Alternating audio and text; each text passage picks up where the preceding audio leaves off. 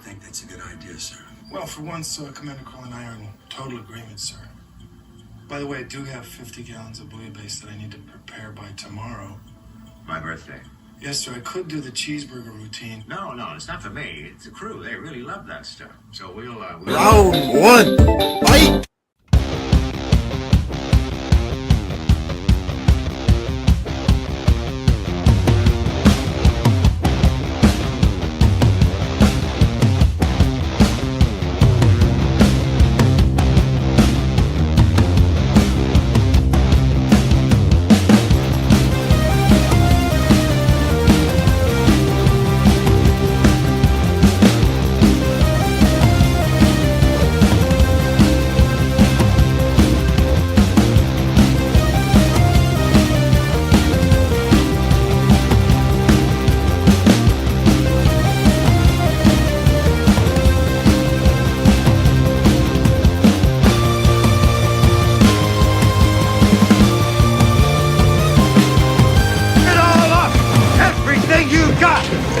Come on, you hey! You want to live forever?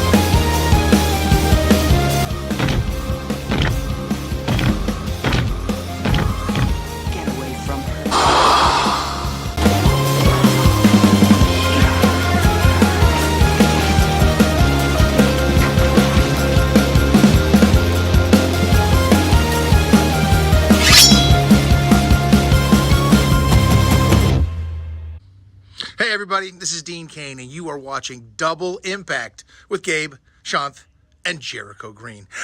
And so am I. Weather in San Diego.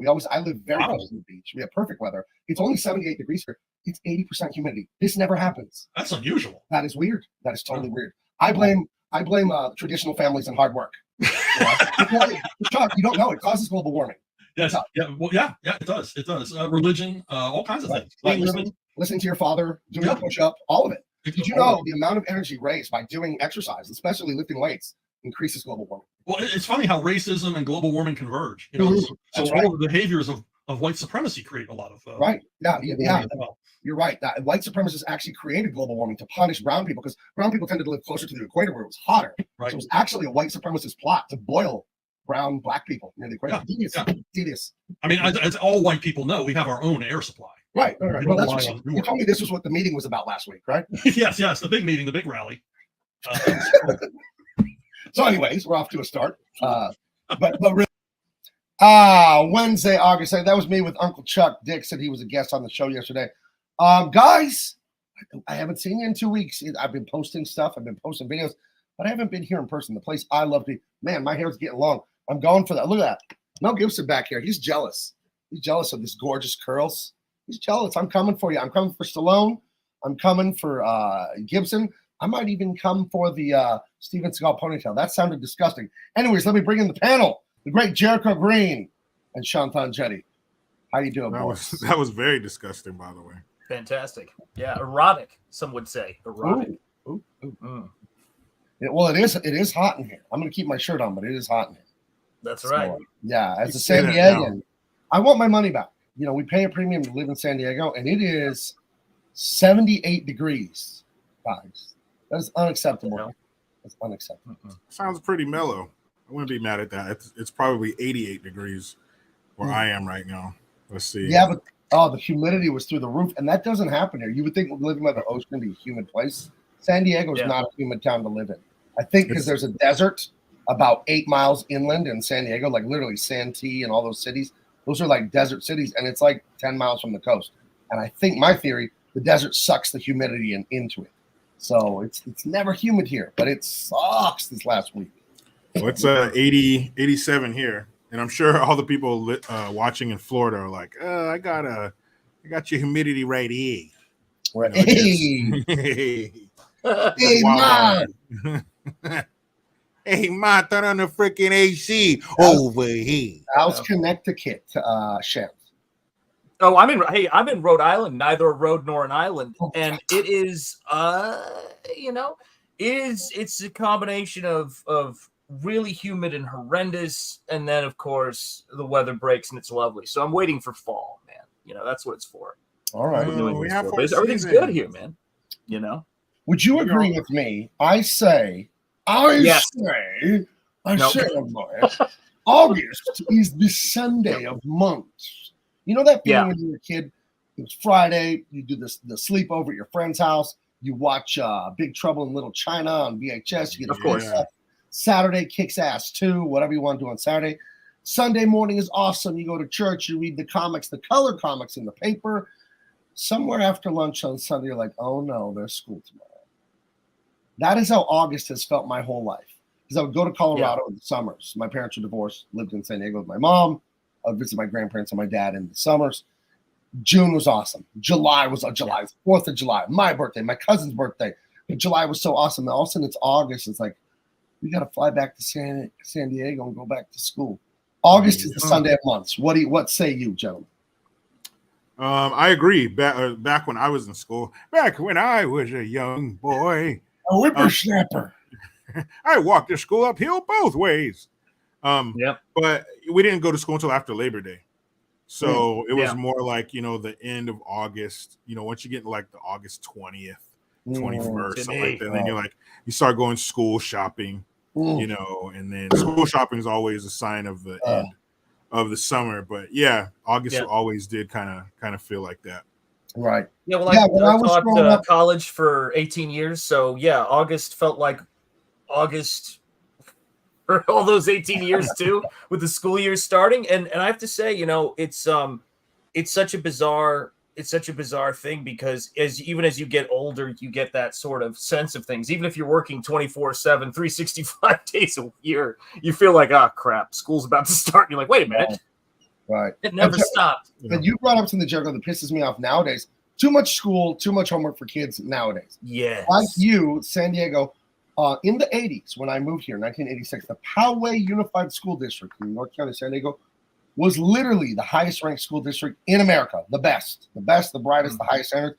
And I know that because they wouldn't shut up about it. And we didn't start school until after Labor Day. What is going on now that they're giving these kids almost no summer? They don't really give them recess or PE anymore. It's like all the fun of being a kid and playing outside and doing all the wacky stuff. They take it away. They're just like, no, you're going to do Common Core math all night until you feel like dying. I don't know. It seems really awful the way kids have to. Well, clearly, I mean, as someone who has got a little bit of more knowledge in this area of expertise than you, Gabe, if you're running a cult, the thing you've got to bear in mind is we need total immersion. Right. Do you know what I'm saying? Right. Total immersion. Right. Total immersion. Right. You got to isolate them. You got to immerse them. Then you got to isolate them, Listen, if you don't want to stay, you can always just stay right out here and stay. Hey, you know what? I feel like staying. Do you want to stay, Jared? I feel like staying. I'm gonna stay. I didn't at first, but I feel like it now. Yeah, I feel like but we got three full months off of school. It was amazing. But there was nothing worse than the last weekend of summer, like the last Friday, Saturday, and then that Sunday. You know what's up. You remember being at the swimming pool when you were a kid? You're at the swimming pool, having a blast, screwing around with your friends, doing all the moves and the dives and the flips and all that. And then your mom goes, okay, we're leaving in 5 minutes.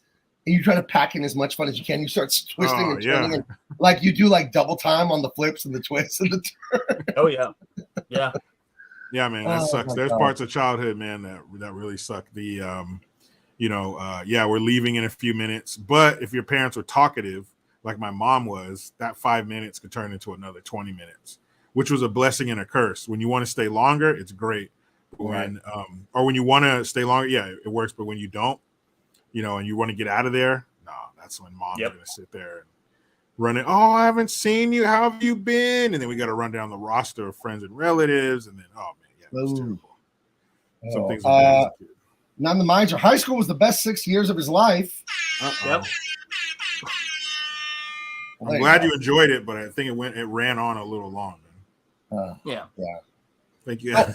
You want to get out of there in 4.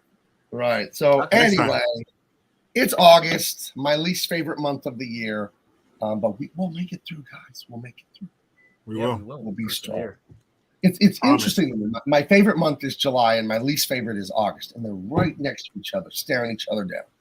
So who will win? So I wanted to. I think he locked up on us. Hold on a second, Dave. You're frozen. Cramped up. You're frozen. Doesn't look good, chat. I'm concerned. You know what they said as a kid? If you keep doing that, your face is going to stay that way. That's what happened. And that's it. That's what just happened. That's what just happened to him. He's stuck like that forever. Scary, man. This is terrifying. Yeah.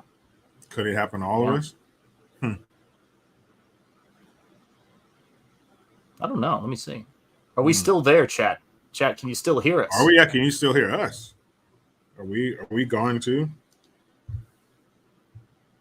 Yeah, I mean, I don't know. I think we're there. I think we're still moving. We're good. Yeah, we're still moving. I don't know. Yeah, I don't know what happened. It's kind of crazy, I didn't get the link. He said that there was something wrong with the stream, but there wasn't anything wrong with the stream, was there? This poor fella. There wasn't anything wrong with the stream, was there, Gabe? Why don't you just admit there was nothing wrong with the stream, Gabe? Yeah. Say it. I want you to say it. We're back. That was the pro-August mafia. They got mad. It was. They got mad when I badmouthed the steamy, hot month of August because they can't handle the truth. Much like August, it was too hot for them. I put the heat on these guys. But yeah, what'd he say? Cut him off. Cut him off. Hey, what'd you say about August? You said that sucks. Not gonna have people running around talking shit. Cut him off. Yep. Now let me share my screen before I was so rudely interrupted by August. There you go. But here's what I've been up to. I was on KUSI. It's a San Diego. It's one of the last privately owned TV stations in the country. Holy cow, dude! Look at those legs. She's not bad either, but man, Gabe. I'm a tall guy.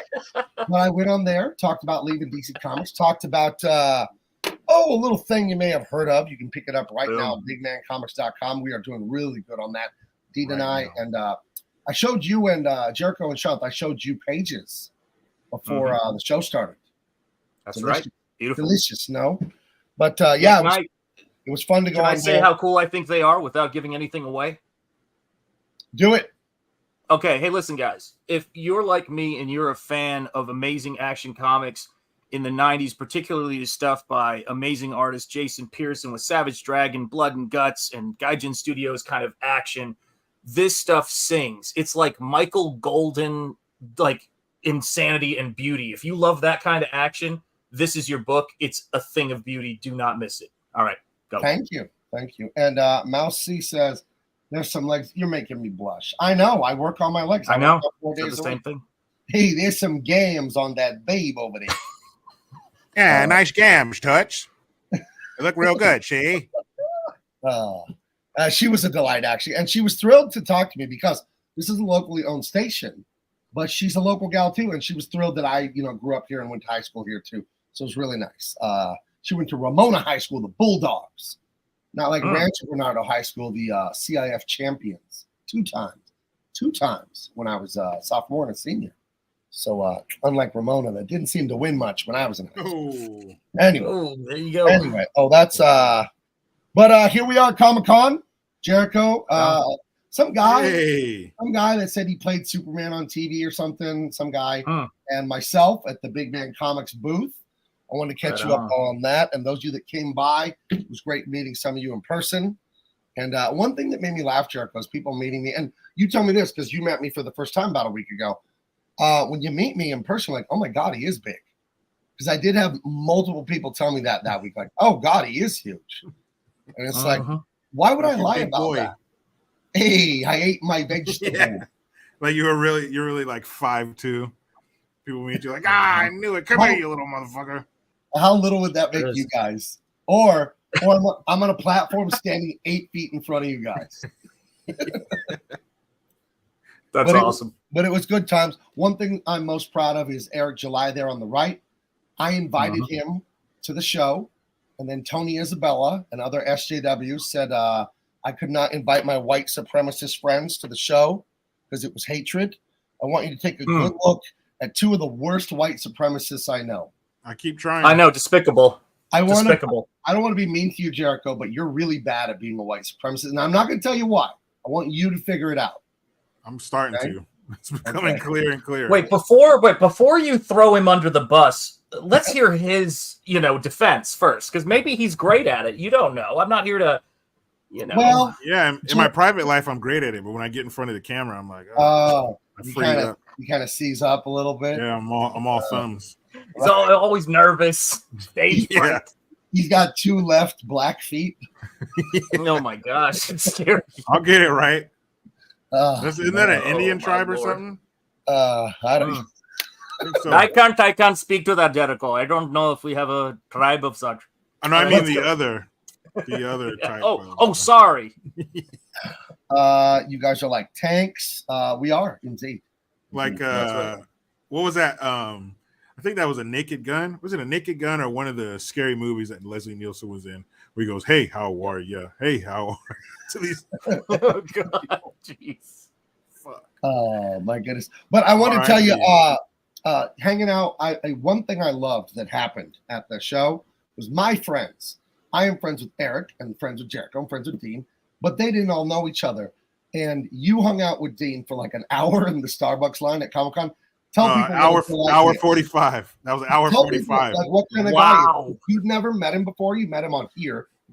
Tell people what kind of guy he is in real life when the cameras aren't rolling. Oh, he's cool. We were it was like 2 buddies, hanging out, standing in line for Starbucks. You're really cool dude. We walked around Comic-Con together. He's great. I can't wait to hang out with him again, maybe this time in Las Vegas. Right. But, yeah, no, Dean's a great dude. Yeah, I plan on going out there to see him in September sometime. So, yeah, a lot of my female relatives go, he's single? He's single? Yeah, and then I break their hearts. I say, well, I think he dates over 40, but, go for it. Calm down there, Dutch. Calm down, lady. You can stop painting the windows black in that van. You're not kidnapping Dean Cain. That's what happens. But I just wanted to here's some photographic proof and a funny story. That guy in the headlock there's my best childhood friend. We met in 4th grade. And the guy right behind him, my 2 buddies these are the Filipino guys I'm always talking about. I'm an honorary Filipino. Yeah, and after 45 minutes of knowing my best friend, Dean's got him in a headlock in a birthday party picture. So that's the kind of guy he is. Completely down to earth. You would never know he went to Princeton, played in the NFL, and was Superman on TV. He's completely down to earth, and it's awesome. So what a great friend. What a great friend. Joe Musashi, I wish you could have been there too, buddy. It was really nice to meet people from online at the convention. I did get to meet a few. People brought me Truth Justice. They brought ISOM and all that. And it was a great time. We didn't have a show last week because I was digging out from under all that we did down there. Me and Eric and Jericho and Dean and everybody. I had so much catching up to do last week. I wanted to do the show, but I just didn't have time. And and then Gary from Nerdrotic and Quarterback Garrett. I hosted them at the table too. They're great guys. Really nice guys. They invited me out to the parties they've had in Las Vegas once a year, their fan meetups. So I thought one good turn deserves another. So I said, come to my booth and you can do some signing here if you'd like. So it was altogether a fantastic time. That's Brandon there. He's like Eric July's right hand. He's an awesome guy. His hands and a Cowboys fan. Right. Oh, well, I have to be honest with you. I found that common in people from Dallas. Right. I'm not here to. It's unfortunate. Yes. Right. No, he's a cool dude. They're all very cool dudes. For sure. Shrapnel says, Gabe, you should join Friday Night Tides. Oh, for sure. I'm going to be going on Neurotic Friday Night Tides, like all those things. I'm cool with Jeremy, Geeks and Gamers, Neurotic, all those guys. They're great guys. I really like what they're all about, and it's awesome. So, and don't worry, you don't have to. I know that it auto-corrected to Gabe. I know that happens. So, but it was awesome. It was funny. Eric and I did 2 signings, one on Thursday, one on Friday, signing Isom. And it was just like my signings for DC and Dark Horse and Image and all that. It was an hour straight frenzy of just people coming and coming and coming. So I'm glad. I think it was important to plant that flag. Let SJW weirdos know, cancel culture people know, you do not own this art form. You don't get to tell anyone they can come and go from a convention. We do nothing wrong. We're making great products. We're making fans happy. We're not troublemakers. We're not breaking the law. So you can cry about it more. We're going to be there, and we're not leaving. I already paid for my booth for next year, by the way. On Saturday, they let you pay in advance. I already paid off my booth completely for next year. So see you again next time in San Diego. So anyway. And this, while you guys are signing, is while Dean and I were trapped in the lines at Starbucks. we stood in 2 of them. So yeah, we missed all this. Right. Oh, and why did you go to 2 Starbucks lines? I forgot. The first one, we waited in line for like 45 minutes, and we got up there and realized all they had was a coffee cake and banana bread and shit. We wanted something. They didn't have the they had the breakfast sandwiches with some bacon and some sausage. Right. So then we double checked with them before we got out of line that the other one had it. So then we had to go get in that line, and that took another hour. So we bonded pretty good. Yeah, he's awesome. And then he brought all those sandwiches to the booth, and that was good because I hadn't had breakfast that morning. Yeah, it was a win for everybody once we finally made it back. Except he almost died. Remember, he started choking on the sandwich, literally? He did. I was ready to give. What? Well, you know when people choke on food, they go, and it comes out? He was like doing that for like 30 seconds, and I was standing right from like, are you all right? Are you all right? He's like, I'm fine. And it was like, it was bad. It was bad for a second there. I was gonna give him the old heave ho, but he said he was gonna be okay. The old Heimlich there, yeah. But it was bad, dude. It sounded awful. But let's see. He recovered. He recovered fine. He did. He's a real trooper, that guy. I don't know about you, but is Eric going to Dallas Comic Con this week? You have to ask him. I don't know. I've never been to Dallas, but I got to get out there. And Anime Matsuri's like this weekend or next. That's too soon notice for me. I didn't know who's coming up right now. But I got to get out to the Texas stuff, Houston, San Antonio, all that. I drove through Texas once. Man. Houston, you like humidity, then you'll fucking love Houston. Dude, I was born in Houston. My sister-in-law lives there. And when I go out to Houston, man, listen, I've been to India. Do you understand? I've been to India, and I'm like, give me in India, like brownout, no electricity, ceiling fan stop over a Houston parking lot any day of the week. Oh, man. You just melt down to your knees. Ugh. That's bad because they make humidity in India. I want to ask you in your thickest Indian accent about that, but my wife is in the chat exposing me in 4K. Uh-oh. I had birthday breakfast. Oh my God, I did have breakfast that day. That's right. I forgot because we had it at 5 or 6 in the morning. My wife's birthday and my birthday are during Comic-Con typically. Hers is 21, mine's 24. And we always, as a family, whoever's birthday it is, the other 3 wake up. My 2 kids and me. Well, the other 3 will wake up and make breakfast for the other person, whatever they want. So we had a big breakfast that morning. I forgot, my dear. My son made a delicious breakfast for my wife and all. It was biscuits and gravy. It was quite good. Yeah, she was telling me at the booth how much she enjoyed her birthday breakfast. Yeah, we do that. Then I was biscuits and gravy guy like for like 6 years straight or something. I switched guys. I'm pancakes and bacon guy now with like home style potatoes. Hey, that's a good switch though. That's a lateral and move. I don't want to out what Minnie does with her finances, but I do want to say that my wife was going through the backers because we're getting things all ready on Nosfero, and she saw Minnie's contribution, and she just got this very sweet smile on her face, and she's like, "Oh, Gabe's daughter." That's the sweetest thing, dude. Good. There's love in this house, Minnie. There's love in this house. Good. I was happy to see your names when I was packing stuff up. Yeah, man. You don't see them all because you tell the printer on stamps.com, which is not an awesome website, to print like 300 labels in a row because you had 300 people that got the Justice cover, or you had 500 people that got the Truth cover. So you do a bunch of batch printing and boxing, so you don't see them all. But once in a while, you'll see someone's name that you know. So, yeah. Let's see. Oh, look at this. A room of fate cheering my wife on. Ain't that like women just sticking together? Get him, girl. Yep. Get him. Girl. You don't have to take that shit, Make him sleep girlfriend. on the couch. Get him, Barbie. Right. Oh wait, never mind. What's the name of your comic that has your character Hulk Bronson? Oh, that's B-Flaw. 1994. Max Volkov is forced to fight against his will in illegal underground kumites in the seedy underbelly of Hong Kong. Can he survive the tournament long enough to expose the corrupt British officials, save his family and the world? Find out in B-Flaw, 1994. That's B-Flaw. I just did that straight off the dome, by the way, guys. I didn't even write that down. Freestyle. So there you go. That's right. There you go. Just freestyle like Eminem. So, and that's what I'm working on, because I'm the colorist and the writer of Dean Cain All-American Lawman, but I'm not illustrating. My buddy's Akeon is drawing that. So, but I was working on another character today. Oh, let me take out my green screen so you can see it. He's a fat guy with the power of lightning. This is another B-Flaw character. His name is Fat Lightning. So he's a white guy. He's confused about his race. He wears a do-rag on his head. He has a big lightning bolt. He has a gut bigger than the size of Texas. So, yeah, we got all kinds of wacky Street Fighter kind of characters coming. So you're going to love B-Flaw. It's awesome. It's awesome. So, yeah, that's Hulk Bronson right there. He's another character. Oh, let me do this. I'll do an exclusive here. Let me see if I can make this happen. Let me share this right here. Once you're wrapped up with this game, not absolutely, yeah. Remind me. It's not an emergency.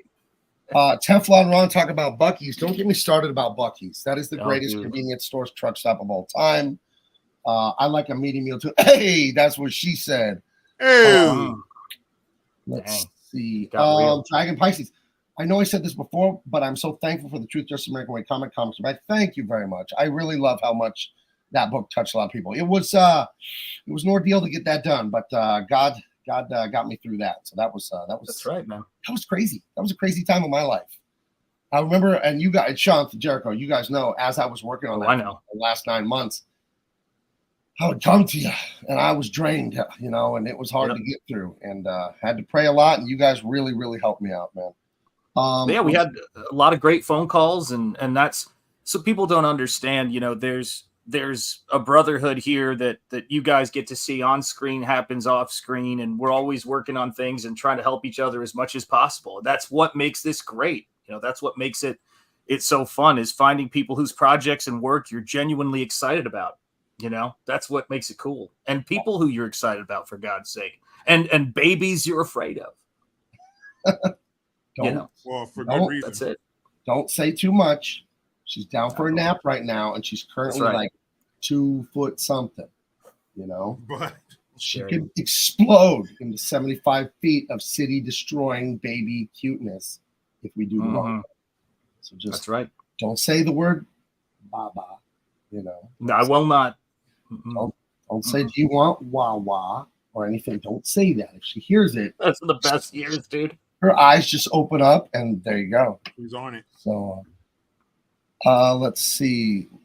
Any more comments here that I need to get to? And I'll get through the rest of what I've been doing for the last 2 weeks, and then we'll go right into the movie, which is a favorite of mine, Falling Down with Michael Douglas. Heck yeah. Just a great movie. Let's see. I like this comment here. God first, and the rest will follow. Indeed, sir.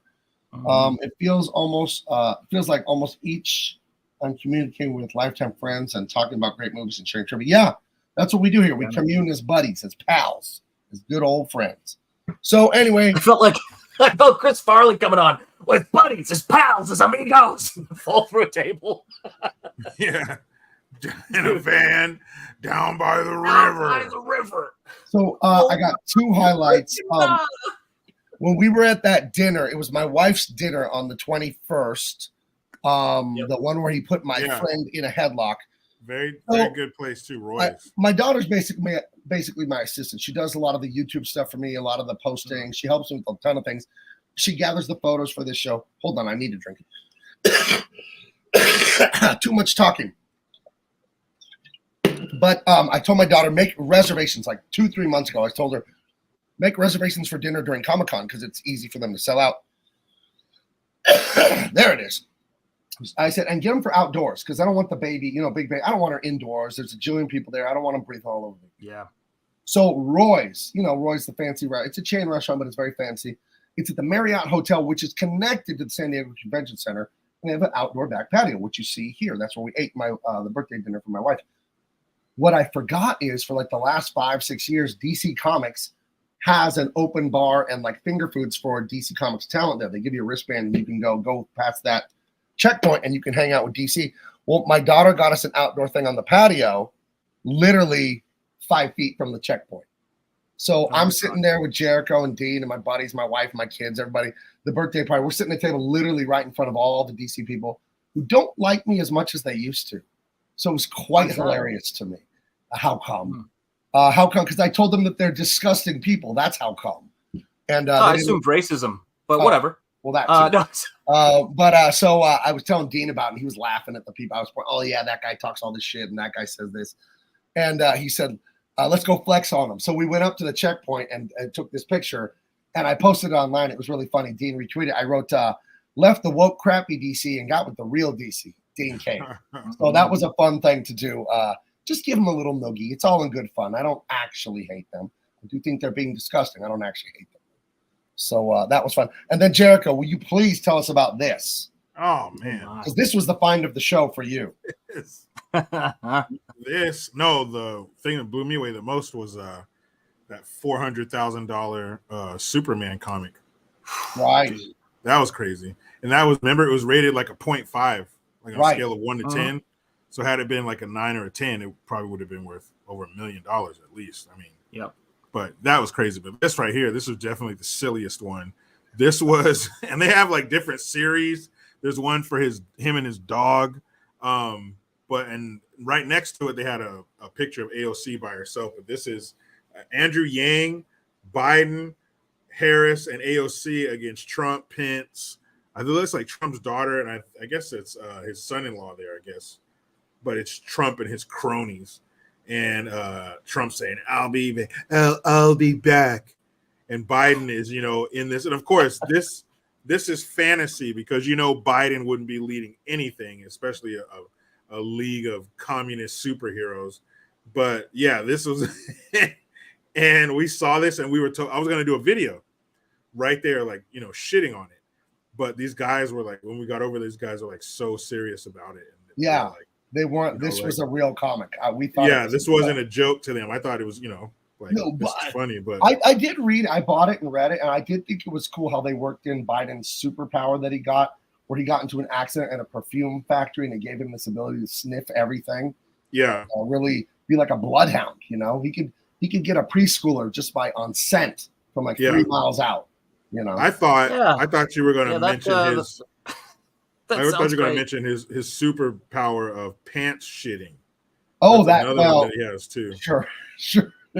I mean, that could come in handy in the right circumstance. I can't think of any right now. But as a criminal, would you be fearful if this Justice League came over the hill, over the horizon to apprehend you? Would you be worried? I would. Right. They gave Trump a word balloon there, like, I'll be back. What do you think Biden would be saying if they gave him a word balloon here? I'll be. I don't know. That's his word bubble would be. The cacklers. I'll be. The things.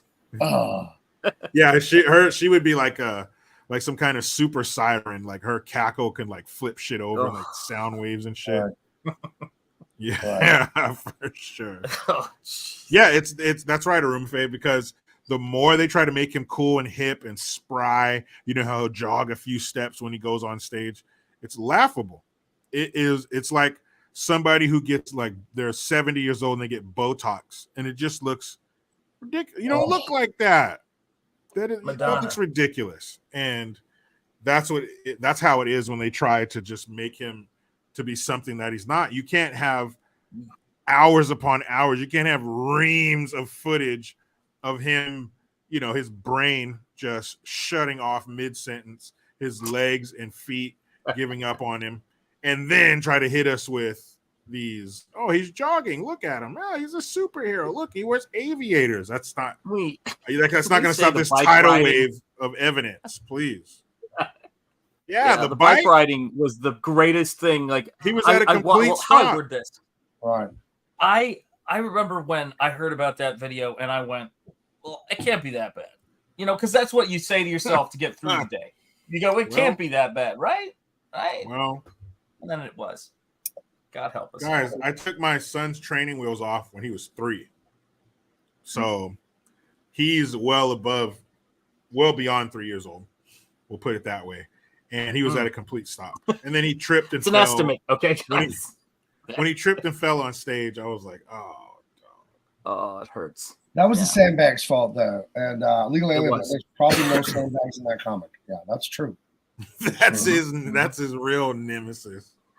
Right. Not a sandbag. No, it's the sandbagger. It's like a villain that just like lays down sandbags gently. God.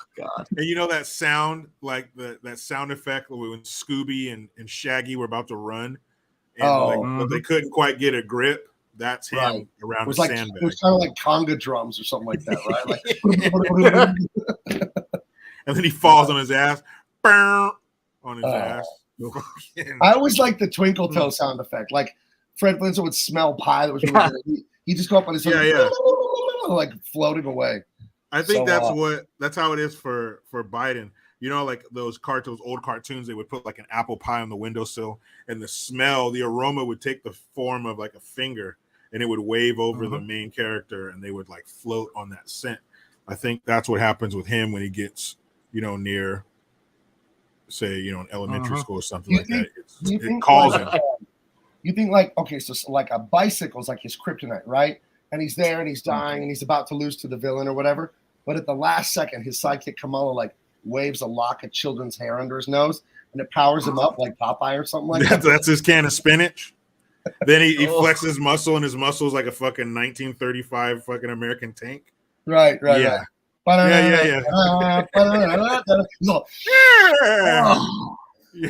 man, his muscles. He's all strong to the finish. Get me out of here.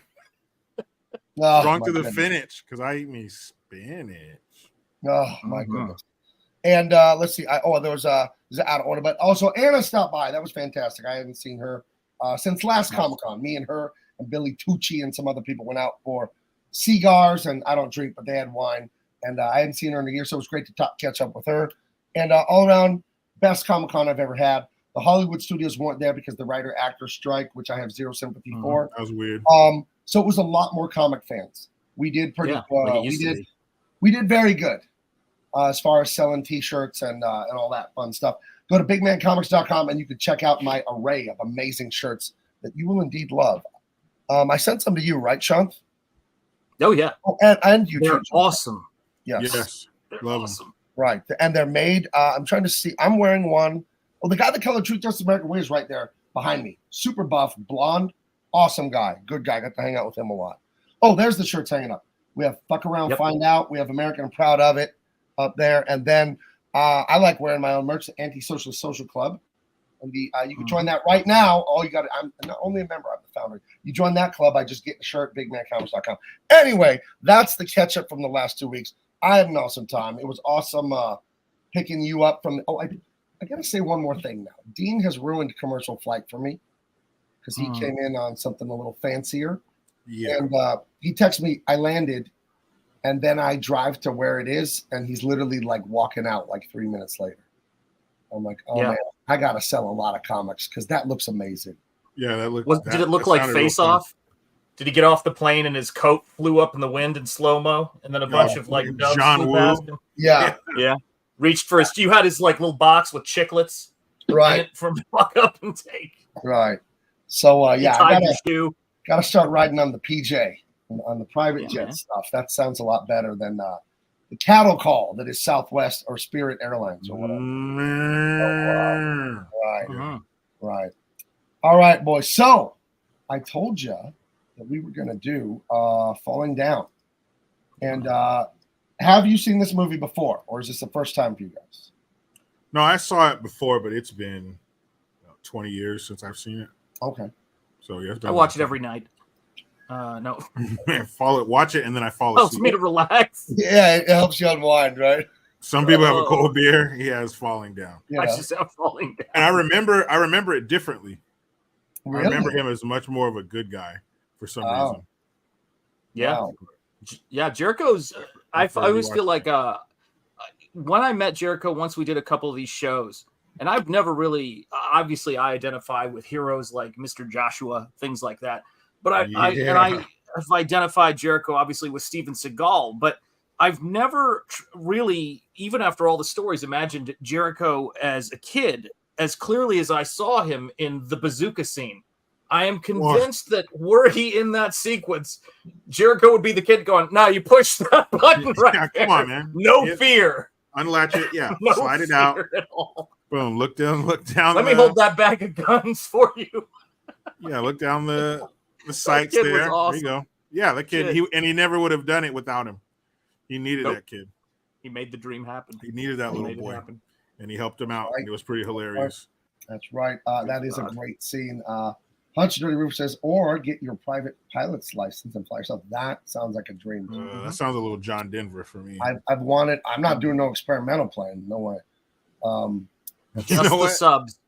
Because he crashed off the coast of Pacific Grove, right near Monterey, where I lived and everything, and people had like John Denver jokes. Hey, he died in a plane crash. Isn't that hilarious?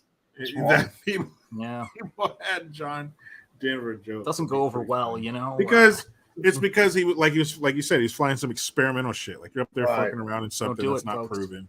You know. I love John Denver. I do. I took a folk guitar class the summer between 5th and 6th grade. Learned a bunch of like hippie protest songs from my teacher, Mrs. Pickford. Yeah. And, a bunch of John Denver songs were in there. That's right, man. Colorado, Rocky Mountain High. That was a great one. He was a voice of the people, man. John Denver. His music, but you're not going to find somebody like, oh man, I hate John Denver. If you were to go, the guy, they'd be like, what? No, what are you talking about? Like, John Denver wasn't it's like, yeah, man, he came to my house one time and robbed us like it was John Denver. He seemed very like soft-spoken, sensitive. Like and he looked like it. He looked like he sounded. You know, he looked like a kind. Like he would walk up to the soldier's barrel and stick a flower in it. You know, he looked like his songs. So you got to don't talk to my dad about John Denver. He'll freak out. All right, Diesel trying his best to get kicked off the show. Ridiculous. How dare you? How dare you? His name is Denver. He's clearly That's right, clearly a Broncos fan. How dare you? How dare you? He wanted to be a Raider fan, whoa. Hey, I think Jimmy G's a more pretty quarterback than Tom Brady. I don't know, fool. The young Brady look fucked up. Hey, you got me all fucked up. I can't figure it out. I think they're both pretty. Of the Comic-Con trip, what percentage was Raiders talk or Raiders imitations? Because I'm convinced that you're grossly understating how much Raiders imitations happened at the Comic-Con. Am I wrong? The Raider voice did make an appearance. It did. Okay, just check. I got to tell you the grossest thing that happened to me at Comic-Con. Uh-oh. I hugged someone. You hug a lot of fans. You take pictures with a lot of people. Someone must have smelled so bad they got BO on me. Because I was I'm good. It's like, what is that? What? And it was like, it's BO. And I can't figure out who it is. And I go like this, and the top of my shoulder stinks. My armpit doesn't stink. My other one don't. But literally, like a Coke can circle just stunk on my shoulder. Somebody put their arm around you. I dapped someone up or something, and they got stink. They dapped you up. No, they did it to you. They must have put their arm so their armpit rested on your shoulder and left. I literally changed my shirt at the booth, and then it was like, okay, smell gone. I threw the shirt in the corner. I was like, fuck, dude. Anyway, what we're saying is come to Comic-Con. It's great. Yeah, but wash your ass first. Wash your ass first. Right, please. Soap and water.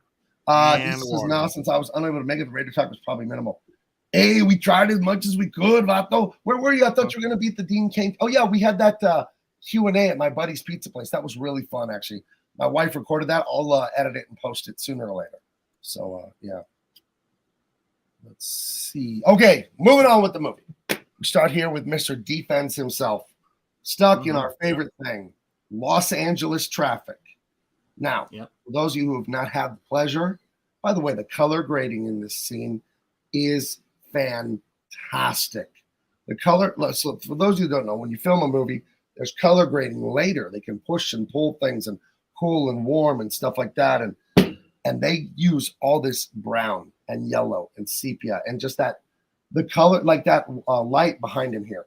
That is the color I imagine just smog, right? Just this dingy smoker's teeth kind of color. And it's miserable.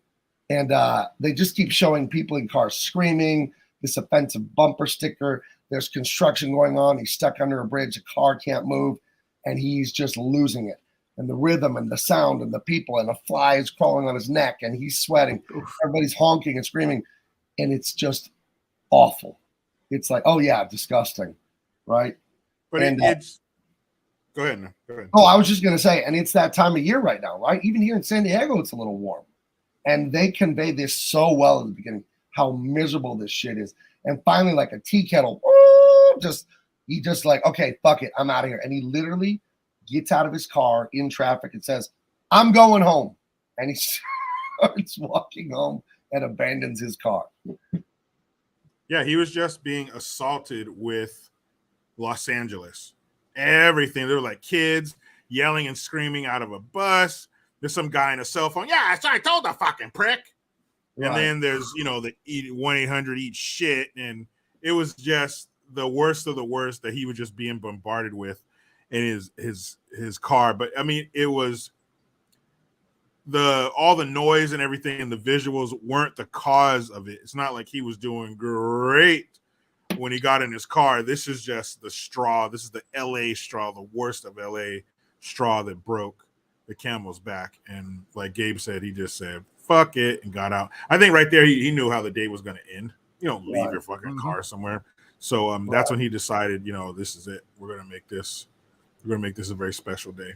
Now, Tari lives in Los Angeles. I do know this from having known Tari for quite a while online. And I live in San Diego. I'm lucky.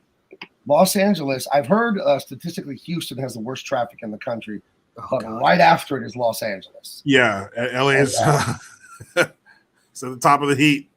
I have sat in some LA traffic. I went to a Laker game. Do you remember the game where Kobe was in all that trouble with that girl in Colorado and he was going back and forth for court cases?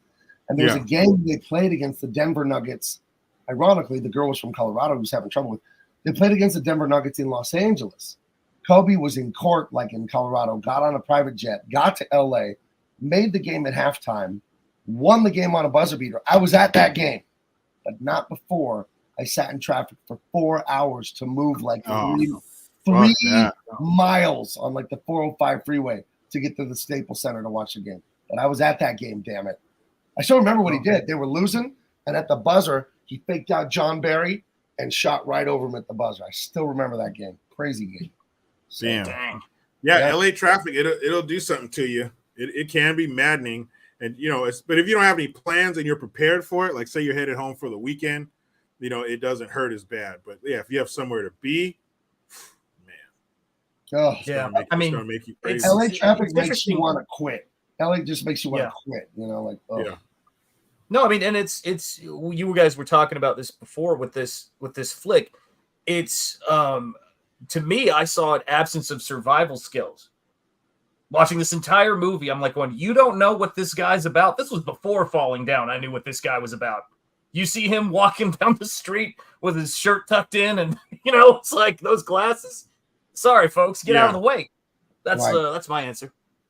Yeah, he looks like a somebody from the 60s who would be a teacher and show their kids that marijuana movie. The buzz cut. Looks like that of the Zodiac Killer sketches. One or the other. Yeah, just the shirt, the tie, the haircut, even the glasses. He's copy and pasted right out of the 60s. I think it's 1993. Yeah, he has those. Are those called horn rim glasses? Is that what that's called? I don't know. Something like that. Call them he has those 1960s engineer glasses. He's got the buzz cut. He's got the the black tie. Tammy D, she used to be Quick Draw McGraw. Member for 5 months. That is one of our longest members, right? I'm back. Did y'all miss me? Glad you guys had a great time at Comic-Con. Wish I could have gone. Come next year. Come all the way across country. I plan on getting out to do some more. I haven't done many in years besides San Diego, but I think it's time. I think it's time to bring this greatness around the country. Can we? Oh, hold on, Sean. Go. And whenever you, that's your member chat, but it still qualifies. It still qualifies for one of these. Of course, since it's Tammy, I'd be remiss if I skip this.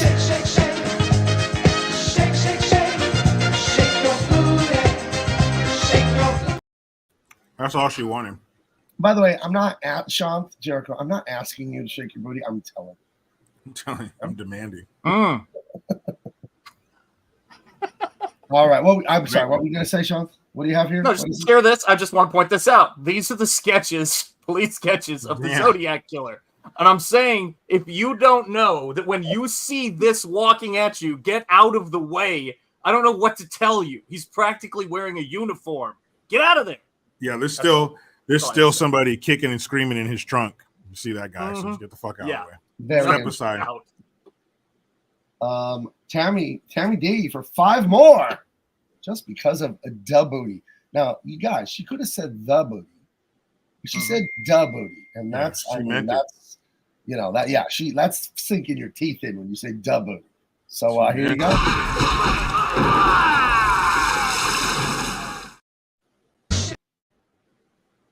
Hey, what the fuck happened?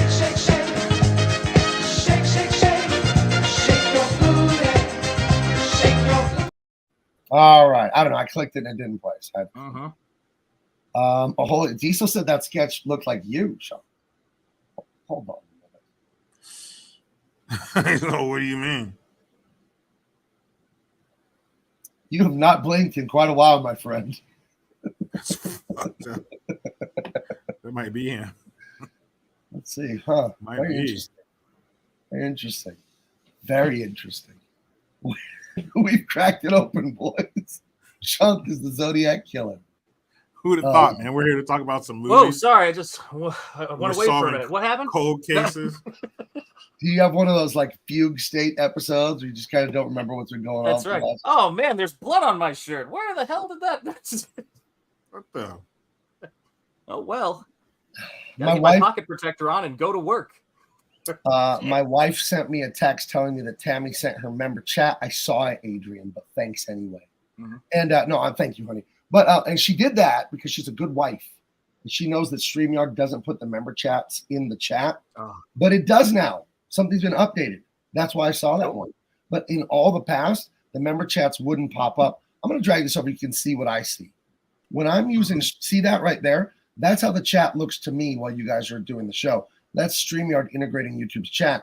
When you do a super chat, the member super chats don't pop up in here. But I'll show you what the regular ones look like. This is a little behind the scenes. A regular super chat pops up like that, and then I click it, and then it goes on the screen. But these member chats, this is the first time I've ever seen one pop over here. So thank you, dear, for sending that wherever you are in the house. I need more cold drink. Woman, I need more cold drink. No, I need more cold White puss. Stop. I'm parched, woman. Bring me a cold drink. So you don't have sex with your bathers? I know I do. Yeah. That was, listen, James Earl Jones, that's your ringtone. I am your father. Those are all great, buddy, but I know I do. I know I do. That was beautiful. Movie's loaded with You're scaring the guest, Sean. You're scaring me. Good job. You and I talked about that before the show. I told you to be as terrifying as possible. Yeah, well, Thank you. Thank you. It's like slipping on a skin suit, you know? I go right back into it. Right. It's like riding a bike, slipping on a skin suit, you know. That's what my grandpa used to say. Same thing. Everybody knows that. Would you looky here? Mouse C became a YouTube member. Yes. Wow. Thank you very much. Now you can see the members only post, which Aruma Faye, Tammy, Mark's Music Obsession. Did you guys see the post I put up like an hour or two ago for members only? Right? You guys. Right. a little bit of Dean Cain Lawman interior pages. I posted that. Do not show anyone. Don't show anyone.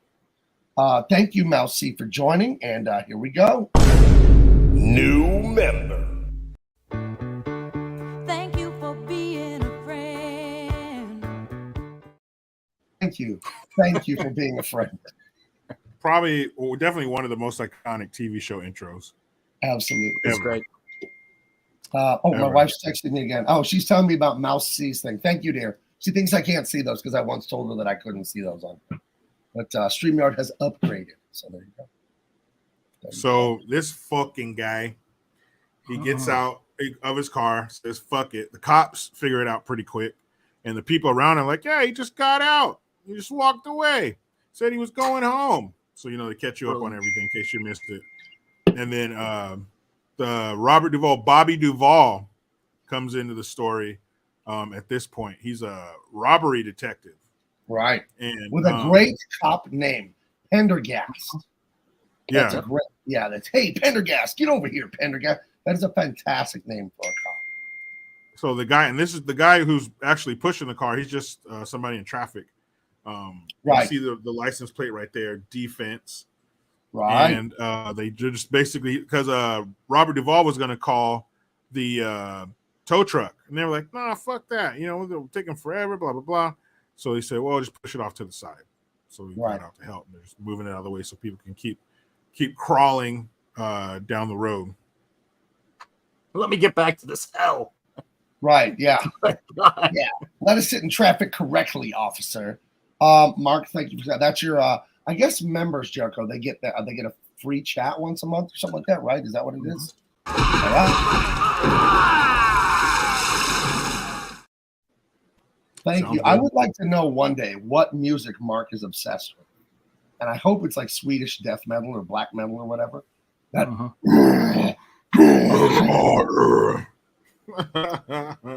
it's for Cookie, and Cookie is for me. Just like Cookie Monster singing. I hope that's what he's. Hello, darkness, my old friend. That'd be good too.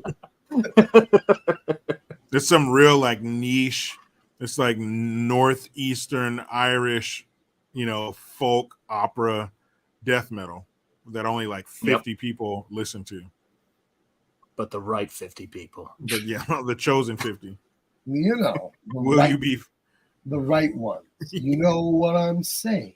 The right. All UB40. No, go ahead. Sorry. Adding to the member chats. Oh, thank you, Mafe. I guess we'll have to.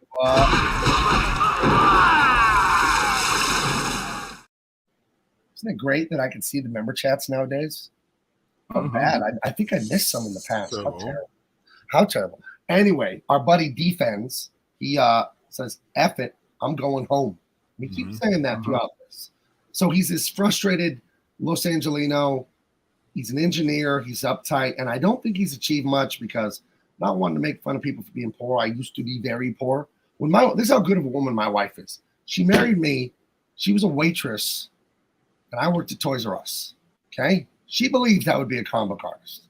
I don't know why. I asked her that recently, in the last few years, because it's all worked out great. God has blessed me.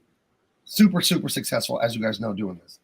I asked her, why did you think this would work? Because I did. I was convinced. And she's like, I don't know. I just thought you'd do it. So, I don't know. She was right. So what's it matter? I asked my mom that too. Right. My mom didn't discourage me either. She said, no, I thought you'd do it. And I've asked some family members because, when you tell people you want to be an artist, the cliche is they're like, oh, my God, get a real job. Nothing in my family was like that. Not even my dad, who's an immigrant. And you would think an immigrant would be like, oh, God, no, be a doctor. And said, even my dad was like, no, just make sure you own the characters is what my dad told me when I was 12. So I took his advice finally when I broke away from DC. So, there we go. Let's see. Adrian says, advice. Adrian says, I'm out walking and don't clap. When I said, bring me a drink, woman, she said, don't clap and sent me a frowny face. You better fetch me something cold. You know what? She's right. I'm not supposed to clap at my wife. She likes when I snap at her instead. Oh. So, I'm going to take that ice. Some lemon. Well, I can tell you a secret, guys. When my wife gets upset, she prefers that I go, hey, easy, biscuit. So if you haven't tried that yet, give it a shot. it'll work really well. Right. Between you, Sean, myself, and Jericho, we've been married for like 50 years combined, the three of us, something like that. That's right. Guys, if your lady is like kind of losing it, she's kind of freaking out, the best thing you can tell her is like, whoa, calm down. You're acting nuts. I use that one. Calm down. Looks like a charm every time. Yeah, it's like, well, you also got to crazy. think there's an alternative to that too. You could also say, and I find this calms him down a lot. Jesus, it's like I'm talking to your mother. Try that one. I find every time it works. Yeah. When you want to calm the situation, that's what you say right there. You want to calm her down. Don't worry about it. It's like a tranquilizer. As soon as you say that, she's like, "Oh, what were we fighting about?" Calms right down. Right. Yeah. You say, "Oh, you're acting nuts. Would you knock it off?" And if that doesn't work, say, "Are you starting your period? Is that what's going on here?" Like, that'll work too. That usually calms a woman down when you say that. So, yeah. Some of your mom would say, "This is real advice." Exactly like your mother. You know. My ex used to say that. You know. Yeah. Typical response to that is, "What would you like on your tombstone?" So it's you got to kind of ride with it. That's all. Hunch is taking bets, which Gabe's wife will black on that. Oh, please. I am way too tall for her to punch me in the eye. That's right. Yes, Hunch. It's which nipple? All right, let's get back to this. So you lay down though when you're asleep. Iced tea, lemon. I send it back. I like this. What is this? What is this? Oh, is this lime? I said lemon. Yep. You take a swig of the tea. You take a swig of the tea. You're all passion fruit. What the hell is this? Mark's music obsession. What did he say? If you take this advice, I mean, I'm not saying you deserve it. I'm just saying that. Right. No, if you listen to any of this, you're not thinking all the way through. This is what you want. That's what you want. Yeah. It's not our fault. Yeah, you kind of wanted it if you listened to our foolish advice that was obviously sarcastic. Yeah. So. They're writing it down, just like mother. This is You're just great. My mom was right about you. You're just like your bitch mother. Yeah. That'll calm her right down. Stop being a bitch. You're being a real bitch right now. Any of those, any variation of that will get you to the anytime you could promised land. say, well, my mother was always able to do it. Like anything you can do that really seals the deal. If you want to put the knife in and then twist it, that's what you this isn't how my mom would cook it, so just tell them it'll do. Oh, that'll do in a pinch. That'll make a turd. Yeah. That's right. Like setting off fireworks in your mouth.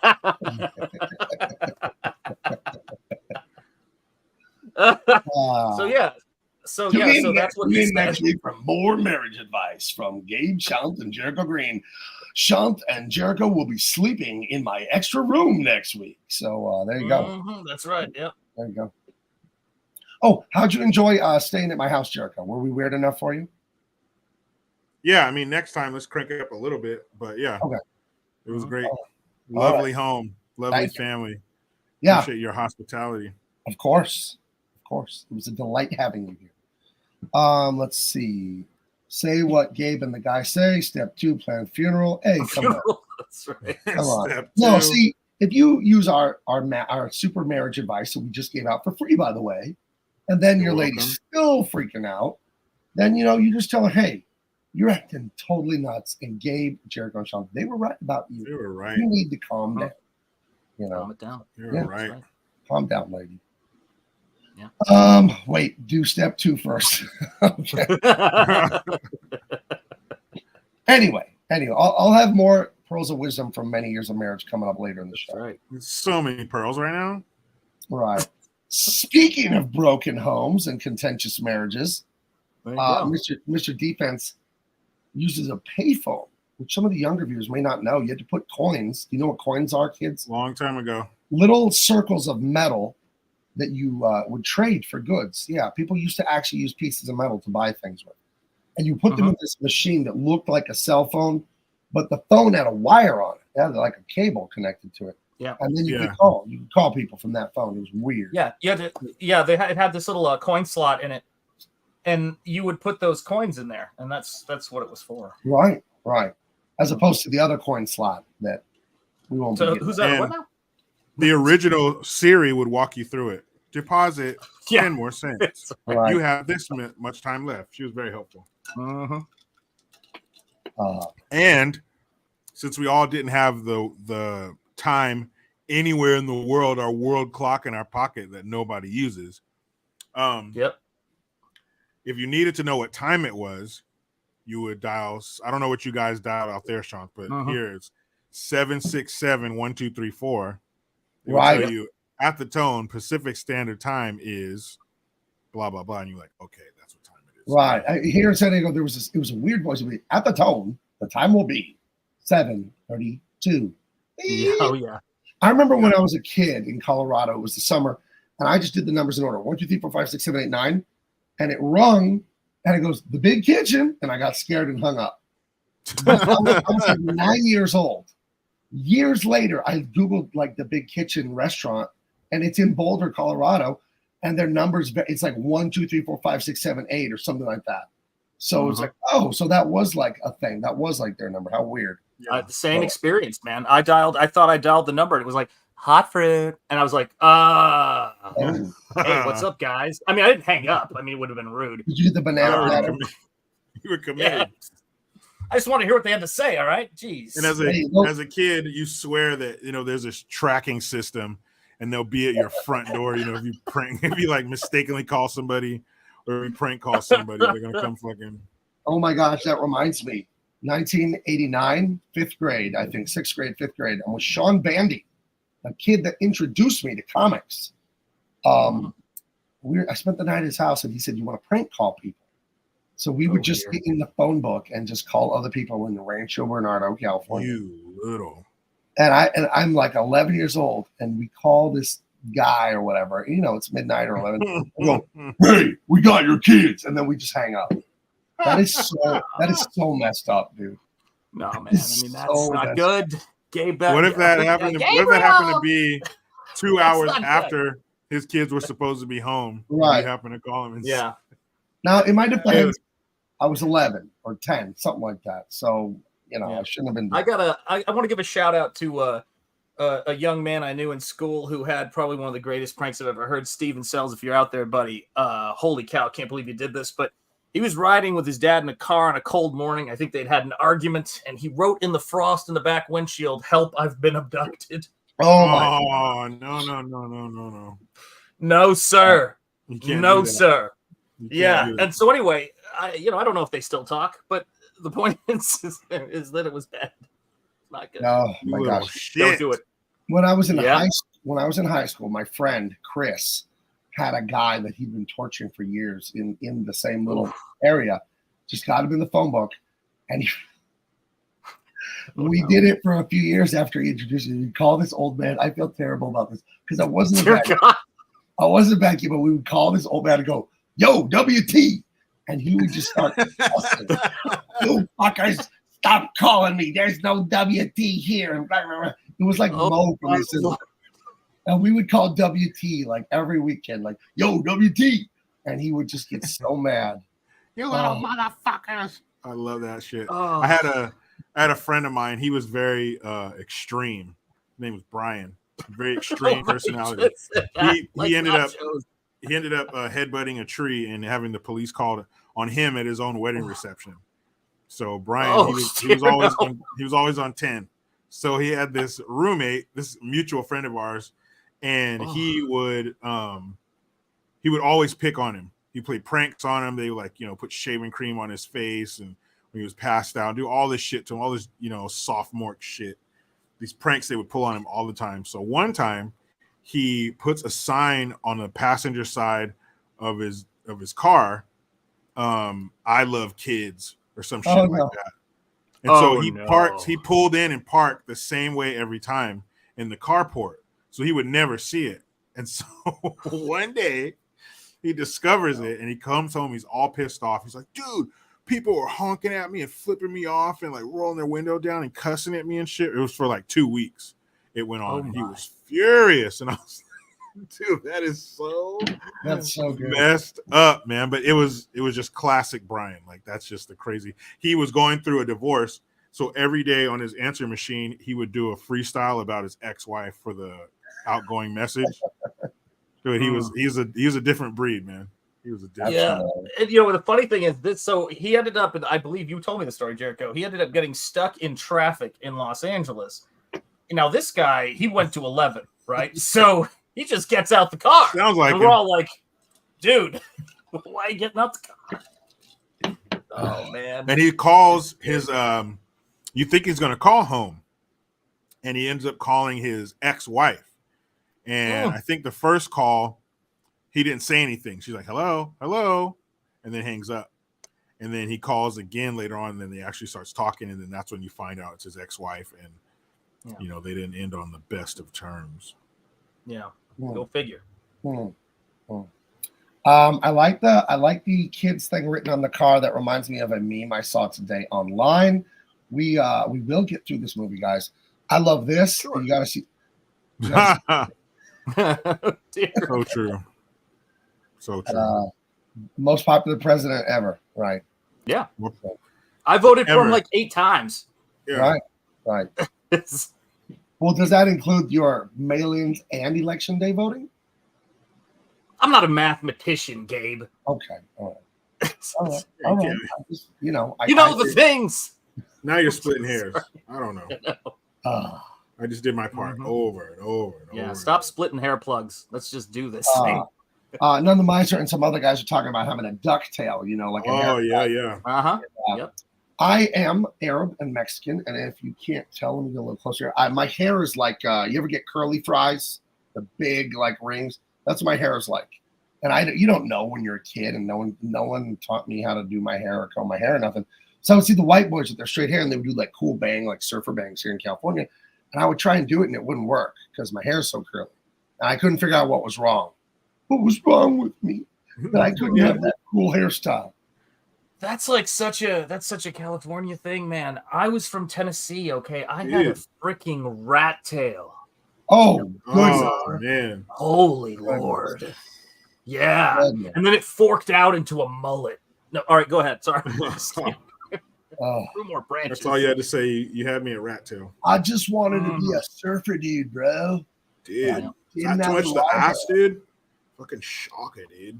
Dude, we were shredding. Shocker, dude. We went to the shores this morning, and the waves were bogus. So we headed up to Sunset Cliffs, and the waves were righteous, bro. Dude, the waves down there were not frosty, dude. Those were not cool waves, dude. So we went down further, dude. We benched down further, dude. And then we found it. Bro, Swami's, the swell at Swami's this morning was righteous. And then we hit up Encinitas later in the afternoon. These are real so tasty. Those waves are tasty, dude. The funny thing is people here have actually people in San Diego have actually said those sentences. Yeah. So, we've got dude, hang out in Santa Cruz, dude. That's where they fucking make brodies, dude. It's funny. The Beach Boys song, Surfing USA, they say all over La Jolla, and then Waimea Bay is in Hawaii. All over La Jolla, that is right by my house. That is literally, that's La Jolla's that's right here. And they say Santa Cruz. That's right. And where the beach boardwalk is, where they filmed Lost Boys. We used to go there all the time. My kids are going there this weekend. We have to do Lost Boys. I did the Lost Boys comic book for Wildstorm DC Comics in 2010. I've got a confession to make. I've never seen that movie. Never seen it. My wife bought it for me on DVD. Lost Boys? My wife bought it for me on DVD while I was working on the comic book, and I have never watched it. So I'll have to rectify that. It's a good one. It's a quintessential 80s movie with the 80s characters, the 80s actors in it. Both Corys. You got both Corys in there. The Frog Brothers. Dude. Yep. Brian McCormick. I saw Porky's in the theater at 8 years old. What in the shit? In my dad's defense, he couldn't have known just how great that movie was going to be and totally appropriate for an 8-year-old. Brian, I've heard of Porky since I was 8 or 9 or whatever, and I heard it was one of the filthiest, dirtiest movies ever. So I never watched it. I don't like dirty movies. I don't really like comedies when they're dirty. It's not my thing. I wasn't raised that way. No judgment. I'm just saying my personal taste. So I said, you know what? I'm going to see what the deal is with Porky. So 2 years ago, I watched it. I couldn't get through it. I got 45 minutes and what the F? Yeah, I just couldn't even understand it. Maybe if I was in high school, I would have thought it was funny, but I just could not get through it. So we'll It's have such an iconic to film. differ on. How do you guys come down on Porky's? You like Porky's or no? From That's above. cool. Wait, what? Sorry, I didn't. Can I change my answer? It's yeah. So he's on the payphone, and I'm just trying to segue out of the Porky's. All right. Trying to get us out of here. All right. Yeah, anyway, we'll leave Porky's behind, but that was a movie. Porky's, holy cat, that was something. Yes, it was. So yeah, it was. It was something. It was a thing that happened. It was. Let's see. It was Porky's awful. I mean, Porky's Clip Notes.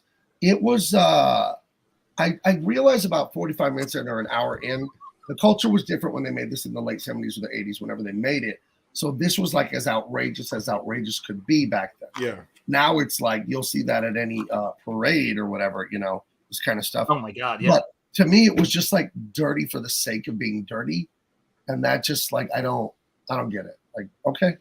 What they were trying to do. There was a ton of movies during that time where they were trying to write off of the success of something that a lot of people don't credit George Lucas for, but that's big, which is they were trying to write off of American Graffiti, because George Lucas that was the first movie where they couldn't. George's like, how are we going to afford to get a soundtrack for this movie? We can't. So he used all the music from the time in the soundtrack, which had not been done before.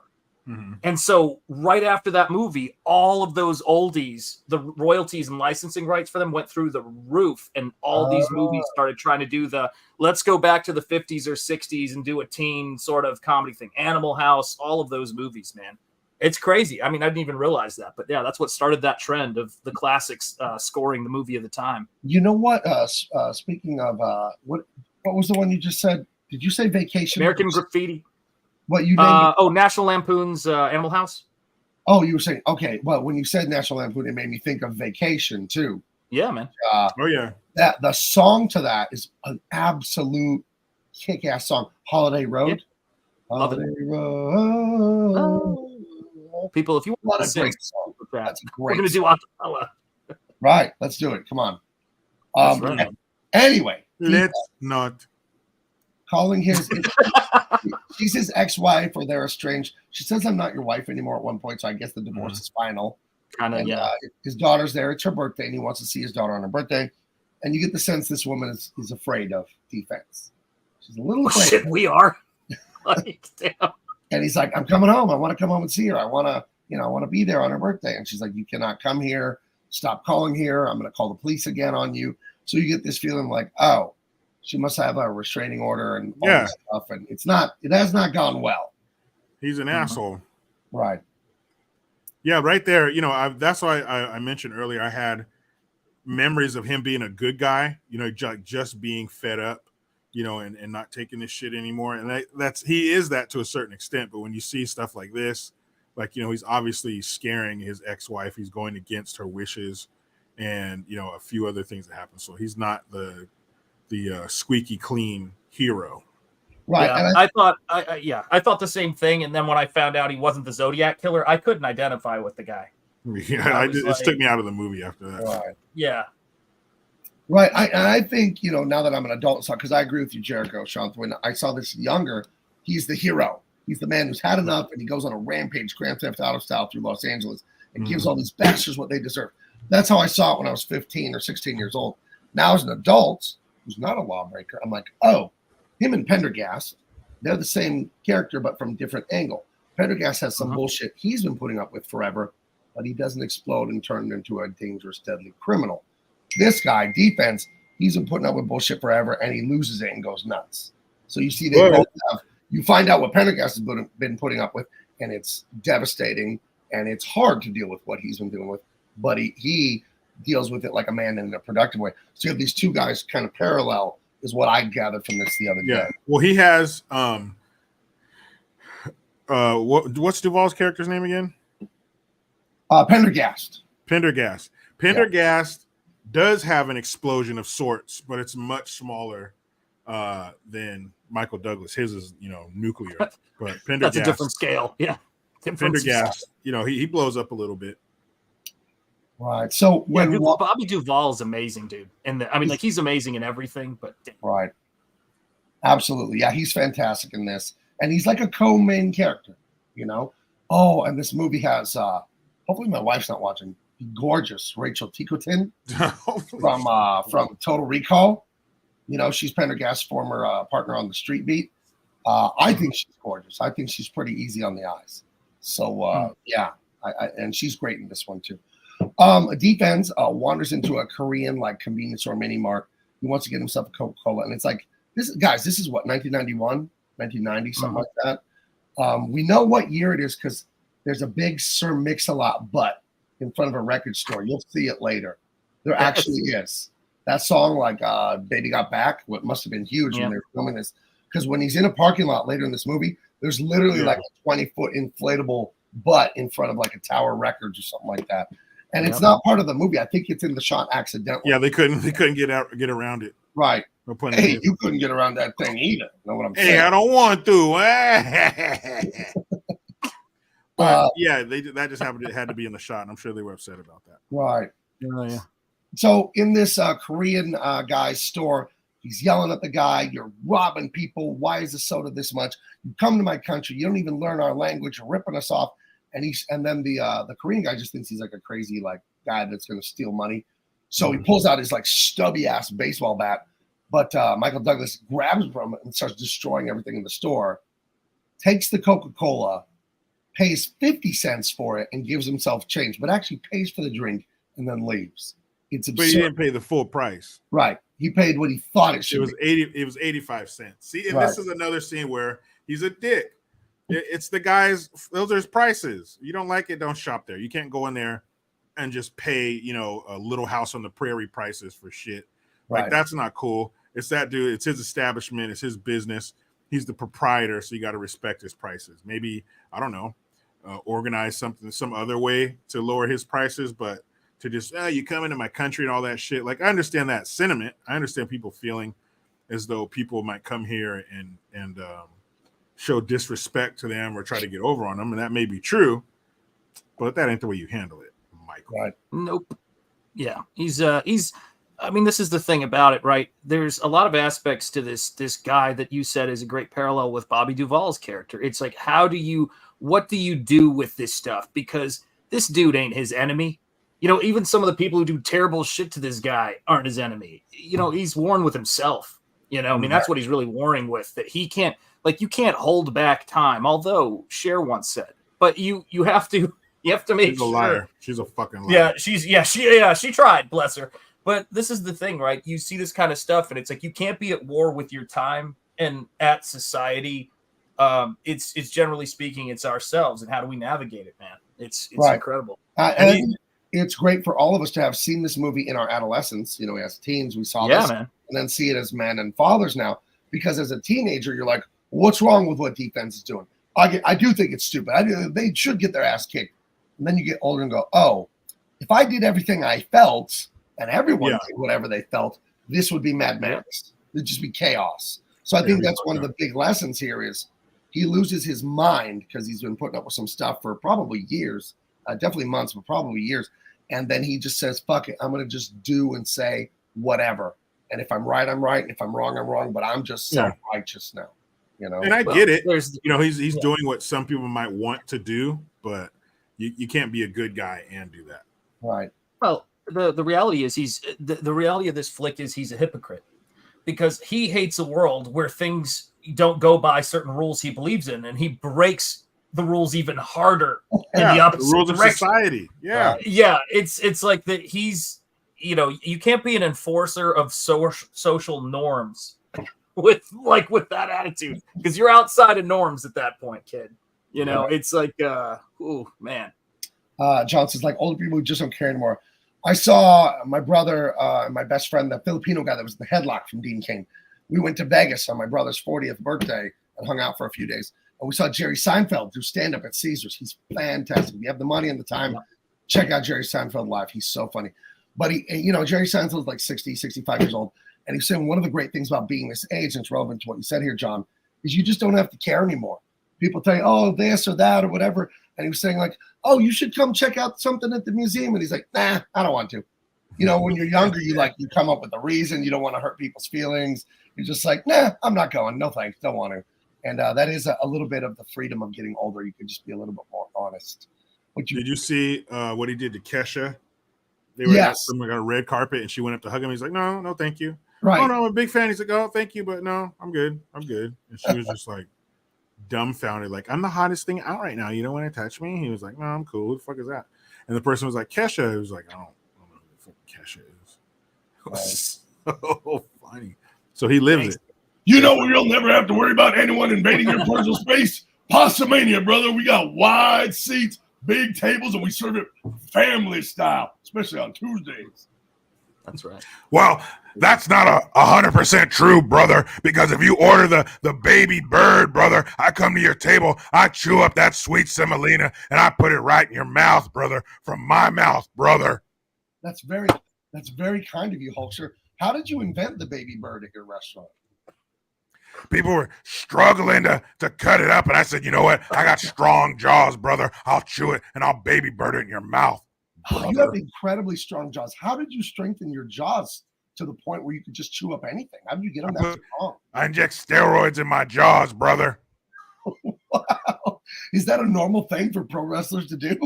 You can't do anything normal and get where I got, brother, on the back of that red and yellow Harley, brother.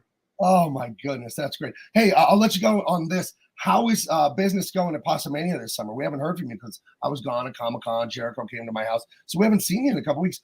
How is business at Pastamania? It's great, brother. I'm down to 500,000 pounds of that sweet semolina, that rigatoni, brother. I can see the light at the end of the tunnel, brother. Oh. All right, last thing. When you finally sell that millionth pound of rigatoni that rascal Ted DiBiase tricked you into, do you think you're going to be able to forgive him, or is it time for revenge? Never, brother. I haven't even thought about that son of a bitch lately, brother. Been trying to get rid of this rigatoni, brother. But as soon as I sell that last piece of rigatoni, I'm going to jerk off, brother. All right, well, have a good night. I bet you're very busy tonight. Wednesday night, Pastamania, guys, check him out. He's got locations in Oolaga, Oklahoma, and Sioux, South Dakota. So there you go. Gotta go, brother. All right, bye-bye. Oh, there you go. It's good to check in with the man, see how he's doing. He's our only sponsor. We got to Right. Cultivate that relationship. Oh, we should have asked him where the Harley was. Sorry, Brian. Hulkster's gone. He had to get back to work. He's out of here, man. When he says he has to go, he has to go. Right. He didn't even notice Shanth died. Shanth will be back, though, I think. Pocatoni. I wonder what Pocatoni is. Huh. Interesting. Maybe a spin on rigatoni. Ooh, is it like poke? I don't like raw fish. I don't like fish, but I definitely don't like raw fish. It might be like poke someone named Tony. Ooh, we know our comment section well. I think that's is that lucky for Tony, or is that unfortunate for Tony? What do you think? Let's ask Tony. Depends on how many beers I had. Hey, I could go either way. So we're introduced to Pendergast. The other police officers, they're teasing him. Yeah. It's his last day. They're just making fun of him of like, are you going to survive? Are you going to get killed before you get your retirement money? And he's moving to Lake Havasu, Arizona, moving from Los Angeles to Lake Havasu with his wife. And so they're making fun of that. They put a bunch of sand in his desk to represent, moving out to the desert or whatever. Mm-hmm. So you see he's a well-loved police officer, and he doesn't work the streets anymore, though. They make that clear that for whatever reason, for the last couple of years, he's been what I think they call him a desk jockey or something like that. He's just been a detective working in the station instead of out on the streets, which makes me think he worked on the streets for years before with the lovely Rachel Ticotin. Yeah, and he, this is from a time when they had this thing called ribbing, joshing, joking. This is how you know that you are loved by your coworkers. How they treat you on your way out. And they made a big deal out of it. They were just talking shit to him all day. That's a man's way of saying, hey man, you're cool. We're going to miss you. And maybe they would have said that eventually at some point in the day, like, before he walked out or whatever. But but this works. This sometimes they can do it the right way, putting a woman, in a cop role. Like she's not like it's not like it would be now. was speaking down to him and all that bullshit. Like there was a right way to do it. And she was a good cop. She was a good partner for him. And what a difference. He's 50 something. She's got to be 30 something. So a huge age gap, but they seem to get along well and work well. But this is cool. This is kind of setting him up as a character. What kind of guy is he? Well, he seems like he was a good guy. He was well liked by his coworkers. They're fucking with him on his last day. So he's cool. It doesn't show that he's struggling with anything yet, like Michael Douglas's character. Right. You're totally right. She's well written because she's not a girl boss. She is just a normal human being who happens to be a woman and a police officer. So it's good. And he's looking at his little daughter there, cleaning out his desk. And we'll get to more of that tragic tale later. Yeah, very Lethal Weapon, Riggs. Right. He had Vicky, his wife. And, part 2, we find out what really went down because that fucking South African guy. But this borrowed, I think, from a few different things. The beginning of this, the tones, like you were saying, Gabe, this is very Predator 2. It's hot. Yeah. Not the violence, the level of violence, but it's hot. The heat, the weather is playing a part in his attitude and all the things. So you can tell it's kind of from that same era because what Predator 2 was 91. So it's a couple years after that. So this is very early 90s. And something I was thinking about, because this movie, this gave me a 90s hard on. This had a lot of early 90s things you will only see in the 90s. Hold on. I got to ask you a question right there. What is the difference between a 90s hard on and a 2023 hard on? Well, the main difference is a 1993 hard on or 90s hard on would be attached to a man. 2023, you don't know what that thing's going to be hanging off of. You know what I mean? Okay. But a fun surprise, Yeah, I guess. Again, is that a plus or a minus? We have to ask all parties involved. But this got me thinking. So like now, 50s, 60s, 70s, go all the way back, but especially, the ones that are more recent to us, the 50s, 60s, 70s, 80s, 90s, all that. They're all so distinguishable. Each decade is so distinguishable. The fashion, the music, the vehicles, pop culture, everything is so distinguishable. Like look at the 80s, the fashion and the movies, like it's just the 80s. That's the only place that happened. But now that we're in the 2000s, are they so distinguishable? I guess the early 2000s, like 2000 to 2010, or if you're an asshole, 2001 to 2010. But then like 2010 to 2020, yes, we can look back at the fashion and the technology, I guess, but does it feel so different, or do we need to get further down the road to look back on it to notice? I don't think we need to get further down the road, because in the 80s you could see the difference in the 90s. You know what I mean? Like you could see that right away. You didn't have to get 30 years away. And I think I understand why things are not changing for decades now, because people aren't growing up. It used to be you were a kid, adolescent, then you became an adult, you got married, got a job, and then you looked at teenagers and goes, these fucking teenagers. Now you got people 50 years old thinking they're still teenagers. So the fashion and the music and all that, it won't change, because you have to become like the adult that doesn't like the teenagers for the teenagers to rebel against you. But you have adults that are still the rebellious adolescents. So they're just like buddies with the teenagers. So it slows down all that cultural evolution. That's my theory. I'll never forget eating a hamburger. I'll let you go, Sean. Sorry. Eating a hamburger in Hollywood with my daughter when she lived there doing stand-up. And we were at Umami Burger, which is delicious but overpriced hamburger. There's a guy with a full head of white hair at the table next to us. So he's in his 50s. Captain America t-shirt, finishes his burger, jumps on a skateboard and leaves Umami Burger. Yeah. White hair. White, like Santa Claus. White hair. Captain America. When we were kids in the 80s, 90s, a man with white hair would have been wearing a suit. Yeah. Not a Captain America t-shirt and a fucking like Hassan skateboard or something like that. Dude. So, it's extended adolescence. Yeah, it's scary, man. I mean, I think the biggest telltale sign that there hasn't been a big shift or anything that's really seized the moment, certainly coming out of the States, is the fact that some of the biggest songs and hits for teenagers this day and age are coming out of the 80s and the 90s. I mean, shoot, you saw that with Stranger Things. Like how many freaking, Kate Bush has got a #1, song in the charts. That's not even possible once Michael Jackson hits the scene, once Madonna hits the scene. These are people who people are like going, oh man, Michael Jackson's doing a video with Paul McCartney, and young people are like, Paul who? like of the Beatles, man, like Michael Jackson Yeah. and all that stuff. There's nothing like that for the last, I'd say since, probably since the 90s, there really hasn't, to early 2000s, there hasn't been anything, right? You had boy bands, you had, Spice Girls, you had all these like little sort of things that happened, Britney Spears and all that other stuff. But since then, nothing.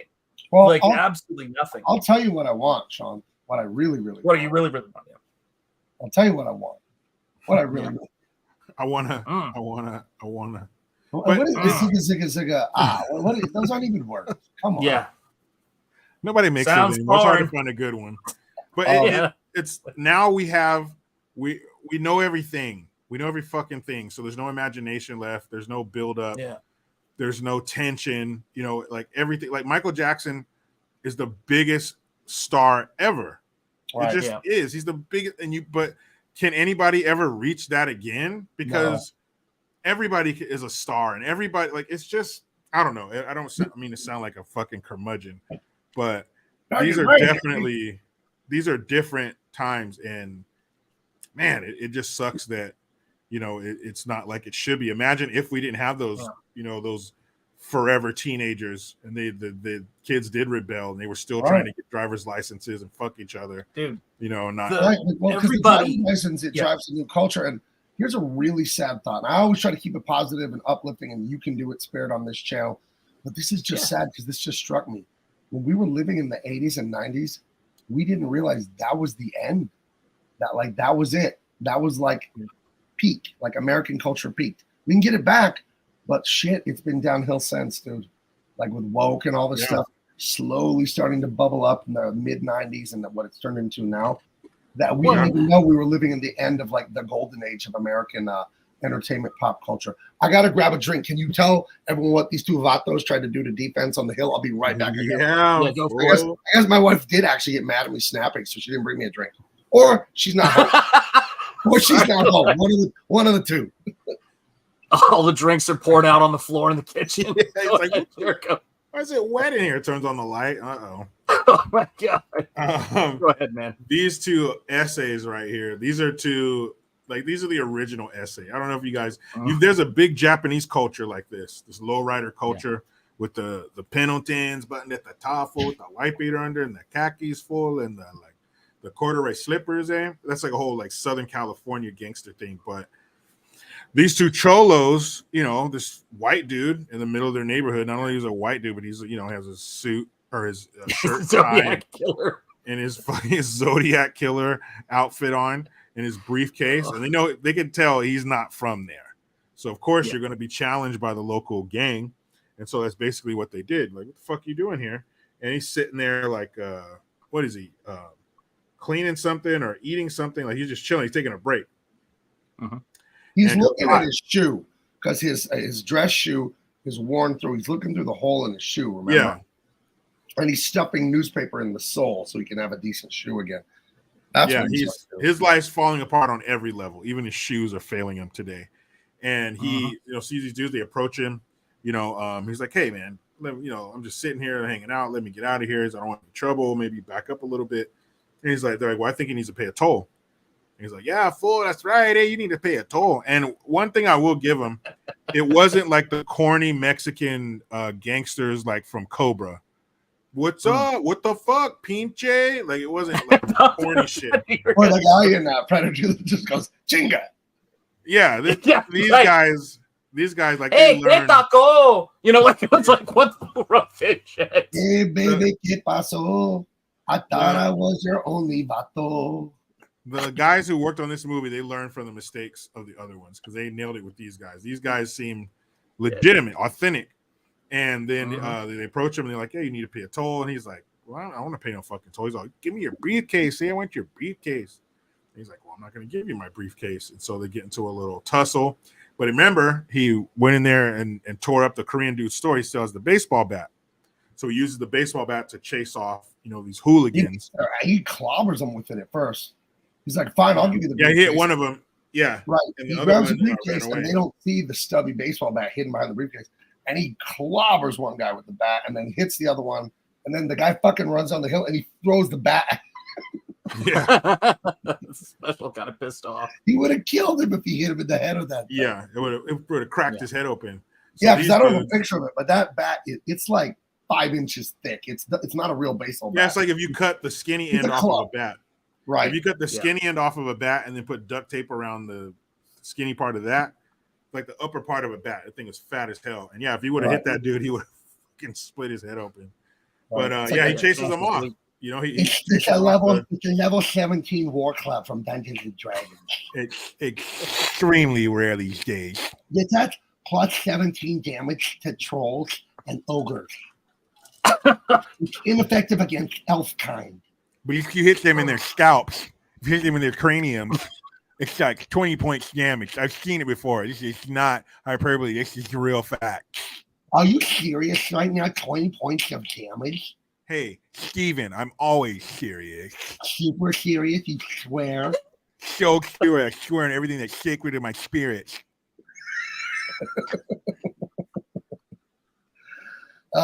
We love Dungeons and Dragons. Oh, God. This Anyway. this scene, the end of this scene is another. This is the back and forth. This is the seesaw that we're on. We're up, we're down. He's good, he's bad. He runs, he chases off the cholo. So hey, victory for the small guy. You know, the people who get robbed and accosted by these fuckers. Score one for us. You know, let's see what he gets. Oh, into. Mr. E corrects us a little bit. We were right. The store clerk club, very rare, plus 5 damage to skull. Right, plus 5. So That sounds more like a hypothesis. let me check the Dungeon Master's guide. Hold on. Please check that swiftly, please. I'll check the monster manual. Hold on. Let me. It's in my stack of books. I feel like you guys need a towel for your keyboard. Yeah. Right. It's like just the screen's just covered. People in the front row are going to get wet. And I don't That's mean right. it's alive. Not like Gallagher either. It's not gonna be watermelon juice. When you go to see Shamu in San Diego, in the little Shamu Stadium, like the front 5 rows of seats are blue or yellow or something. It's a splash zone. You know what I mean? So, He jizzes on the crowd. you know, I don't know if I told you guys this. I hope I didn't tell you this because I fucking love this story. And this shows how desperate men, how desperate men are. You have to pervert Shamu. Poor Shamu. He did nothing to you. That's not water. Hi, my name's Shamu. I'm an orca. Welcome to SeaWorld. I'm gonna squirt jizz on all these seats. Oh, when I went to SeaWorld on Father's Day, I think. SeaWorld's right by my house. So we went to SeaWorld on Father's Day. Sean, die. And people, there's some like liberal granola hippies. They stand out in front of SeaWorld on weekend mornings with protest signs. And I love this magical moment I had with a man. I'm sitting in my truck, wifing. Oh, I see the super chat, Heidi. I'll grab it in a second. Thank you so much. I'm sitting in traffic to get into SeaWorld. There's a little bit of traffic, not like Disneyland, but a little bit. Wife, my 2 adult children, my granddaughter, we're in my truck, and the protesters are right outside my window. SeaWorld hates animals. Blah, blah, blah, blah, blah. And, you know, there's a hippie chick, young, kind of pretty. I don't remember what she looked like, but I imagine she was thin and pretty, young girl. And there was a guy next to her holding up a sign. Ostensibly, this is her boyfriend. And he's holding up a sign, but he doesn't look so mad. He doesn't look like he's really that mad at SeaWorld. And I stare at him, and I make eye contact with this guy. And he just starts busting up laughing, looking at me. And my son sees it too. And me and my son and this guy are just all laughing because we all know exactly what's going on here. He could give a shit about Shamu. He is trying to get laid. Yeah, I see right through it, you know, and he knows that I know what he's up to. And we all just share this perfect moment laughing, the 3 of us. Yeah, So, he knows what's up. He was there fucking protesting, but he didn't have a problem destroying a clam. That's right. He said, I'm not too interested in the claims in SeaWorld. Yeah, I'm interested in that clam right there. But you know that orca, he just takes his fin and boom. What is that? Orca sounds. I guess. Oh, that was frightening. The The Tammy and first her 6 rows. Wait, there's something going on in the chat that I don't even want to know about. Heidi Booths for $5. Thank you, very generous. Tammy and her 10-inch You Go Girl. Hey man, whatever. We thank you. They're making us blush now. I'm gonna assume that's, if it's me and you ask me 10-inch, a 10-inch pancake, because I love pancakes. That's what I'm gonna tell myself. That's what they're talking about. Yeah, nice pancakes. So thank you, Heidi. Here you go.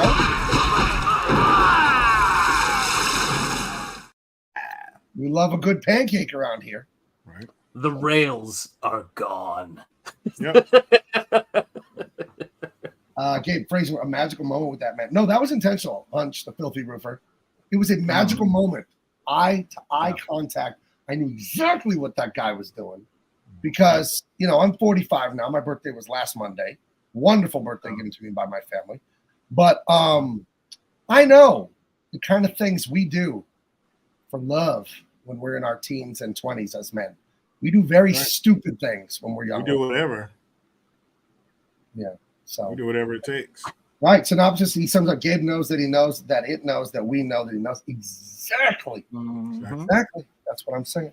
I know. They want me to read the chat. Let's see. Tammy loves SeaWorld because Tammy has a dolphin. Oh, you're not allowed to own a dolphin. What the hell are you talking about? Can't have one. It's Florida. If she lives in Florida, maybe you can.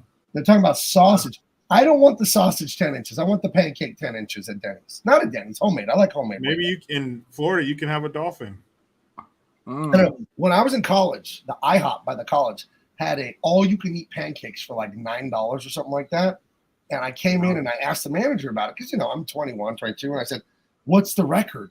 And the guy said, someone ate 23 pancakes. I'm not making this up. Hell no. I'm like, who? Like, you put their name on? He's like, it was me. You the fucking manager won.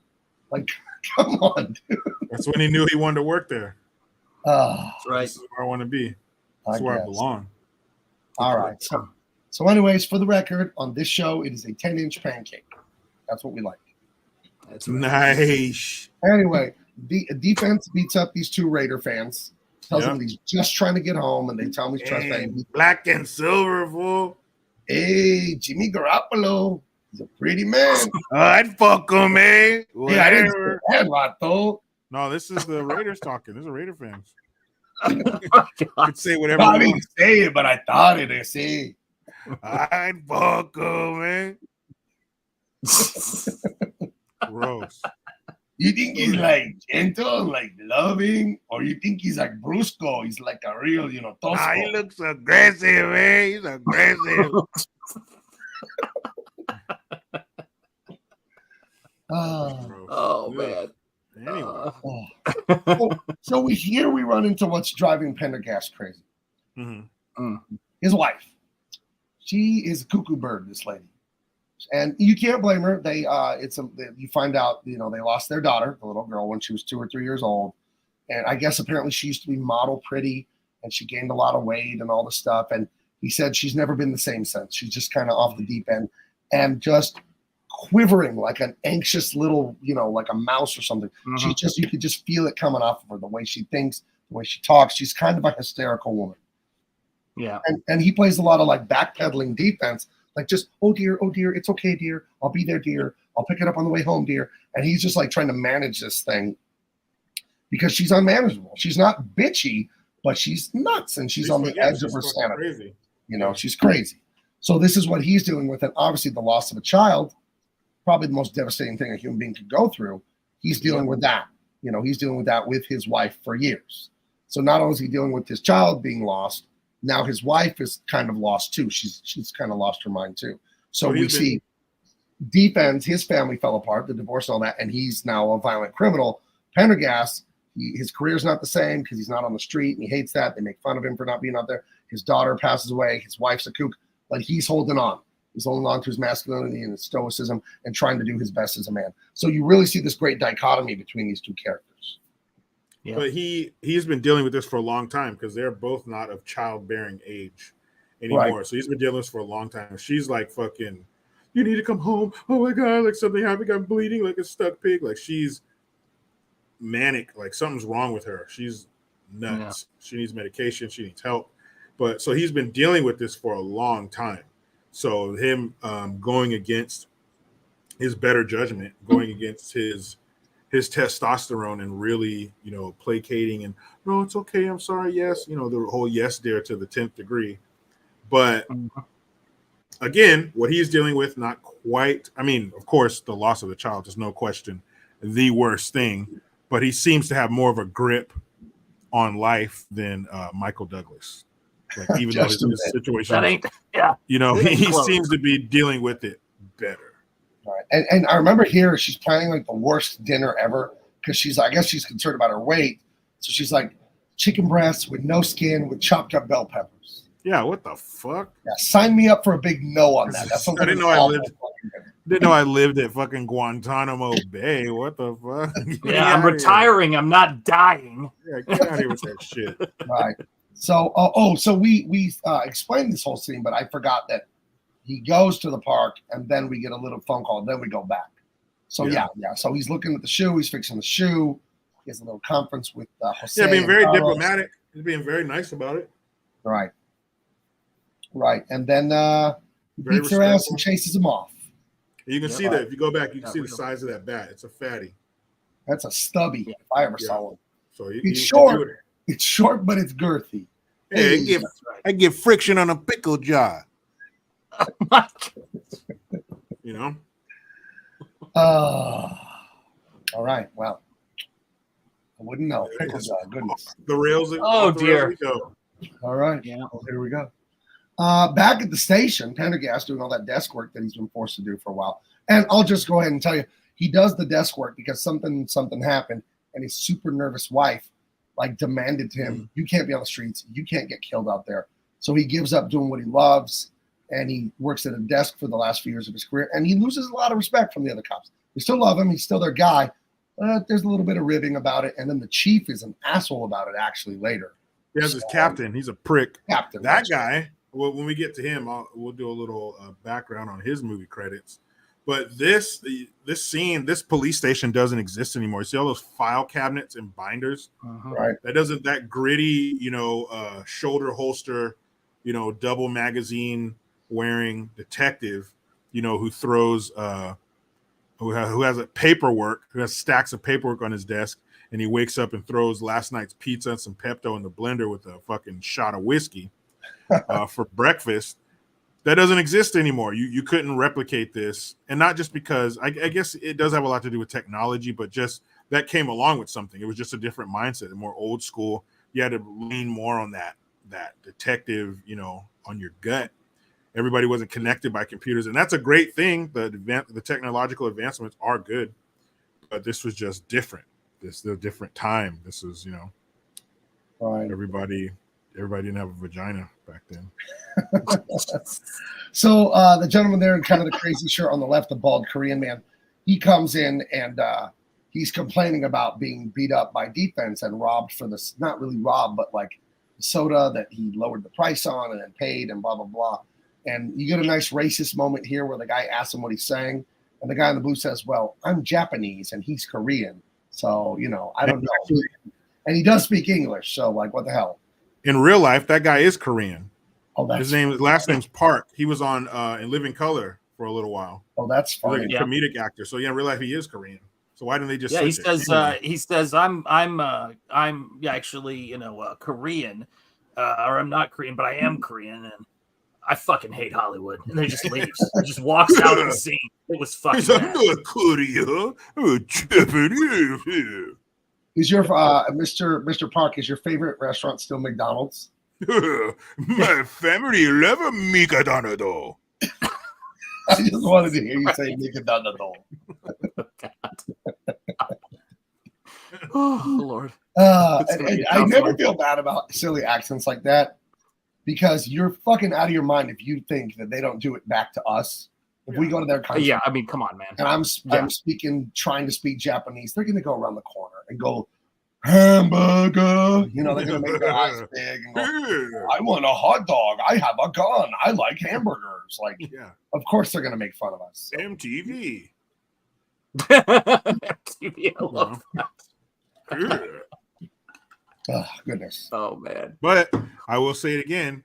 When I worked at Trader Joe's in the kitchen, I made some soy ginger miso soup, and an old Japanese lady ate it. She's like, "This is a good." So, was it better than what they had at Mikadana? Nothing better than Mikadana. What would you do, Mr. Park, if someone dishonored your family at McDonald's? Oh man. I would have killed him. Ready, Mikadana. In the parade area for the kill. Would you kill them in the ball pit? Join me at the area, Mikadana. You murder someone and bury them in the bottom of the ball pit. yeah. Oh, now I'm wondering if I'm not going to ask him because it's chaos. I am wondering if Postumania is going to install that child's playland that they were talking about. We are talking to a hooker.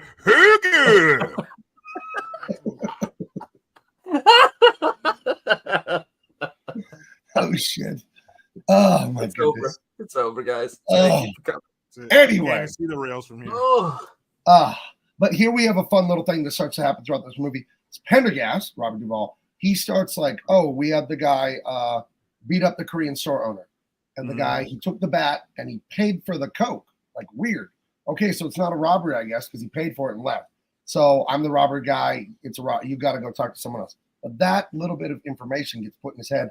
What weirdness that happened with the weird guy and the location. And that'll come in handy. And the Asian guy, the Korean store owner does say that, oh, he took my bat. Like, what? He paid for, or he took your bat? Yeah, I have a baseball bat for protection. He took it. So then that's why he sticks with Robert Duvall, because now it's a robbery because he stole something. Right. Okay. Yeah. He stole his stubby bat.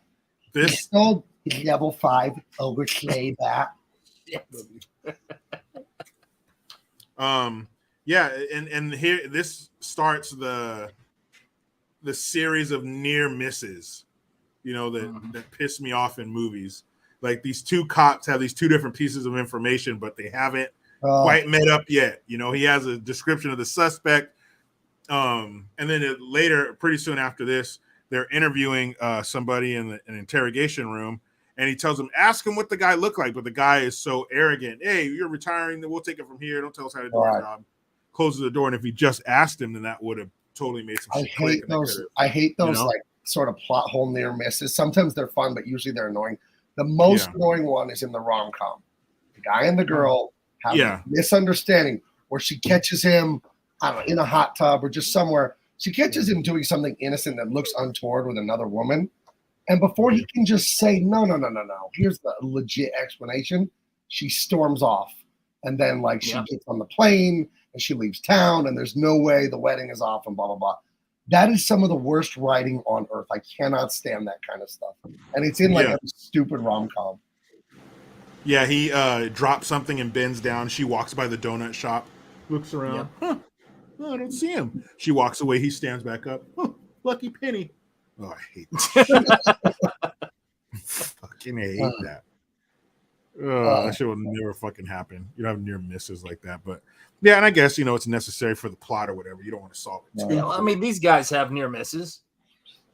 So well, no, I mean, they nearly missed him, but they got some other people. Damn. Got everybody else. Yeah. Like, dude, they were mowing down everybody on the fucking sidewalk. I was like, yeah, that was wild. So the guy in the red plaid and the guy in the backseat with the long hair, they're the two cholos that he beat the shit out of at the park with his stubby bat. And she's telling him, she's like the Rosie Perez. No, Billy, go in the hospital, Billy. Like, she's telling him, don't do it. It's not worth it. You should go get checked out. And they're like, no, fuck that. Shut up. I think they both tell her at the same time, shut up. Because they're going to go find this fool. They disrespected Hold my beer. They disrespected my Raider Nation. I like the white guy driving the car and it says Razorback on his chest. They had to fill it in. They're like, oh, we don't got enough cholos. Brian, come over here. That's Arkansas Razorback. I'm an Arkansas fan. Is that cool? Yeah. Razorback football. Razorback football going to take over the South. Oh, man. Oh, yeah, it's cool. Take your shirt off. Get in there, Brian. All right. I ain't gonna say shit. Though. That's LA right there, right for you. It's like, so we need a Cholo gang member. Rednecks, they're kind of the same thing. Yeah. Right? Shit. Cut from the same cloth. Yeah. I think Mr. E points out, did he upgrade to a butterfly knife? Oh, that's right. When he beats up the Cholos in the park, the guy in the backseat, I think, had a butterfly knife, and he ends up taking it from that guy. Yeah. And there's a funny thing. At first, he's like, does that move, Cholo? And then after the fight, he beats them all up. He's like, how did he do that? And he's like flipping the knife around, and he can't do it correctly. But that's so 90s. Like that's 80s and 90s. The butterfly knife, because that shit was cool. Everybody wanted a fucking butterfly knife. So anybody who could do that, that shit was cool. And that was the ultimate, street punk. Give me your wallet, man. Like, it always was preceded by a little butterfly knife play. You don't see butterfly knives anymore. No, they're not even. At least where I live, they're not legal. But I've been to a gun show. Nothing's legal. Where they have the butterfly knife, but it's like a comb. Yeah, those are big back in the day too. But I've seen the butterfly knife with a comb at a gun show, and next to it in the box are blades that just so happen to fit if you take the comb out and put the blade in. Like, that's interesting. Shout out to Action Jackson, because one of the that team of assassins, the blonde, was it the blonde guy?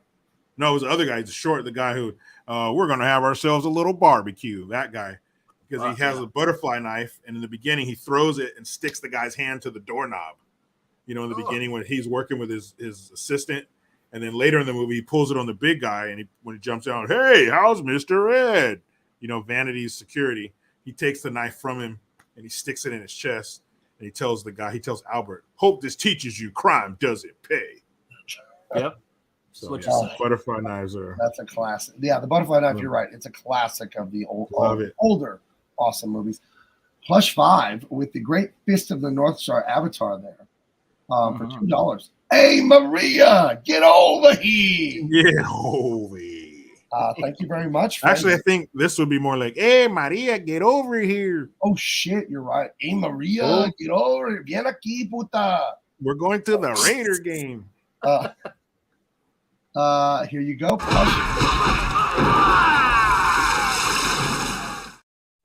I don't know if you guys noticed, but any chance I get to shit on the Raiders, I take it. Wait, the Raiders? Sorry, go ahead. the entire organization and their fan base. I was 15 before I realized they were called the Raiders.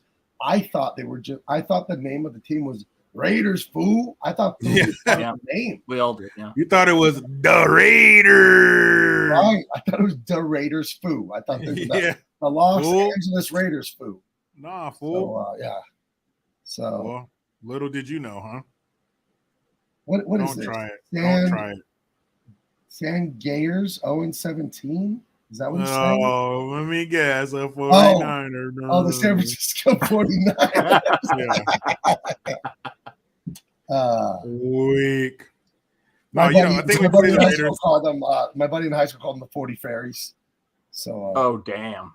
We didn't call the Broncos anything because we didn't care. We had the 1989 Super Bowl to fall asleep to. Remember that one? Yeah, I do remember that happening 30-something years ago. I do. And then I remember the Broncos winning it in the last couple years. That was nice. Still hurts. It hasn't been a couple years. You guys talking about the? It's been like 10 years ago since Peyton Manning won. That was not 10 years ago. That's 2000. Had to be close to it. 16. 7 years ago. Excuse me. About to be. Wait, are you talking about the last Super Bowl win? The Broncos last the Broncos, Super Bowl. Yeah. Oh, okay, yeah, because we have a few of those up here. Yeah, we got a couple. Yeah, you got one or two. I remember the only team in Tom Brady's entire career with Bill Belichick, the only team to have a winning record against the Patriots. You know what team it is? Your Denver Broncos. They own the fucking Patriots. They do. You go check the record. John Elway never lost to them. 14 years, never lost to the Patriots. Wow. Well, I hope that helps him sleep at night. Yeah, with those chipping Mr. Ed teeth. Las Vegas Raiders, 17-0. Fuck out of here. Fucking Raiders are going 17-0. Raiders, fool. Yeah, right. Oh, shit. Raiders are fucking garbage. Say that to my face, Jericho. Hey, I was down in San Diego, fool. Where were you, fool? Hey, we were waiting for you, vato. I was in your town, puto. What does Japan man think about the Raiders? The Raiders? The Raiders. I hate the Raiders in the Russian Beagle. I'll take your word for it. Browns play tomorrow, Hall of Fame game. The Browns. That is one of the best sports team names ever. That's a perfect name for them. It's a perfect name for the Cleveland Browns. I once heard someone describe the city of Cleveland as the factory of sadness. The Cleveland feces. That's what they should be called. Super Bowl ready to stink up the field. Your Cleveland feces. Oh my gosh. It's over. Super Bowl 50 might be held in Cleveland, but they will not be playing. Super Bowl 50. That's the Denver Broncos championship with Peyton Manning at the helm. Von Miller, MVP. MVP. How sad are you if you have to play at the Super Bowl that's being held in Cleveland? Oh. Like, I don't want to. I don't want to play. America needs it. I want to go. I don't want to play in Cleveland. Cleveland, bro. I remember Alfred Williams. He was a great player for the 49ers. He was on the Bengals for a minute. He was on the 49ers, and then he was on the Broncos when they won their 2 Super Bowls in the 90s. I love Alfred Williams. I met him, a hero of mine. He played defensive end. That's what I played a lot of in high school. And he was from Houston, black guy, very poor, grew up in the projects and all that. And he didn't know where Cincinnati was. And he had gone to college at CU Boulder, and he wanted to play on the Broncos. And I remember him saying when the Bengals drafted him to Cincinnati, he started crying because he said he didn't want to go to Cleveland or Ohio, and he didn't know where that was and all that. Yeah, nobody wants to go there. Fucking place. Yeah, and he said it did suck. He said their practice facility was like under like a freeway overpass, and the Bengals. He said it was terrible playing for the Bengals. And the minute he could get out of there, he went to the 49ers and then to the Broncos. So I was listening to these 2 comedians. They were talking about how shitty Cleveland is. They were like, I told my wife I was going to get a blowjob in Cleveland. She was like, hey, I get it. You're in Cleveland. It's so shitty that you're allowed to cheat there. I heard a guy making fun of the Cleveland Browns too. He said, being a Browns fan is like having a deadbeat dad who misses your birthday or Christmas. He's just like, well, I'll be there next year. I promise. Yeah, go outside. Wait for me. I'll be there at 3:00. Yeah. So the Cleveland Browns like, we'll get them next year, you know. So, oh shit. For bragging rights. August. Preseason. Yeah. Just like the Raiders season, nobody cares about that. Raiders versus Niners, August 13th. You realize what Diesel's going to do to you if they actually beat the Niners, even though it's like it's a preseason game. Nothing. Even though it means nothing. Hey, they got to take their wins where they can. When you've been in the basement of the NFL as long as the Raiders of whatever city is harboring them this year, you gotta take the Raiders are like a weird rash that just shows up in weird places. Yeah, they're fugitives. They're fugitives, and we'll hide you in our city for a couple years, but then you got to you can hear in the distance and shit behind the fucking Raiders. Jets, lose. How about them Jets? The Raiders are always running through a swamp. Get him! He's over there! Get him, boy! Get it! Please, take us in your fucking seat, please. Oh, he's trying to fool you, Jericho. Look at this. He's lying. Means nothing, but in my eyes, Raiders and Niners are the 2 best teams in the NFL. Oh, he's trying to warm up to you so you can. Half of that. Now it's like, what is this? Are we in love? I don't know. I'm being turned around. Oh my goodness.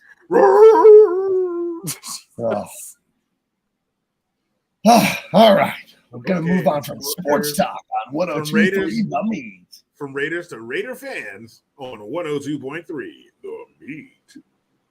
So yeah, these putos right here and that puta, they're looking for they're looking for old Michael Douglas. They're looking if we had the white shirt and a fucking tie, and they're looking for him. And they're gonna blast that. It was weird when the driver, because they all had like the Vato accent, and then the driver's like, and he had a level 17 over back. You know, quite inconspicuous. I did enjoy, since there's a lot of summer heat, the frost damage. Nice and refreshing. It's sweltering out in these parks. Sweltering. sweating everywhere. So anyway, they're on swamp ass. Have swamp ass. So yeah, so they're looking for our boy Michael Douglas. They're gonna get this guy, and he's on a payphone again, terrorizing his wife, who is now Well, called. he was quiet at first, and then she says, "Stop fucking around. I know it's you." Yeah, it is me. And then you get to see a little more of see him open up a little more of his psycho side. Again, not the good guy we thought he was. No, not at all. And he's terrorizing his ex-wife. You know, he's terrorizing her. And the Vatos, they have a duffel bag filled with the classic. Did they have a Mac 10 and an Uzi? Or? Yes, I think they had a Mac 10. Yep. Yeah. Yeah, I think they had the Mac 10 and the Uzi because a lot of movies have one or the other. The gun of the. And they had the Tech 9 too. They had the Tech 9. Right. Yeah, they had all those typical gangster guns, and they do a 90s. classic 90s drive-by. Yeah. And these fools, they cannot hit the broadside of a barn. No shit. Nope. I think they grease like 3-4 people, but They kill everybody else. they don't kill Michael Douglas, but they shoot like 3 or 4 other people and destroy all kinds of windows. Yeah, they had to spray like 250 rounds. Didn't hit shit as far as what they wanted to hit, and then they speed away and end up crashing the car. Right. He walks up to the vehicle, and they're all laid out and fucked up. And that's the Uzi 9mm right there. Yeah, you have the Uzi, the Mac 10, the Tech 9, and the 9mm Beretta. Those are the guns, the gangster guns of the night, just as much as the Tommy gun was in the 30s and 40s. Yeah, that's Those right. It's a Tommy gun. See? Yeah, see? Come over here, see? We tried to shoot him from our car and we crashed, see? Cut us some slack, see? Joe Mello, one of the greats, is always here. Joe Mello for $4.99.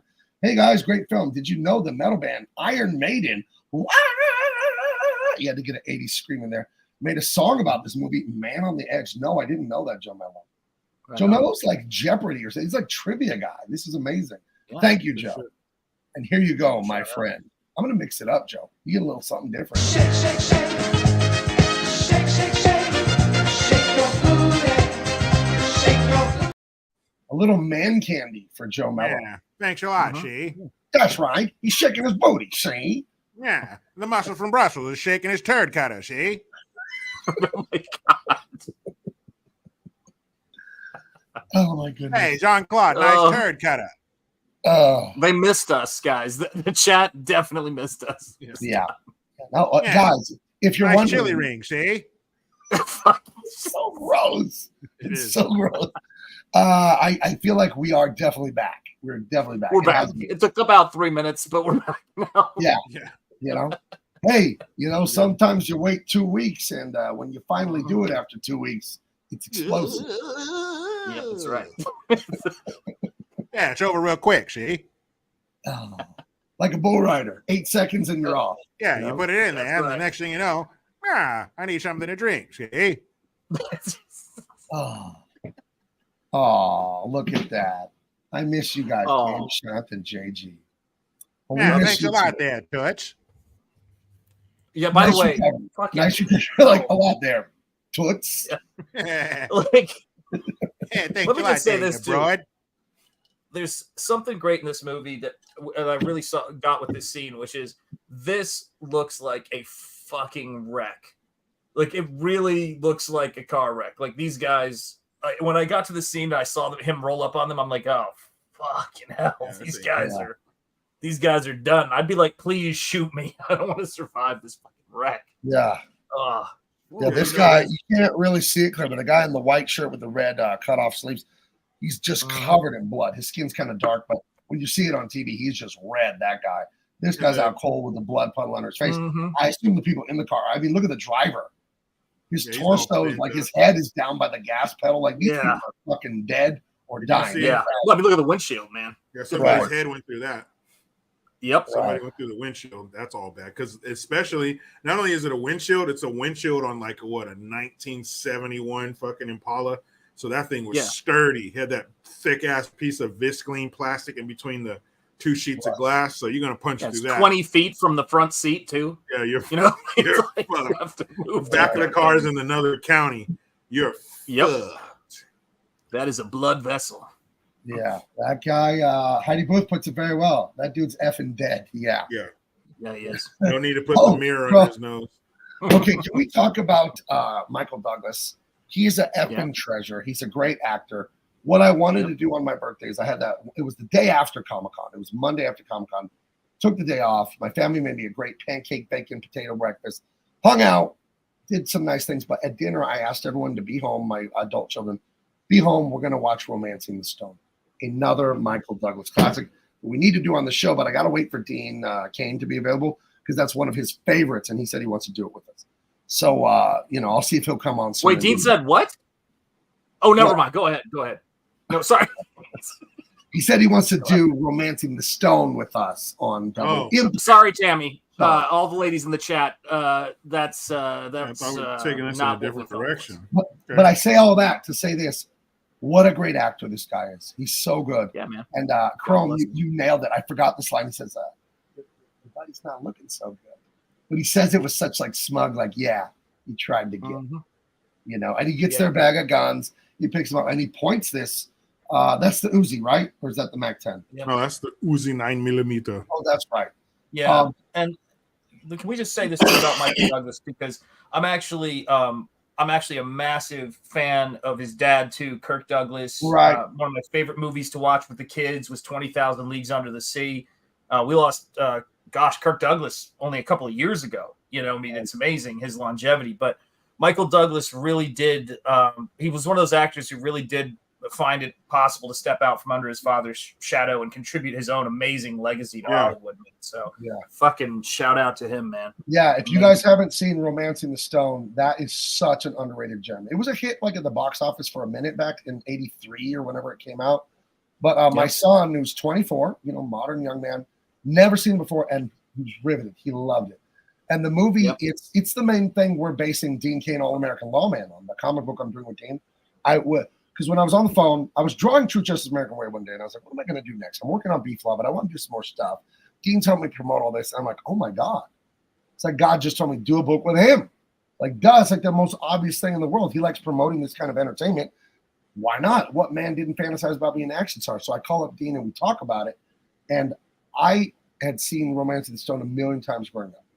And on the phone, Dean tells me, you ever seen Romancing the Stone? I'm like, yes, that's exactly what I'm talking about with 80s action, with romance, and then like a little bit of comedy, like Indiana Jones has that little touch of comedy. When you eat like a really good like chicken salad or egg salad sandwich, and there's just like, what is that other spice that's in there? Sometimes it's nutmeg or whatever, or it's extra this or that.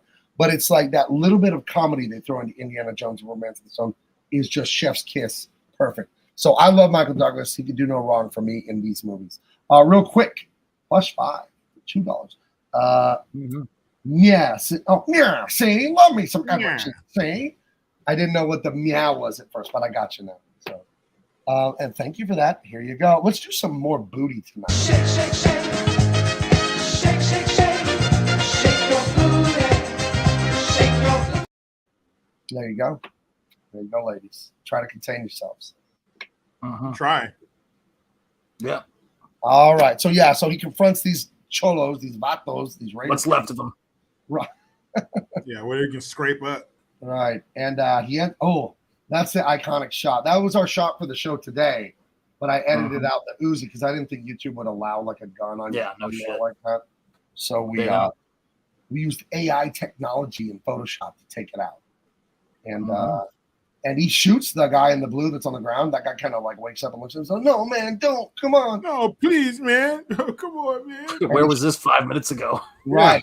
You're ready to kick my ass for a briefcase, you son of a bitch. And he shoots the dude right through the calf. And what we didn't tell you, we forgot to tell you, is Rosie Perez there. The vatos, even though they're criminals and potential murderers here, they have the decency to be chivalrous to this lady. They tell her, get out of the car before we go to our murderous. You're so stupid, Billy. You're so stupid. Right. So the girl is not dead in the car. And it's sad. She runs up crying afterwards, like, oh, no. Like she runs up to these guys. Yeah, she told him to stop. Right. Told him not to do it. And here's the roller coaster again. So he's a good guy now, kind of, because he, shot a gangster because they were a menace to society. So here we go again on this Michael Douglas roller coaster. Right. I would say ultimately he's immoral because his moral code is like what he wants, but he does end up doing things like fighting criminals and stuff. So it's Those guys needed Krillin anyway. Right? It's, Was that they shot the neighborhood up. Yeah, throwing that out there. Yeah, they whacked 4 people. Yeah, they shot like just people that regular people walking on the street. They blasted tons of them. So anyway, moving on from that, he's talking to the chief, who was. This is a great thing in writing. When you have to have an exposition scene, if you're writing a story out there, you're writing a movie, a comic book, or whatever, have the characters doing something while they're explaining the story to the audience. That way, it's not just 2 heads talking at a desk. You know what I mean? When I did Truth, Justice, American Way, I had a scene where they had to just explain some stuff to the reader about the crime and the mystery. So I put them in like an X-Men style danger room where they're fighting robots. You remember that, Jericho? You just read the book to your kids. Sure did. That's better than the heroes standing around a desk talking, pointing at a computer screen. You know what I mean? When I'm writing the stuff, Dean Cain, All-American Lawman, there's a scene where, this doesn't spoil anything, but they're talking to a guy. Some people are talking. And the guy whose office it is doing mini putt-putt golf. You know how people have that in their office? So that way there's something happening while you're doing this explanation stuff. So the scene becomes interesting and it can say something about the character. When you go in and you meet this police chief in this movie, isn't he boxing or something like that? Like he's hitting a heavy bag or something like that? Mm-hmm. Right. So that's why I think he's getting dressed again when he's talking to Pendergast about his last day. But I think that's a really great technique. And it isn't just me that thinks that. The great rest in peace, Blake Snyder, he was a Hollywood screenwriter guy. He wrote a book that everyone who wants to write books and movies has, Save the Cat. And in there, he calls this principle the Pope in the Pool. And I forgot what movie it is, but the Pope is a character and some other people. And they have a scene where they're explaining a bunch of the audience. So during that scene, the Pope is literally swimming laps and talking to people. And if you read Truth, Justice, American Way, the villains are at the mansion talking about some stuff. And the head villain is swimming laps. And I did that as an intentional wink to the Pope in the Pool principle. The Pope in the Pool principle when you're writing stories. So anyway, this is me nerding out on writing. Sorry. So hard. This is me really getting to the nuts and bolts of writing. That's right. Nuts and bolts are sweet. So and then go ahead. This guy, he was the dirty FBI agent in Rapid Fire. He's the one who fucked over Brandon Lee and was working with what's his name, the gangster, and then they got him to wear a wire to turn against the gangster. Then the gangster ends up fucking him up. But yeah, this guy he was busy in the early 90s because Rapid Fire was the year before this. So busy man. We should do Rapid Fire. That's a decent one. That's a pretty decent one. Yeah, that's a fun one. It's a good fight scene between Brandon Lee and the Asian dude with the handlebar mustache. Right, that guy he's bald with the mullet and the handlebar mustache, and he's in every 80s and 90s action movie. Dude, he can scrap, man. That was a good fighting scene between him and Brandon Lee. That was a good one. Right. So where is this scene from? I don't remember this shot. Where does he not look out of place? I thought it's what you were going to say. Fuck. Oh, is this where he cuts through the park and the panhandler won't stop bothering him and bothering him and bothering him? Come on, man. That was a construction site, right?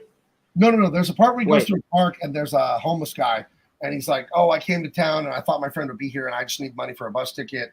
And then he's like, I'm a veteran. And the guy just keeps lying and lying. Oh, yeah. He's like, oh, yeah, man. I was in Nam. He's like, oh, you must have been a drummer boy because you were a kid. Oh, I meant to say the golf. Come on, man. Just give me money. I guess maybe it starts here because he's walking while the guy's following him and they ended at a construction site. And he's like, oh, you got 2 bags? That's not fair, man. I don't have a bag. I want a bag. I could sell that for a week, man. Come on. Why do you need 2 bags? Just that totally fucking commie way of, well, why do you have so much? Give some to me. Like, what the fuck for? This isn't yours. You didn't work for it, you piece of shit. So he goes, yeah, I guess I don't need it anymore. So he gives him his briefcase and he opens it. It's like a sandwich and an apple and a banana. He's like, what the fuck, man? You son of a bitch. And he throws the apple. You don't want what's in bag number 2. Dude. And there's a great bit of tiny physical improv from Michael Douglas. The guy goes, whoa, because there's nothing. And he throws the apple. And the apple, he couldn't have planned this. It just so happens to roll right in front of Michael Douglas, and he kicks it off of the sidewalk at the last second. I thought he was for sure going to do something to this fucking piece of shit who's like, why do you have 2 bags? I want a bag. Give one to me. That would have pissed me off more than anybody else. Spunberry says he beat the shit out of a guy who did that. I disavow illegal violence, but okay. All right. That is who rolled an apple in front of you? That's fascinating to know. Hey, mister, can you hand me my apple? What the fuck? Boom. That's crazy, Spun. Captain Haroon, I'll give him a bag on the forehead. I thought that was for the ugly bag. girls. I thought the bag on the forehead was for the ugly girls. Oh, speaking of ugly girls, so my son, we came from my mom's house and she found this is going somewhere scary. It is. She found this little like sample of cologne. It was like 5 or 6 little tiny bottles of cologne in this little like tray thing with a lid on it. And he's always like, you know, if we dress up and we're going somewhere, I'll give him a little spray of my cologne. Ooh. So he saw it and he's like, oh, can I have that? And my mom was like, of course. Yeah, you can have it. And so his friend comes over the next day after we get home, and I walk past him and I'm like, did you get in your cologne? Because he was supposed to give it to me so I can keep it in my bathroom so shit like this wouldn't happen. And I was like, hey, did you get in the cologne? He's like, yeah. And I asked his friend, I said, did you too? And I was like, yeah. I said, you guys are supposed to save this for the ladies. And my son goes, yeah, the good ladies, not no uggos. I was like, oh my God. You're raising him right, Jericho. Oh, Lord. He came here 90% assembled. I'm just trying to keep him on the rails. But yeah, man, he says no uggos. No uggos. No uggos. Just give him a shirt that says no uggos on it. Uggos. I'm sure it'll be appreciated. So the police are at the wife's house because she's kind of flipping out because he's called a couple times. Mm-hmm. She's worried he's going to show up, and she's trying to do the birthday party with the kids. There, you see, she's baking a cake and this and that. And the police are this officer gets a little funny with her because she's like, oh, he's violent and he's this and that. And he ends up asking her, like, so he hit you? And she's like, well, no. She's like, I wasn't going to wait until he decided to. He's like, I think he could. And the guy's like, so you think he could hit you? And it's kind of like, you know, he's sort of halfway defending, like, okay, well, he never literally did anything. He's just angry, which isn't good either, but it's not beating your ass, you know. So, well, go ahead. Yeah, but we know what kind of, you know, he's getting more and more psycho as the minutes go on. Of course, the cop doesn't, but I think this cop is coming from, you know, showing up to where the lady's teeth are on the kitchen floor, you know, and she's like, well, he hasn't done anything yet, but I think he will. So I could kind of understand how he's like, so he hasn't done anything yet. And it's fucked up because in a lot of cases they have to wait for something to happen, and you hope it's not too bad to where it's too late, you know, some serious damage or somebody's killed. But I think he's coming at it from, hey, lady, I just fucking, you know, I just helped some lady put her eyeball back in. And you're like, well, you know, he looked like it once. So. Yeah. I think Mr. E's right here. Her leaving the tape, he probably made him more central on the edge. For sure, he was an unstable person. And there's some weird stuff with his mom, too, you find out later, like an overbearing mother or something. And you know, well, Mr. E, I don't even think it's a theory. For sure, the daughter is like a driving force for him. He just wants to see his daughter on her birthday. And that's like kind of driving him nuts. So, and he's now trying to walk across part of Los Angeles to get to his daughter's birthday. So then we go to this horrible park. It's funny because LA is much worse than this now. This is the guy that was a Vietnam veteran, then a Desert Storm veteran. Then he was lost, and he needed bus fare, then he needed cab fare, then he needed I don't know what. And he's just when he gives it the briefcase, there's nothing in it but a piece of shit. That looks like the world's worst sandwich, by the way. That's one piece of bread folded in half. Right. Yeah. Is he a toddler? Come on. End of days. Yeah. And an apple? You know that's going to get you through the day? That's that Carl Budding, like 98-cent meat, you know, that bag of meat. Yeah, where you have to peel the red plastic off the edge of the bologna. It's not cheese. It's the Kraft single, the fake cheese. No mayonnaise, no mustard, no pickle, no nothing. It's like a piece of shit cheese with that weird chalky meat from Carl Budding. Today's show brought to you by Carl Budding, by the way. Delicious. And an apple. That is a terrible lunch. Dude, especially if he packed it himself. And if his mom packed it, no wonder he fucking hates her. Oh, yeah, it's true. Generic. It's like Mama used to make. Okay, you guys know I hate seafood. You know this. I just fucking despise seafood. It's unfortunate. You want to gross me out? Give me like a hot tuna with cheese and tomato. I've seen like that a tuna melt. A little tuna melt. Fuck, would you eat something like that? You ever see that? I could just see the guy invented the tuna melt. You know, tuna smells kind of bad. What if we made it warm and increased the aroma? Yeah, and mixed it with Gouda, with some smoked Gouda. Or the you ever see? I think it was, I don't know if it was a show or a movie, but this guy would drink the juice left out of the tuna fish can. Like you take it out and you know. Stop! Fuck! Make it seriously. That's what people did, man. Oh, I saw a guy. Seafood is delicious. I think there's a guy called the LA Beast. He had a YouTube channel. I think he still does. But he would do all kinds of eating feats. He was a really funny, charismatic guy. You know, he eat 30 hot dogs or eat 55 Reese's cups. But he ate like, I can't even say it. It's like strummer, it's some Swedish thing or Norwegian thing. And it's fermented fish in a can. So it's fish that is, but it's not rotten. It's fermented, right? What is that shit called? Sure. Not herring. It's a long word with an S. Like sardines. It's not how you say it, but it's strummerling in my imagination. It's a weird word like that. You pull it out and it's gelatinous and it stinks from like 10 feet away. And he eats it on his channel. He's like, and he's just throwing up this fish shit everywhere. It's so bad. No. It's so bad. I think the worst one I've ever seen was on Bizarre Foods, and he was in like Peru or some shit. And these women, they chew on a root and then they spit in a bucket and they ferment that, and that's an alcohol. Oh. So there's these women sitting around just fucking chewing on roots, spitting in a fucking bucket.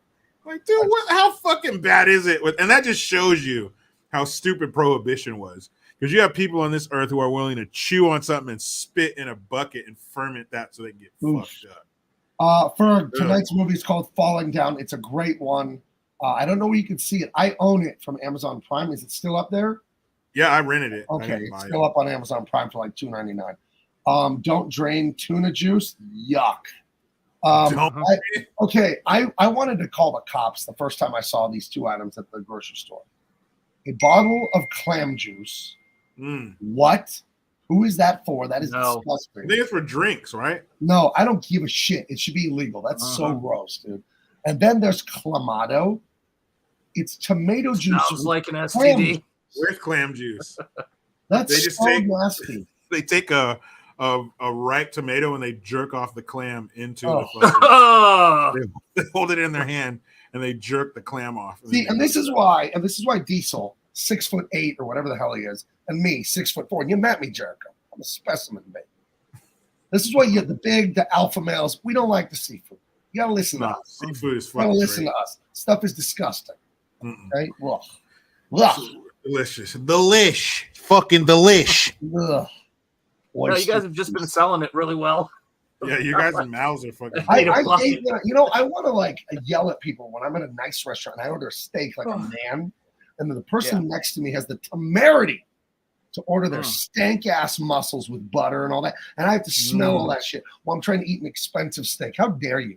How dare you, sir? How dare you, piece of shit? Fuck you. Oh, here's the word. Surströmming. It's stinky like rock. Didn't we fight a war to stop that shit? Yeah. Sorry. Hey, wasn't that war fought over that gelatinous fish dick? Hey, Japan man, how would you say this if you were ordering it in a restaurant? Unless they sell it at a Mikadana, though, I know order the surströmming. Yeah, if they don't serve it at McDonald's, he ain't eating that shit. Disgusting. Oh, look at this. We've made amends. My wife just texted me, do you still need water? Honey, if you're watching, I need water with ice right away. Damn, in the camera. She's going to come and dump it on my head. Oh, my. She's going to make you butt chug it. Hey, I live on the edge, guys. I live on the edge. That's how I do it. Now you butt chug it right now. So we determined this was a room temperature tuna melt with a nice room temperature. No, at this point, that is not room temperature. That's been in that briefcase. Surface of the sun. That's warm tuna. He's got a thermos full of Clamato in there. Yeah, that's a 98.6 tuna right there. Yeah, that's E. coli number 5. Mwah, chef's kiss. As soon as you swallow that, it's coming back up with a vengeance. Brian Knapp, out of both sides. Brian Knapp dissected a clam in high school science because I haven't eaten one yet. When I love eating clam. Oh boy. Good. It's good to know. It's good for all of us to know. We lasted as long as we could. I dissected a shark in high school, like 10th or 11th grade. And it was a little shark. It was like a 1.5 feet, 2 feet long. We dissected it and it didn't gross around or nothing. And It's a baby shark. Yeah, I don't know. We dissected it. It was very interesting. And the teacher had a bucket of lemons cut in half to just rub all over your hands to get the stank off your fingers. You know, I did the lemons, I did the hot water, I did the soap, but you are dealing with a fucking preserved rotten shark. And it's, you know, seafood. Yes. Come on, it's gross. Formaldehyde.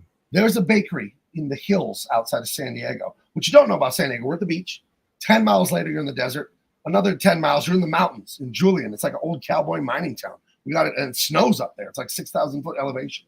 And there's a bakery called Dudley's Bakery in San Isabel, right outside of Julian. Beautiful, delicious homemade breads. People get them. Julian Apple Pie Company. It's wonderful up there. And we had a loaf of jalapeno sourdough bread. I get home. I'm a 10th grader. I'm a football player. I'm a hungry, hungry, hungry young lad. I make a big old stacker. Jalapeno sourdough, turkey, cheese, mayo, you know, just the works. I tuck into this thing, and all I can smell is the stank fish on my fingers. And I have never eaten Dudley's jalapeno bread since. That's fucked up. Oh, Did you eat the sandwich? No, I couldn't. I was like, it was so nasty. So thank you, Mr. Campbell, for having us dissect the shark. It was disgusting. Fucking asshole. Oh, so see, Diesel knows what I'm talking about. A Julian apple pie. Delish. Fucking delish. Right. So yeah, Dudley's Bakery. I love it, but I will not eat their jalapeno sourdough. Let me get that that shark stank jalapeno sour. Oh, stank fish. That's right. That's right. And I was making it great. Pizza Hut, making it great. I worked at Pizza Hut when I was a junior. And in the year I worked there, or 9 months or whatever I worked there, I only made 2 anchovy pizzas, like legit orders. And we had those little like tins of them that you unroll. And couldn't get that smell off my fucking fingers the rest of the night. Disgusting. I don't know how you guys eat this. Maybe latex gloves next time. I guess you guys should be happy I hate seafood. More for you, right? Thank you. Thanks. You do not want to know what clam juice really is. Oh gosh. I think we know. Spun bearing. Try getting pissed on by a skunk and you apologize to the shark.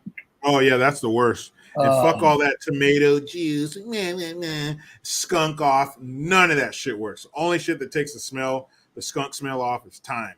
Oh, my dog got tangled up with one as a kid when I was younger. Oh fuck, she was so close to it that her face looked wet. And that's how close she was to the skunk. Her fur was all wet. Holy shit. Oh. So you're saying just take a little pinch of thyme and then it's gone. Yeah, just a couple of sprigs. Oh, it's all gone. Good to go. I don't know. But anyway, I hope this guy enjoys his stinky sandwich. I don't know. He didn't seem too happy about it. And his big hot glass of clam juice to wash it down with. To wash it down. And it wasn't heated up like in a microwave. It's been on the dashboard. Sean, what is your worst hot meal? That's okay. This is Sean's nightmare. You open this briefcase and you have to eat it. What is the worst possible food that could have been in that sandwich for you personally? Oh my God, man. Fucking hell. Egg salad sandwich. Egg salad? Right there. Yeah. Oh, In a yeah. hot briefcase. Oh. That's going to the hospital, dude. You're dead. You understand me, son? You're dead. You open a fucking egg salad sandwich in Los Angeles in the summer that's been in a dark briefcase. That is fart city right in your face. You're gonna shit your pants by looking at it. You're gonna look at that thing and shit. Seriously. Yeah. For me, it would have to be you open like it up and your head's in an elephant vagina. It's that kind of nightmare. Stop it. Top and bottom. It's coming out of the top and the bottom. Lay in the bathtub. Hope for the best. Damn right. Went on a 15-minute detour because there was a sandwich. That's right. Listen, we deal with the important issues on this show. You know? We leave no clam unturned. So yeah, that's right. We leave no clam unlicked. Oh boy, how you doing? The Ferg says rub your fingers on a stainless steel sink while they're wet. Takes the stink off. Believe it or not. When I cut Yeah. garlic, I have a stainless steel knife and I'll rub it on the handle. No smell at all. That shit really works. Really? My buddy, he has a piece. It looks like a bar of soap. It's a piece of stainless steel, and he keeps it by the sink in his kitchen. And you rub it. I swear, garlic, onions come right off. Weirdest shit ever. That's true. Well, That shark stink on my fingers was one of the worst stinks of my life. Oh my Stainless god. steel, bro. Stainless steel. Oh. Then you can go back to Dudley's bread. Oh, I go there. Have you ever had a cinnamon crispy? My grandpa had them, so they're sentimental to me, but I do love them. Imagine like a light pastry disc. You know, it's swirly, but it's paper thin. Little bits of walnut and cinnamon and sugar all over the top. A ton of butter in the dough too. And it's just like the lightest, crispiest. It's all flaky with a little bit of walnut. Delicious. Dudley's has Sounds fucking great. John, we don't put clam in the bouillabaisse. No thanks. No. No thanks. Anyway, I'm sure this sandwich was disgusting. Yes. So, that's Rosie Perez. And that's where he wants them to ask her, what was the guy wearing? But the cop's too arrogant, the cop in the black shirt, and they're interrogating her. He's too much of an arrogant prick, and he feels that he's moving in on his investigation. He's not going to ask her shit. Right. So you're not even a cop anymore. You know, get out of here. Right. So yeah, man. And for those of you that want to illustrate and color comic books, painting, designing, this here seems subtle, but this is brilliant. You have the two opposing colors. You have the yellow background. You have the purple foreground. That's genius, and it's never, ever an accident. If you want to learn color theory, a lot of you comic book fans, if you want to learn color theory, the guys that do the lighting design in movies are geniuses, and they don't overthink it, and the stuff is always orange, green, orange, blue, purple, yellow. Just the push and pull is fantastic. And I learned that when I was in high school from Scott Clark, rest in peace, who's a former DC Comics Wildstorm guy. And he told me about lighting. He said, watch a lot of movies and you'll find a lot of good lighting in movies. So I remember learning that from him when I was 17. And it's true. That's true, bitch. Do you put bouillabaisse in the clam? All right, Mr. E. That's enough. No, you order the bouillabaisse and the clams come over to the table. There you go. Bouillabaisse goes on anything. That is true. That is true. It's absolutely true. To prove it. So now Pendergast is putting something together in his head. The Korean store owner's been robbed. The Vatos Locos have been beat up. Then the Vatos Locos were shooting at him, and he's starting to see there's a line from this spot over here that's kind of going straight. Where I think it's the same guy. Other people in the police are like, I don't think so. You're nuts. What are you talking about? Yeah, what do you mean? That's a wild theory. What do you mean? Go back to your Experience? desk. Go back to your desk. Right, but he thinks there's something to this, and people are doubting him. You know, but he's putting it together, which I think is pretty badass. It shows, even though he's retiring, he's a wily old veteran, and he'll show these young cops a thing or two. You know, even though they've been they love him, but they've been clowning him. You know. Yeah, I'll show you little cocksuckers. But he's cool about it. He's not being a dick. You know, he's frustrated, but he's not like being an asshole. I think if you could sum up his personality best in this movie in one word, you'd say stoic. He has a lot of hard things, a lot of challenges, a lot of ribbing, his kooky ass wife, the death of his daughter, and he just keeps his eyes on the prize. He keeps moving forward as a man like, I have got to do my duty regardless of how I feel. It's admirable. It's a very good example for men. And I think Michael Douglas is the converse of that. He is facing all kinds of hardship and challenges and crazy shit, and he has decided, fuck it, I'm done playing by the rules. Whatever, Mad Max, you know, and that's, you know, everyone feels that inside, you know, that rage, that anger, that I want to tell them off. And we realize we shouldn't do that. You know, like, where's it going to get you if you just fly off the handle? So I do love this movie as a study in masculinity. I really think this movie is a study in that. And this, I think, is the gem of the movie. I think this here is such black humor. It's so dark, this scene, but you can't help but laugh because it's a farce what's going on here. You know, either of you want to tackle this, or you want me to start explaining this one here? This this is a way anyone who's ever been to a fast food restaurant feels. You've never taken it to this extreme, but yeah, there's definitely been a disparity between what you see on the menu, that stacked high, juicy water droplets on the tomato, you know, the cheese melting over the side of the patty, and then the onion, you see everything clearly all the ingredients, that nice tall bun with the sesame seeds, and then you get, that thrown together real quick by somebody who's waiting for their 10-minute break. And Chuck, can I switch my shift with Jaden on Saturday? I have to go to a birthday party for my niece. Can I trade and work in the evening instead? My mom says I have a dentist appointment in the morning. So Michael Douglas stumbles into Whammy Burger at 10, I want to say 10:32, 10:33 in the morning. Yeah. And he wants a whammy 11:30. 11:30. He wants a whammy sunrise sausage sandwich or something like that. He wants breakfast. He wants the hash browns. He wants the sandwich with the eggs and the sausage. And this lovely young lady. I love the Whammy Burger mascot, by the way. Yeah. This burger will kick your ass.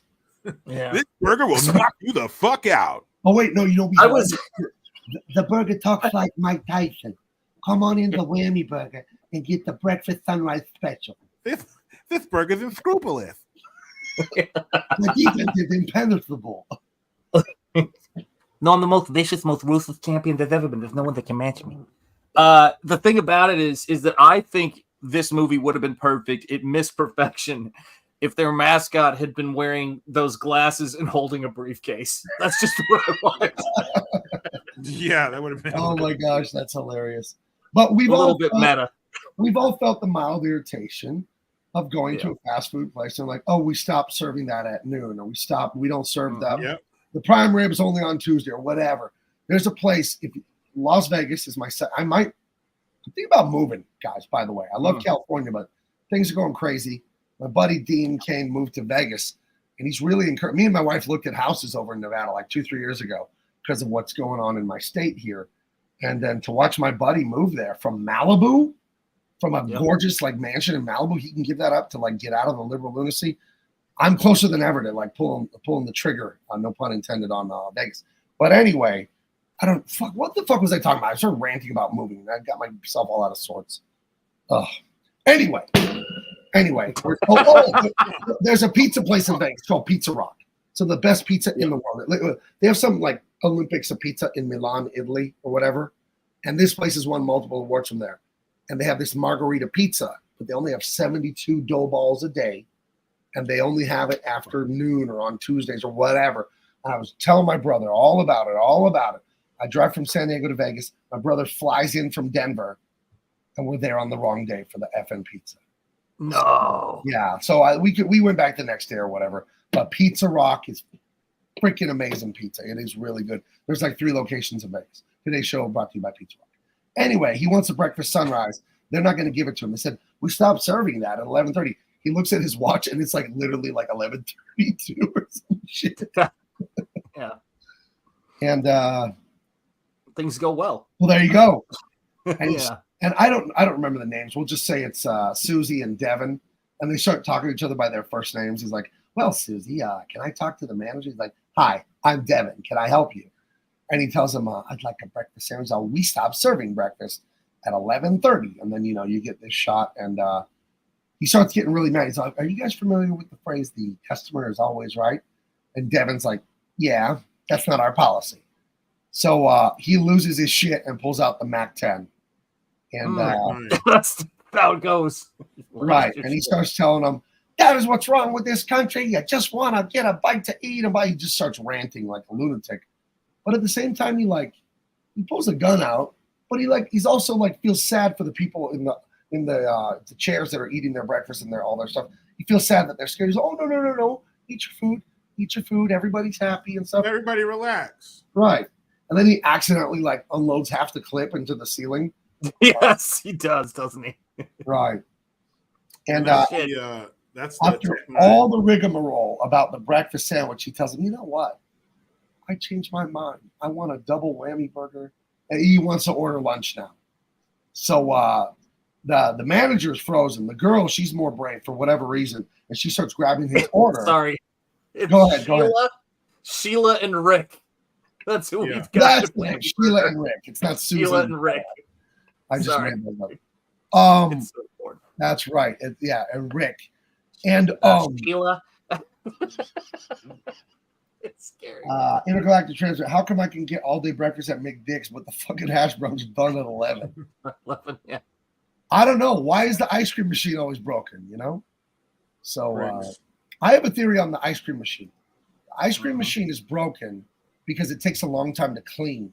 So with like an hour or two to go, the night shift McDonald's workers say, we're going to just clean it now. Yeah. You can go home on time. We'll just tell them it's broken. That's what I think is going on at McDonald's. That's a theory I have. So that's very possible. Right. So so then they're like, get him his food. And she's grabbing the food. He says, no, Rick, I want you to get it, considering all we've been through here together. He's just kind of weird about me as Rick handing him his food. And there's a nice little bow on the scene where he opens the burger and he's all, this is what I'm talking about. Look at that picture up there. The burger's beautiful. All the things you were saying, Jericho. The tomato has the water droplets. The hamburger's nice and fat and juicy. Then he holds up this hamburger that looks like somebody punched it. Like somebody sat on it. Like, oh man, my bad. I forgot your hamburger in my back pocket. Right. Did I ever tell you the story about the 20 McDoubles with no meat in them? Yes, you told us that the other week. I did tell you that a few weeks ago. Shit. And then Jericho said that he also did that working at a McDonald's. Yeah, a bunch of meatless cheeseburgers went out. What happened? So anyway, he goes ape shit in the whammy burger, and it's as grim as the reality of it would be. It's a really funny scene. I know that sounds grotesque, but I think it's so tense and bizarre. Like dreamlike isn't the right word, but it's so unrealistic that you can't help but think it's a funny scene. Yeah. So I don't know. To me, it's kind of the defining scene of the movie because it's over the top outrageous. So let me open my second set of images. That was the last one in that set. But do you guys agree, like Jericho shot, is that like the scene to you? Oh my God, yeah. It's this scene is one of those scenes that makes this movie. And when you think about it, great movies have scenes that make the movie. This has probably 6 or 7. That's what makes it a movie we still talk about. It's got 6 or 7 scenes. You think about Star Wars, you've got the cantina, you've got the opening sequence with the ship, you've got the trash compactor, you've got you get 5 or 6 classic scenes in a movie. This isn't a very long movie for that matter. Hail, American Comics Company.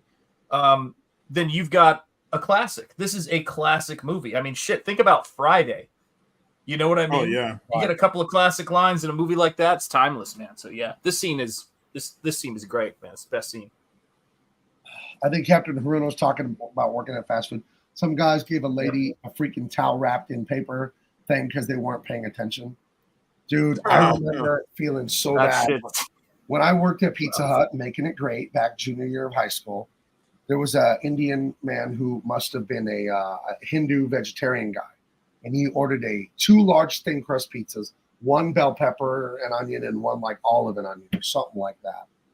And I didn't do it, but some people made the pizzas and like put sausage on them, delivered them to his house. He was very upset. So then he was going to come in and pick them up so we'd have them done by the time he got back. And whoever put the pizzas in the oven got them stuck in the oven. So we got his vegetarian pizzas done. Pull them out, they're pitch black by the time he gets there. So we had to wait for a 3rd round of pizzas. Thankfully, he didn't have a Mac 10 in his bag. Jesus. Yeah, thankfully. I felt there was an Iraqi guy that worked there, Farhad, and he was a delivery driver, and he would talk to me, and he said, in my country, I'm doctor, but he came here after the Gulf War, and he was delivering pizza trying to make ends meet. I remember those poor delivery drivers. I was just a cook. I just made pizzas, but the delivery drivers, they were in and out and in and out. And I remember he got yelled at by the manager because he was doing so many deliveries so fast, trying to make a buck, He peed in the bushes at an apartment complex in the dark, like near a dumpster. But I guess like the lady saw him through the window and called and complained, your driver peed in the bushes or whatever. He pissed in my face. Right. I remember peed on the dog. I remember he didn't get fired, but I remember like the manager, she's like a 27-year-old lady. And she's dressing down this like 45-year-old Iranian guy that used to be a doctor. Got to be a doctor before the revolution. She's dressing him down for peeing in the bushes at 9:30 at night. And it was just now she's an SJW. Right. And even though I'm 16 at the time, like in my head, I'm like, this isn't right, man. This is not right. Can't be right. This ain't good. You know, so. Yeah. And this never happens in Bostomania. That's true. That's true. You don't care where you piss, just not in the kitchen. Right. Yep. Oh my goodness. All right. So moving on. He gets his way at Whammy Burger. He had it his way, whether they liked it or not. Yep. So yeah. So that he had his way with them. So Robert Duvall and Rachel Ticotin, I forget their character names, Pendergast, and I forget her name in the movie, but whatever. She's the Broad. She's the beautiful thing. They go out for like a farewell kind of lunch kind of thing. You know, they used to be partners on the beat together, apparently. And her new partner, Mr. Smarmy, Joe Cool Shoes or whatever. Yeah, constant asshole. Oh my gosh. Yep. This guy. Everything's a dig. Everything's a fucking slight. Everything's, hey, we're gonna fucking miss you around here. Hey, you're not a fucking. Everything is he's just talking shit the whole time. So this becomes another problem for Bobby Duvall to deal with. Right. Yep. And they're trying to order their food, and it's really great world building. Again, let me nerd out on writing here again. You can tell this is a place they've been to before by, what is it? Oh, we'll order the number 7, 2 number 7s, and the waitress is smarting off to them in a really fun, playful, friendly way. So they establish in just a few lines of dialogue. It's beautiful writing. The waitress, the cops, they all know each other. This is a place they go regularly. That's expert writing. And they do it with just a few lines of dialogue. So as a writer myself, I'm always on the lookout for great things that I can steal and use. And I thought it was fantastic the way they established a whole history that, they've been coming here for years. They know the waitress, blah, blah, blah. And they always get the number 7. And it's really great. Before the food can even show up, Joey Slicks comes in here talking shit. And tells them, some nut job just shot up the Whammy Burger. You know what I mean? So I got Rach. So him and Rachel have to take off. But there's some clue that Joey Slick says that makes Prendergast go, wait a minute, where? Like, we got the Korean shop, we had the Vatos Locos beat up in the park, then the shootout, then this and that. Like, let me go see. I think this could be the same guy. You know, so he starts following along. I need to fill my water as well. I'll be right back. All right. Michael Coulter. Oh, thank you, Michael. I remember when the Broncos won the Super Bowl back-to-back in 97 and 98. The year before, they lost in the playoffs to the Jacksonville Jaguars, an expansion team. The Denver Broncos were the best team in the league. 13-3. They had never lost a playoff game at home, and they were hosting the Jaguars at home, and they lost. And it was devastating to me because the Broncos had already lost 5 Super Bowls at that point. They'd never won anything. But the worst part of watching that playoff game when they lost to the Jaguars, it was my wedding shower party at my mom's house hosted. There was some kid, a kid of a relative, some little snot-nosed little kid that I didn't know, kept coming in the room where I was watching the Bronco game, and he picked up on my team was losing and just started talking shit to me. And he's like 7. Like, they're losing, interception, fumble, like whatever was going wrong. This little, I didn't spank him, but I thought his mother should. This little jerk was just ribbing me the whole game. He just made that his job to go in there and just give me hell for my team losing. And then they lost, and it was terrible.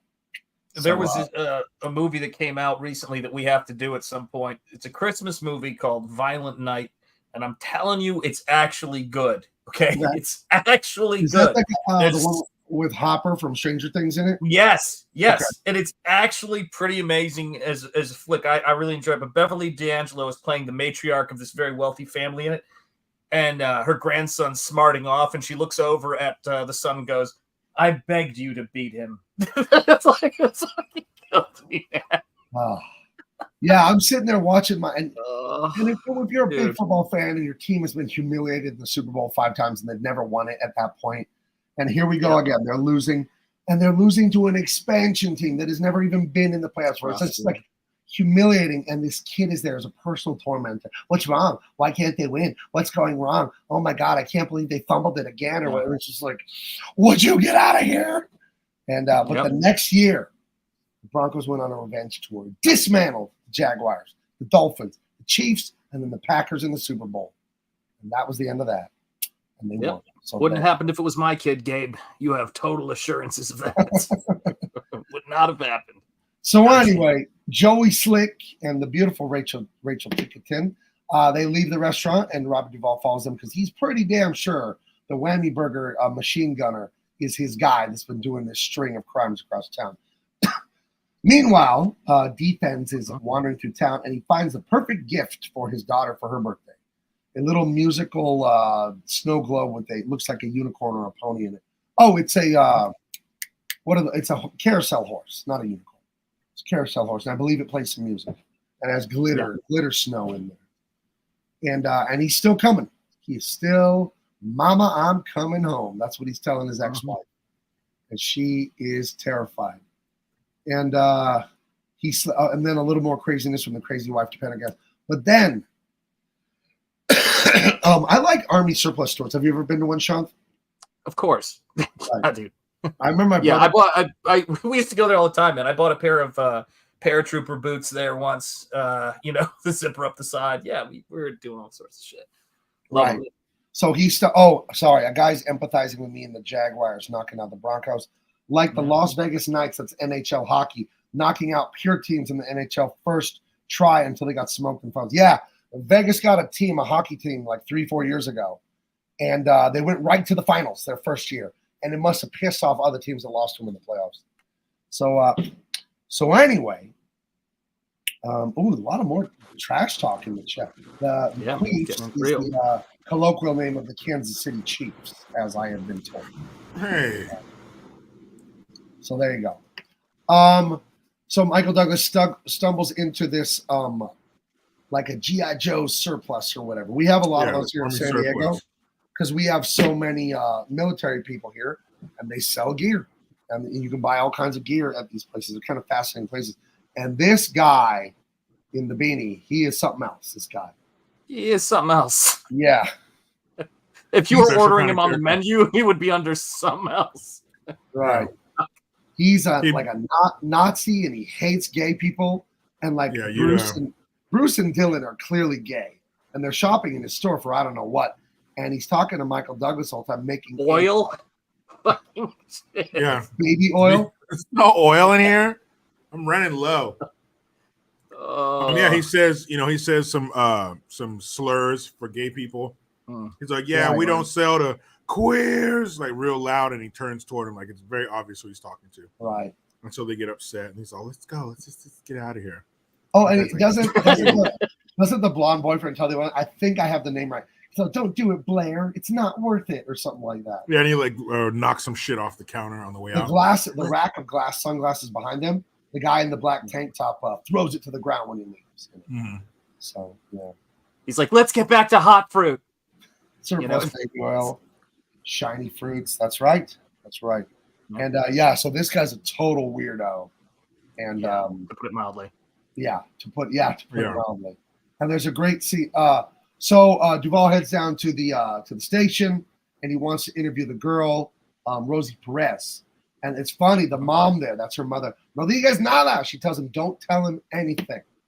And she says, ni un palabra, I believe. That means not one word. Yeah. But the girl goes and talks to him anyway, and kind of tells him some stuff about the guys, what may have happened, because he's putting this together. He is sure he knows that he doesn't know who Defense is, but he's sure this is one person committing all this chaos throughout the thing. He's like, did I miss him going to the Korean guy's store? No, we're not there yet. Okay. We're not there yet. So he's basically doing the detective's job. And the thing that was interesting to me about this is you've got this guy, he's retiring. His career has been this one thing. Then his daughter dies, and then his career becomes something completely different. And this is his last chance with the badge to go and end his day how he planned on ending his career. But there's the risk that he's up against a rare kind of bird. Yeah. And he doesn't want to leave. He doesn't want to retire and go to Lake Havasu. No, he doesn't. Yep. And he's still young enough to be a detective. Yeah, that's his wife's dream. Mid-50s, but the wife is like, no, you're done. You're blah, blah, blah. So, and that's, he has a little flashback of his little girl there. Or he sees a little girl that reminds him of his daughter, something like that. Yeah. Nightmare fuel. Right. Man. And just so everyone's keeping score at home, I snapped at my wife to bring me water and got away with it. You see how it's done, fellas? She just see that? No black eyes, no bloody lip. Yeah, you said something about what her mother used to do or something. I can't remember how it worked, but something along those lines. Effective. That's the one I'm using. Right. So at the crazy store with this neo-Nazi guy that hates the gay dudes, Blaine and whatever, Rachel, the vision of beauty, Rachel Ticotin comes in and asks him about this potential guy going around. Have you seen this guy? And he's like, nah, nobody's here. I ain't seen nobody. Even though Michael Douglas is hiding in a changing room or whatever. I think the two gay guys' names were Blaine and Ketcher. That's what. That's right. But so the detective comes in and she says basically across the whole store, "Hey, have you seen this guy? He looks like this." And as she's saying that, because remember he has a duffel bag full of guns from the Cholos. He's sitting, he's hiding in the dressing room, and he slowly kicks the bag into the dressing room to him so he could hide with him while he, tells her some bullshit so she leaves. And he gives her some shit about this neo-Nazi guy knows that he like tussled with those vatos and the vatos got killed in the car wreck and that he shot one because he has a police scanner. And our beautiful officer Ticotin asks him, "What's with the police scanner?" He's like, "It's for my own entertainment. It's not illegal." It's Sandra is her name, right? Sandra, is that her name? I think you could be right. I think you could. Oh fuck, I can't remember. I don't know. Someone in the chat will have it. But he's totally anti-establishment. Fuck the authority. Right. Let's burn it all down. Right. So and you're right. It's a clutch scene because she comes in here. She just arrests Michael Douglas. She'll just arrest him, or they'll get in a shootout. But this guy, like you're saying, Jericho, he's lightly kicking the bag of the Vatos guns back into this little changing room or whatever, this little alcove Michael Douglas hiding in, and totally just lies to her.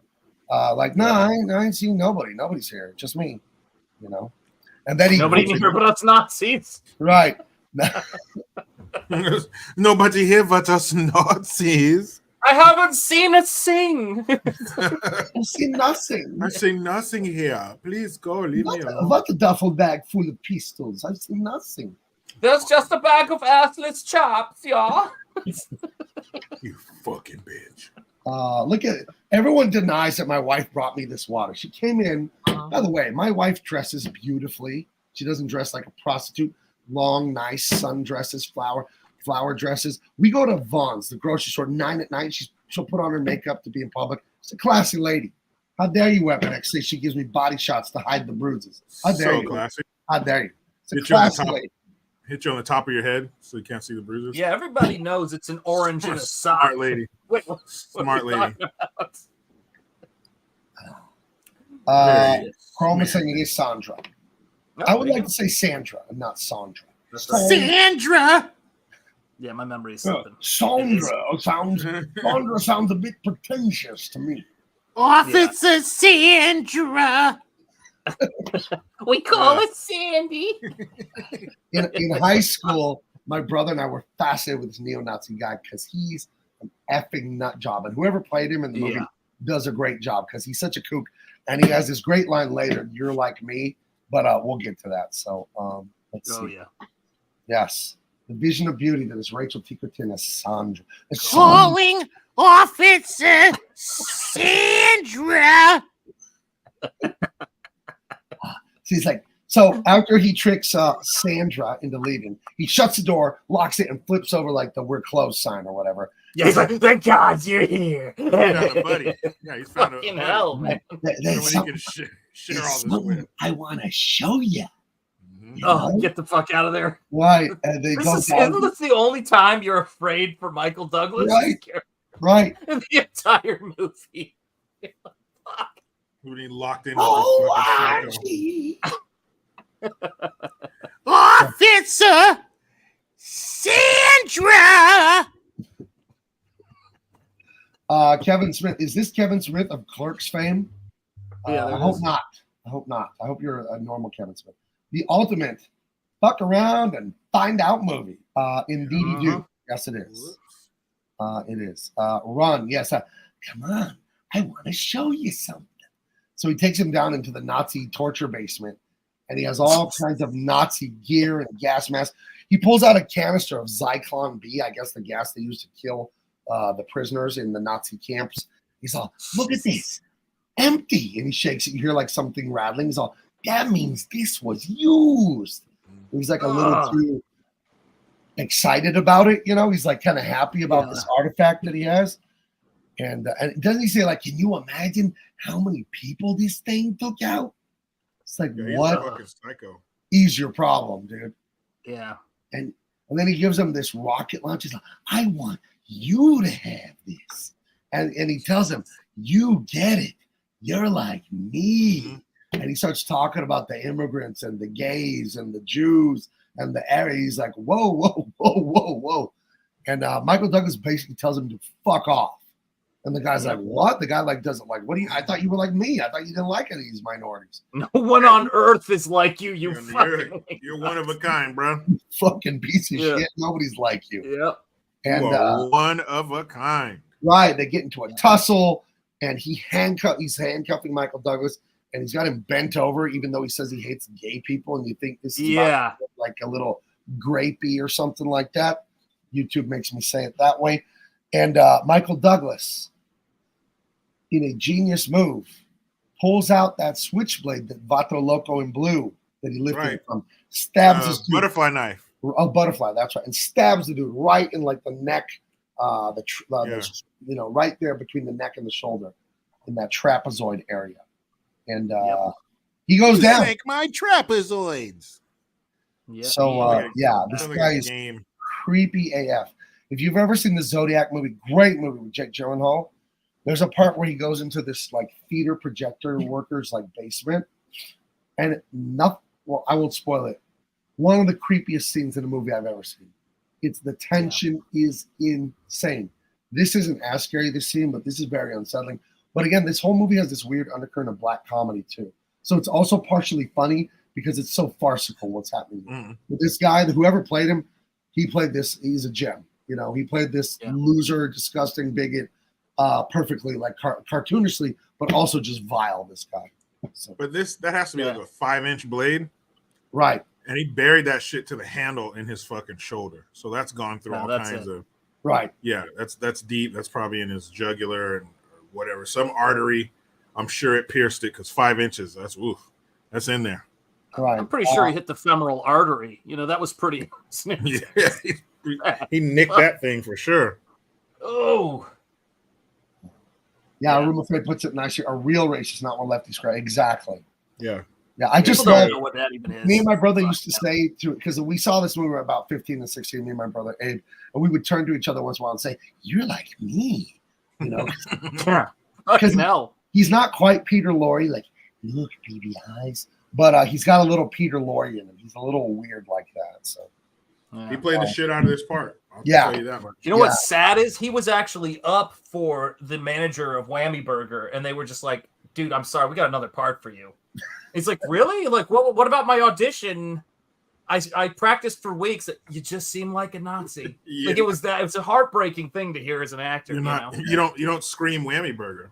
You just don't. You scream fucking. You're not. Listen, you're not Whammy Burger material. All right. You're just not. You're not. I think that's one of the funniest. Guys, that's tough to hear. That's a great double middle finger from Adam Carolla, one of my favorite guys, great comedian.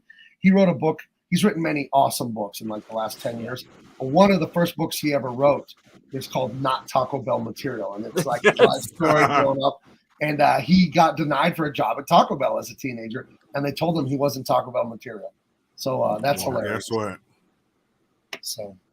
So how about I'm fucking millionaire material? How's that? What do you think about that there, jerk off? Why don't you eat another fucking crunch wrap and I'll fucking drive out of here in my Lamborghini? Hey, hand me that fucking gordita. If I wanted lip from you, I'd check your pants. It got out of hand. Yeah. That's what he's got to do. He's got to go back to the Taco Bell that didn't hire him when he was 17 in his fucking Lamborghini Murcielago that he has. And, just order a few crunch wraps from that bad with some, with the fucking La Cucaracha horn when he pulls up. I think you should buy it and burn it down, man. Imagine if this guy got the Whammy Burger manager role in this film, though. It didn't change. He starts shooting up the Whammy Burger. He's like, "You're like me. You get it. Now it'd be like, man, I just want breakfast after 10:30. Hey, man, you're like me. Me too, man. Let me show you where I keep all the breakfast. Come in my office. Show you where I keep all the Nazi breakfast memories. Oh, Brandon Clark, $10. Thank you, my man. Quite generous. Bola. And it's a booty shaking Wednesday on Double Impact. Here you go. Shake, shake, shake. Shake, shake, shake. Shake your booty. Shake your booty. That's something. Shake, shake, shake. You never get used to it. Extra shake. Yeah, you got a little extra shake there. Hey, you want some fries with that shake, baby? Oh. So there you go. And John says no. John, no. See, John he's fronting in front of all you guys. John's putting on act. No, John. He private messaged me on Twitter. He asked me yesterday, could we please have more booty shake? And I said, your wish is my command. Right. So John speaks for me here. He speaks for Love me. is love, John. We don't judge here. Oh, Tony C, #1 Dean Cain fan, points out Frederick Forrest was this actor. You're like me. And he was in 2 movies with Dean Cain. I did not know that. Nice. Oh, we got to ask Dean about him, man. Sean bitch. How dare you, none of my Gabe? I don't like that. I don't like the booty shake. I love the booty shake. Get it right. Get it right. So he pulls this fucking saber out of his shoulder. Ugh. He don't make it. But then he gets shot too, right? Right. Yeah, this is where Michael Douglas, I mean, he's already crossed the line of being a psycho, but this shot here, he just tells the guy that the guy's a piece of shit and whatever and blasts him. Yeah. So he has reached the point of no return. So there you go. Yeah, he doesn't shoot him in the calf like he does the gangster. Like he fucking puts him in the torso. That's the killing zone. Right. So yeah, he greases this dude. He shoots him like right in the face or something. They don't show it, but he kills the guy. So, Yeah, there wasn't a funeral for him anyway. They just threw him in a landfill. Yeah, let the seagulls take Sorry, care of him. dude was fucking trash. He was old. Continue. So then a little bit more of the police procedural stuff. And the phone rings again at Mama's house, and the birthday party is imminent. And guess who calls her from a Nazi bunker underneath an army surplus store? And he tells her here, his wife, he's coming. There's nothing she can do about it. And he's reached the point of no return. And no, none of that was innuendo or a double entendre. He was being he's changed his wardrobe. Right. Yep. He's wearing just like a black mechanic or maintenance man SWAT suit. Oh, like a SWAT suit with nothing else on it with no insignia. Yeah. Yeah. Some tactical He's a gear. soldier. He's got his tactical gear, and he is almost home. So I will see you soon, honey. And she is shitting bricks. He's not going good. And the cops are at her house. The cops have been hanging out there, all day long, trying to keep an eye on her. Right. Oh, Captain Haruno has it here. Past the point of no return, the final threshold, no backward glances. Our games of make-believe are at an end. Yep. Listen, of all the things someone could call me from a Nazi bunker and tell me, this would be something I would never want to hear. Yeah, it's top of the list. So, Yeah, you're like me. No, he didn't say that. Sorry, go back. You're like me. You get it. Dude, let me tell you something right now. That right there is probably when you're having a conversation, those fucked up kind of person. When they look at you, they don't know you at all. And they're like, hey, we're kind of the same. And you're like, all right, I gotta get the fuck out. Yeah. We're the same insofar as we're both humans and we're both currently on Earth. We have those things. Yeah. Sure. Probably not much else, Not much else, if that. Well, to be fair, we both like history. I look at it a little different than you. I do. Yeah, you refer to it as the war we lost. I refer to it as the war we won. Shit. Right. Oh. Oh man. Wonders if Defense's mom should tell him he's past the point of no return. Maybe. Yeah, no shit. Let's see. Stop making me want to watch y'all cover Phantom of the Opera. Blah blah blah blah blah blah blah blah blah. I don't know the words, but my son plays that on the piano. And when when he plays that song on the piano, our basset hound howls. Yeah. I think it's interesting when you play something in a minor chord the animal can feel the sadness? Is that what's really happening? Mm-hmm. Because we as humans, the minor chord, the major chord, for those who don't know music theory, basically happy and sad sounding songs, and there's a science to it. And I wonder if the other like mammals, intelligent creatures can also feel it. But I know when my son plays music, the dog doesn't always howl. But when he plays that one and a few others that are like downer kind of songs, the dog howls. So I do wonder about that.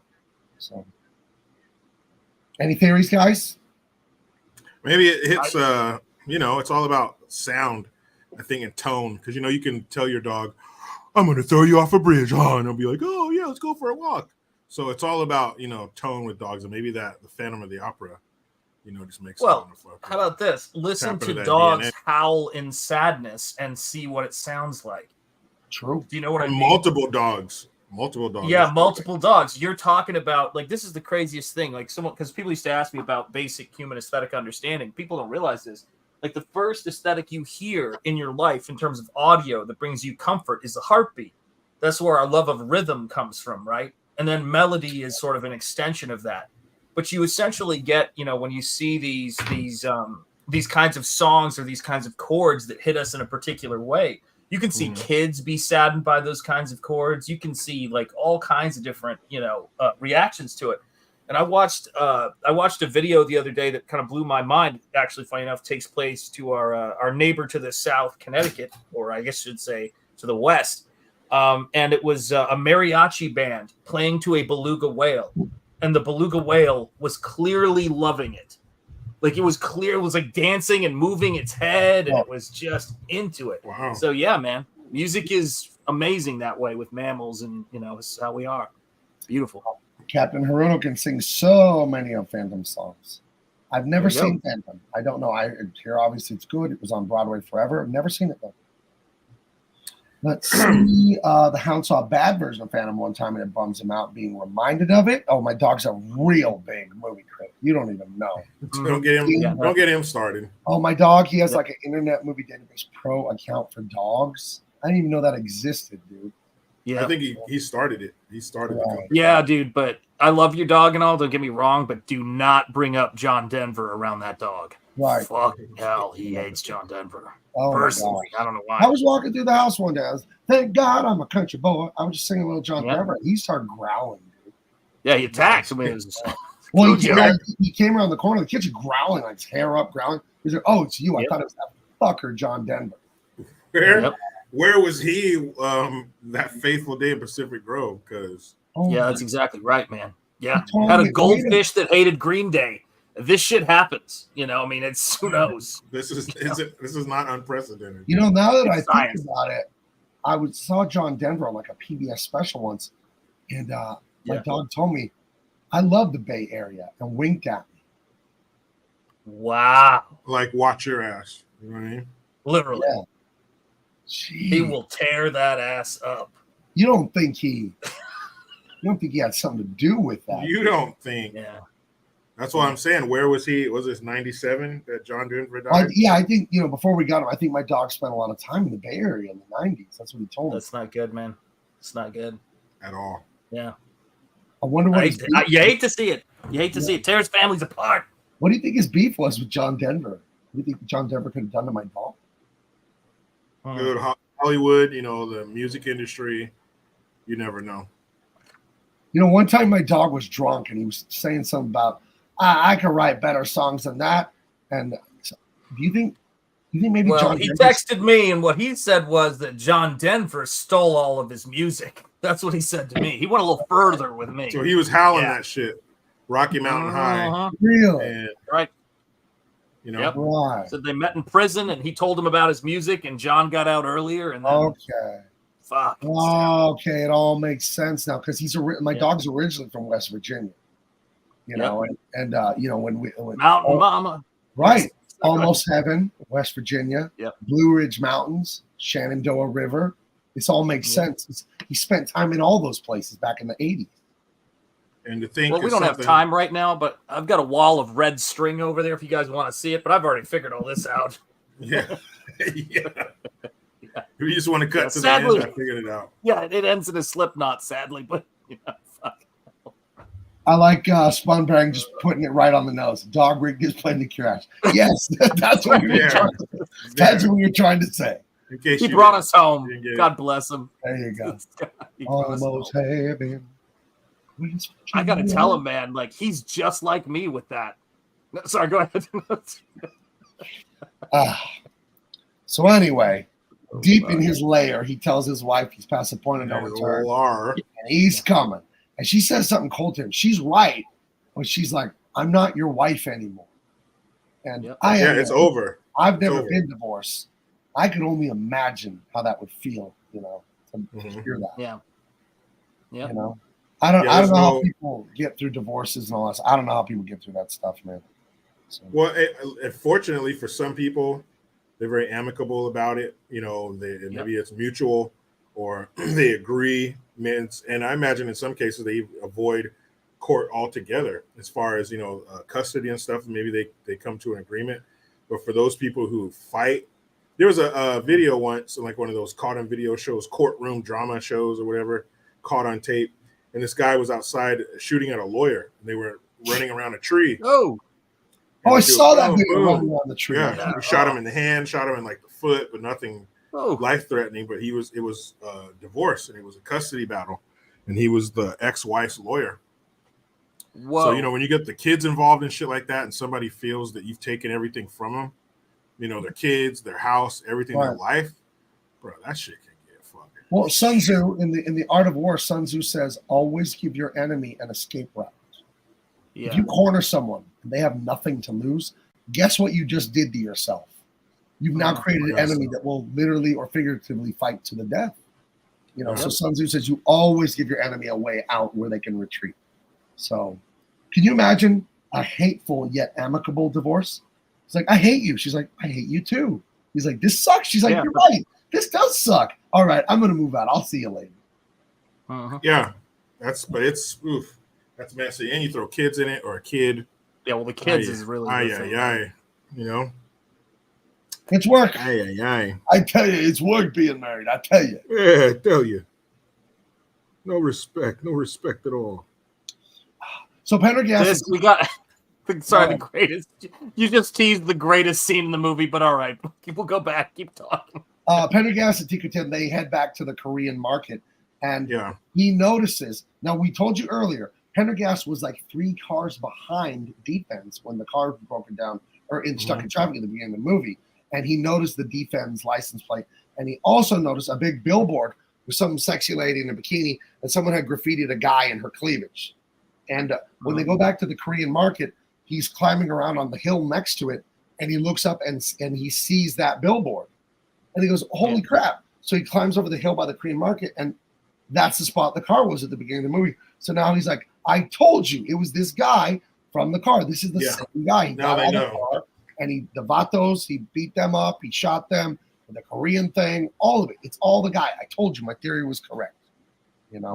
So he calls into the station and says, "Look up this license plate. It says defense. Now we'll know who this guy is." And have an address. Yeah. And it gets weirder. Right. Yeah, it goes places. Which one wants to handle this? Because you guys are joking about this before the movie. This is the most beautiful scene in any movie ever, only because of the kid in it. Yeah, but the kid, the childlike innocence is. This was the kind of kid that has built America for the last couple of decades. Yeah. These are the kids who could handle stuff. So yeah, he comes to where this road is under construction, and it is the classic. This guy sitting there, the road is dug up, and he's like, "Yeah, what do you want me to do?" Yeah, and then the guy sees the gun on his hip as he's talking, and he's kind of like, "Hey man, look, I don't know what's going on." He's like, "Just tell me this road wasn't broken, and there's nothing wrong with it." Finally, he tells him, and he goes, "You know what? There's going to be something wrong with it now." Pulls out a bazooka. Right. Yeah, but he can't open it. All these things that Michael Douglas reacts incorrectly to are all things that piss us all off. We just don't go crazy Grand Theft Auto. But he's mad here. My grandma used to complain about this when I was a kid. She said they're always digging holes. And they do it so, and Michael Douglas said, my grandma said, they do it so they could justify their budget for the next year. So there's nothing wrong. They shut down traffic. They inconvenience everyone just so they could grift the tax money from the government. And Michael Douglas gets him to admit that because the guy sees the gun on his hip. Yeah, And, I did whatever at that point. right. So then he pulls out the rocket launcher, but he doesn't know how to use it. And the kid comes up. The kid is so nice and sweet and innocent. So cool. What movie is this? What are you guys filming? Because it's LA, so the kid doesn't think it's a real rocket launcher. So clearly they're filming a movie. And the kid explains to him how to use it. And he accidentally shoots it. You see the black hole by the guy's thigh and knee? There's a long underground tunnel there. He accidentally shoots the rocket down there. And one thing I no like, trigger discipline. one thing that I like is the little boy. He says, "How do you know how to do this?" And because we're well into the 2000s, you expect that kid to say, "I played on a video game. I played on Call of Duty. I played it, something like that." But he says, "I saw it in a movie. I saw it on TV." Right. That was all we had back then. So that kid saw it on some war movie or some shit like that and knew how to shoot it. But today that would be a different answer. Today that would be a video. Yeah, Beverly Hills Cop 2 is what he watched, by God. Right. There's that movie coming out, or it already came out, about the guy that was good at Grand Theft Auto, and then he raced F1 racing and won a race. Oh, yeah. Because the tracks in Grand Theft Auto mimic the real life things. I've told you guys on this show before, when my daughter moved to Hollywood and I started driving up there all the time for her comedy stuff, I knew where I was because I had played Grand Theft Auto 5 with my son, and they get sections of LA completely correct. They don't have all of Los Angeles, but a ton of it. I was driving up there. I think I was in the 405, and there's this bridge, and I'm like, I've been here, but I knew I'd never been there before. I'm like, what? I've been here before. It's the weirdest, like weird, beyond deja vu. And all of a sudden, I'm like, oh my God, I've driven through here in Grand Theft Auto. It's the weirdest thing. So, yeah. So you're right. He probably would learn how to use a rocket launcher from a video game now. For sure. So, it was Arnold's fault. He learned it from Commando. Hey, Jericho, real quick, is Arnie there? I want to ask him about this. He's always here, man. He's always hanging out. Hey, Mr. Schwarzenegger, Governor, if I call you Mr. Governor. So yeah, we think this kid learned how to use high-tech, dangerous weapons of war from watching your films. Have you ever felt guilty about that, about setting a bad example for kids, or do you think it's good for kids to learn how to use weapons? I think it's great. There's another skill. Whether it happens, the zombies or something, they come here, or the Russians, they come here and take over. And the kids are like, mommy help me, I don't have to do anything. But thanks to me, these little bastards are running around in order to do the RPGs. Is there anything you regret showing and teaching young people in your life? I wish I would show them more how to get the frumpy, dumpy housekeepers. Whoa. Okay. Well, I'll let you get back to your house. Whatever you're doing. Tell Lupita we said hello. Yeah, I'll tell her. And a good thing the camera's not panning down because I don't have any underwear. Well, you know what? One more thing for you. Are you whitey tighties, boxers, boxer brief, or something a little more wild? What do you prefer? Well, just like my blockbuster action movie in 1985, Commando, that's how I do it here. Nothing. My balls are just hanging in the air. Even on like a hot day, you don't want anything mopping up the sweat? I don't care. Let it drip down there. I'm not the one who has to take care of it. Oh. Well, it is August, so good luck. Yeah. They call it Austrian swamp ass around here. Are there a lot of swamps in Austria? Only in their pants.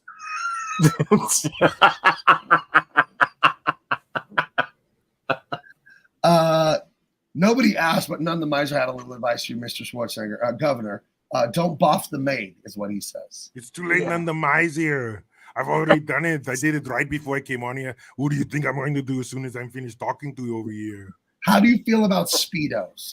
I know you wore them when you won your Miss Olympia titles. Do you ever just wear them around the house or wear them to the beach? Or I don't care. I wear them when I do the bodybuilding competitions because it was always difficult to shoving all of that penis and the balls in the air. All right. Well, tell Lupita we said hello, and we'll talk to you later. Thank you. The great Arnold Schwarzenegger, everyone. Yeah. All right. Yep. Anyway. And back to the. I like this. Where were we? Arnaldo Jr. looks more suitable as a kid, though. That has got to chap the wife's ass. That the affair, the love child, has got all the genes for the physique, and the other kid not so much. Well, Yeah. it's too bad she's not my wife anymore. Oh, you did wait? You disavow your son with Maria We have- Shriver? Yeah, no, I don't disavow him, but we haven't slept together in years. I always over at Lupita's house. Oh, okay. Yeah. What was it that was since you're still here? What was it about Lupita? It was about her that was able to tempt you into breaking up your marriage to a I remember like it was yesterday. I was in the house. I'm like, Maria, are you in here? She wasn't in there. So I go upstairs and I'm like, oh, she's in the bedroom there. And I go, I'm quiet. I'm tiptoeing. I go, I'm going to surprise her. And maybe she won't turn around and make my penis go soft with her cheekbones. They disgust me. So I'm going like, yeah, I'm going to sneak up on her. And then I come around there and I'm in the bathroom and she's bent over. I'm like, wait a minute, it's not Maria. That's not her. It was Lupita. Was she cleaning the bathtub or something? Yeah. And she was getting something from under the sink there. And next thing I know, yeah. Oh, would you say there was a bomb in there? Is that how you would put it? Definitely a bomb in the air. There's a bomb in the air. It's a classic Hollywood romance. Little girls everywhere dream of being swept off their feet by an Austrian strongman. So there you go. Next time we have you on, I'd like you to finish up the story of what your father was doing back in the 30s and 40s in Austria. Yes. We can have a talk about that. Uh-oh. You're just like me, man. Just like me. Little young Arnold, you're just like me. Wait, you get it. You're like me. Oh, fucking hell, dude. It's like, that's got to be the creepiest series of words that, like, there's nobody who could say that shit to you. It wouldn't be creepy as fuck. No, that's 100% creepy every time. Oh, man. So good old Rachel and Robert Duvall, Pendergast, they head over to Defen's mom's house. And she's nice to them, but she is a kook, clearly, and skittish. And she is obviously a big contributor to the mental problems that Defense has. Yeah, a lot of Norman Batesy kind of shit going on. Yeah, here. there's a little bit of psycho vibe going on here. A little smothering, very crazy. Little smothering mama. She loves her boy. Yeah, she's like, this is his room, and she points to this very deep well. And like, fucking hell. Like, what the fuck? It's where we lower the fish heads down to him. One of those things. And then it's news to Mama that he is not a defense contractor. He has not been helping the government design missiles. He got fired 3 months ago. And she's like, well, where's he been going every day? And they don't explain that in the movie. And if you want to use your imagination, that could get pretty dark if you think about it. Maybe he didn't just start rampaging. Maybe this has been going on for a while. Yeah, maybe he's been warming up, for this. Cutting his teeth, as they say. This is where he skinned the ants. Oh my God. Psychotic. You have like tweezers. You're just peeling this carapace off of an ant or something. And it's all twitching while you're pulling its excess. I love the chat. Dedication. Chat's amazing. Oh my gosh. So these two go to his house. They find out that he's a nut because his mom is the queen of nuts. And then they find out, about the ex-wife, and the ex-wife lives in Venice. They take a look at a map, and guess what's a straight line from where he abandoned his car, the Korean guy store, the Bato Loco Hill, the Bato Loco shootout, the G.I. Joe surplus store where that guy got killed. Guess what's in front of that in a line is Venice and his ex-wife's house. So Pendergast has put this whole thing together, and they know what they need to do. And this is the greatest scene of all. Kind of like what a fucking asshole. AOC would love this scene because it's a bit of an eat the rich scene, So but this is, again, people, turned up to a cartoonish level. I don't care. Get off of my court. I pay my dues here. You don't need to be on my golf course. And so he fucking hits a ball at him. You know what kind of damage you do to somebody with a speeding golf ball? You could fuck somebody up real bad. You could take their eye out, split their head open. You could fuck somebody up with a fast-moving golf ball. He says, I don't care. This was a missed opportunity. It should have been the two guys from Trading Places. On the golf course. Randolph and Mortimer? Yes, that would have been excellent. But Looks again, like you're gonna die here, Mortimer. They Turn those machines back on. They keep adding that black humor to this movie because if they played this straight, you would never want to watch this movie. It's too grim. Yeah. But he trespasses on a country club. These two guys get mad. Well, really, the guy in the pink gets really mad. Look how they're dressed. The guy in the yellow is like, "Calm down, Murray. Calm down. Just let him through." It's like, "Fuck that. I pay my dues." And like you said, Jerk is launching balls at him. Almost hits him with a golf ball. And the guy in the pink gets so scared of the shotgun and all that, he has a heart attack and falls on the ground. Yep. Michael Douglas shoots their golf cart, and it just starts flying down the hill, and it crashes into the lake. And the guy on the pink, he can't talk. The heart attack's just killing him. He's clutching his chest.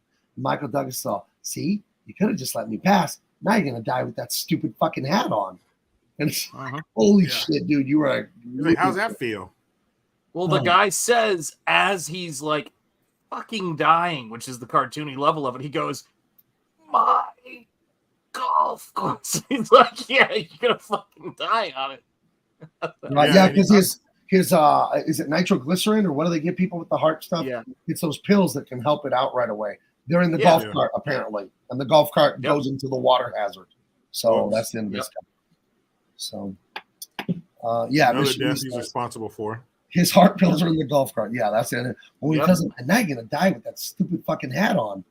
It's like, okay, he is truly past the point of no return and lost his mind completely. He's nuts. So, yeah, and then there's they're back at the home with the mom, and there's a picture. And Defen's real name is Bill, and Elizabeth is the ex-wife, and Adele's the little girl whose birthday it is today. And there's a photo on the desk and stuff, and the mom is shocked, and they're gonna go head over to the ex-wife's house to go stop him before he gets there. He jumps the fence at the country club, and he goes into some plastic surgeon's yard where the people are swimming, and they get freaked out, these people. But it turns out this isn't the doctor and his family. This is the caretaker, like the gardener or something like that. He's like, "We're sorry, Dr. Johnson lets us do this all the time, man. Don't tell anyone." And, and then he says, he ends up getting to this point where he's like, "This isn't your house. It's like, whose house is it? This guy's a plastic surgeon." He's all, "Plastic surgery paid for all this?" He's like, "I got in the wrong fucking racket doing missile design and all that." So he's bitter about that. So he's reached this point where he's really, his life is over, and he also feels like he wasted. So that's just such a double whammy. Divorce, no job, no nothing, no meaning for him. And even though he had all these 50 years or whatever age he's supposed to be, he also is looking back at his life and goes, the years he did have, he wasted. And it's just a tragedy to him, So. Yeah, I mean, what he basically starts doing is he starts putting together the kind of inescapable truth, which leads to how the movie ends, as tragic as that is, that it really is about his decisions and the things that he's chosen to do. And you can kind of see him, kind of take a little bit of ownership of that. Like he doesn't, like it's from the golf course to that. It's a fascinating scene shift. You know what I mean? Where it's like there's this one group of people who are assholes, and now he's like, how did I get to not even just to the job and not having that house, but how did I get to this point? Look at me. You know what I mean? I've got this family here. There's this nice place. That's what my dream was. And it's like, he's like a murdering terrorist, and he's out of control with rage, but he isn't like at his core, not an evil person. He's a man who's chosen evil for sure. But like the dad here in the yellow shirt, he says, "Take me, let them go," and he starts to get real emotional about it. He's like, "You think I want to hurt your family?" Yeah, motherfucker, you got a shotgun in your hand and you jumped over the fence. He's like, I don't want to hurt kids. I don't want to hurt your family. That's not what I'm doing. And it's a weird thing that's going on in his head where he's mad at society, but he's like, he doesn't want to do what he's deeming. He's mad at the evil. machine. Right. So the people he goes after are the machine. So he goes after this guy because he's the wealthy, the overlord that's oppressing. He kills the Nazi guy because the Nazi guy is just an evil, disgusting person. He kills the Vatos because they're criminals and all that. He gets mad at the Whammy Burger because how do corporations treat all of us? I mean, who among us here hasn't fucking been on the phone going, customer service? Oh, yeah. And you're like just jamming the zero over and over and over. Operator. Like, operator. All right, Mr. Green, well, I'll transfer you to the escalated department. And then they just hang up on you. Yeah. They don't transfer you. They just accidentally hang up on you. And you feel those feelings of anger and rage, but you don't go shoot a city, obviously. You don't do that. Yeah. But I do appreciate the callback service when that's available. Right. I do like that. Yes. Right. So it's really a fascinating study of like the rat race and how the vapid, like the vanity of modernity, where we have everything and we're more connected than ever, and we're like more empty and lonely than ever if we embrace that world. And it's so weird that it's just a big circle, and you realize, oh, all that matters is sitting around the table with my wife, big baby, and my kids and having food. That's like all that. That's how we started when I was 18 and we were broke young parents. We just started. We couldn't afford to go anywhere. All we did was eat, watch TV, go to the park. And then you get all this money. You want to travel the world. You want to do it. And you realize, oh, all that mattered was what we had when we started, so. Yeah, and it's the sad part about this whole thing, right, is he has allowed himself to dehumanize people as like he feels dehumanized, because the machine and all of this stuff, it's made a quote unquote machine is not a machine. It's a bureaucratic system. Sometimes it can be stupid, but it's composed of people. And it's when we kind of turn on other human beings, for these things that we kind of lose sight of what it's about.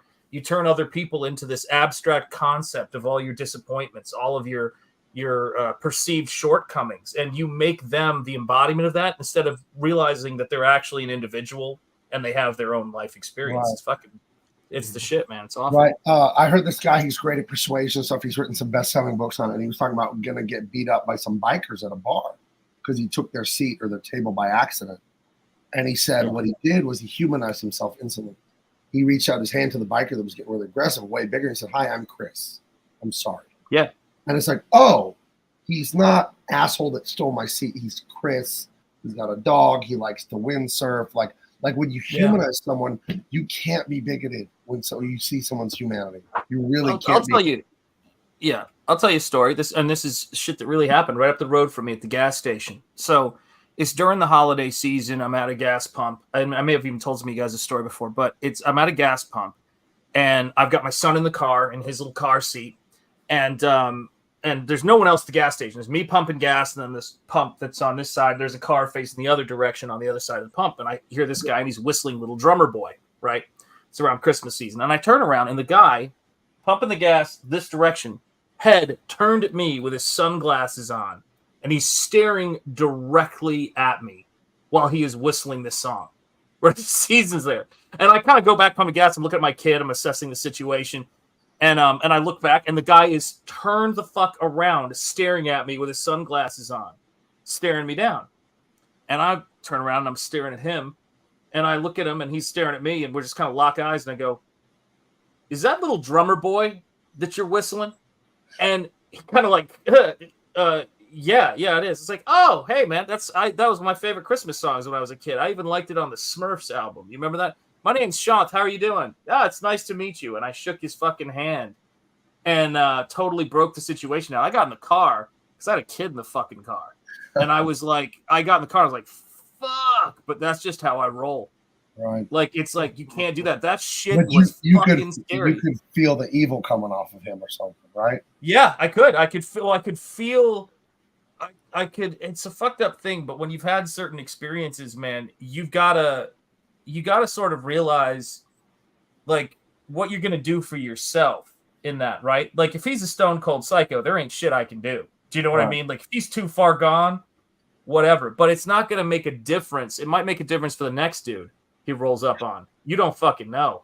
Right. So it is what it is. But fucking shit, man, you gotta have courage sometimes, man. That reminds me, I got one similar, and we'll get right back to the show here. But my wife and I, as I've said many times, we drove to Disney World from San Diego. We drove across California to Florida. We left one morning at 5 a.m. and we're going to stop and sleep in, I don't know, Arizona or New Mexico or somewhere. But we leave and we get somewhere in Arizona, like Tucson, I think. We pull over to go to a McDonald's or a gas station, whatever. And there's this guy, a white guy, and he's not a vagrant, but he looks like a guy that takes meth and lives in the trailer. He doesn't look good. And he's just kind of standing near the drive-thru at this McDonald's in the pitch black. And there's just like one other car there. I don't know if it was late at night or early in the morning. I can't remember.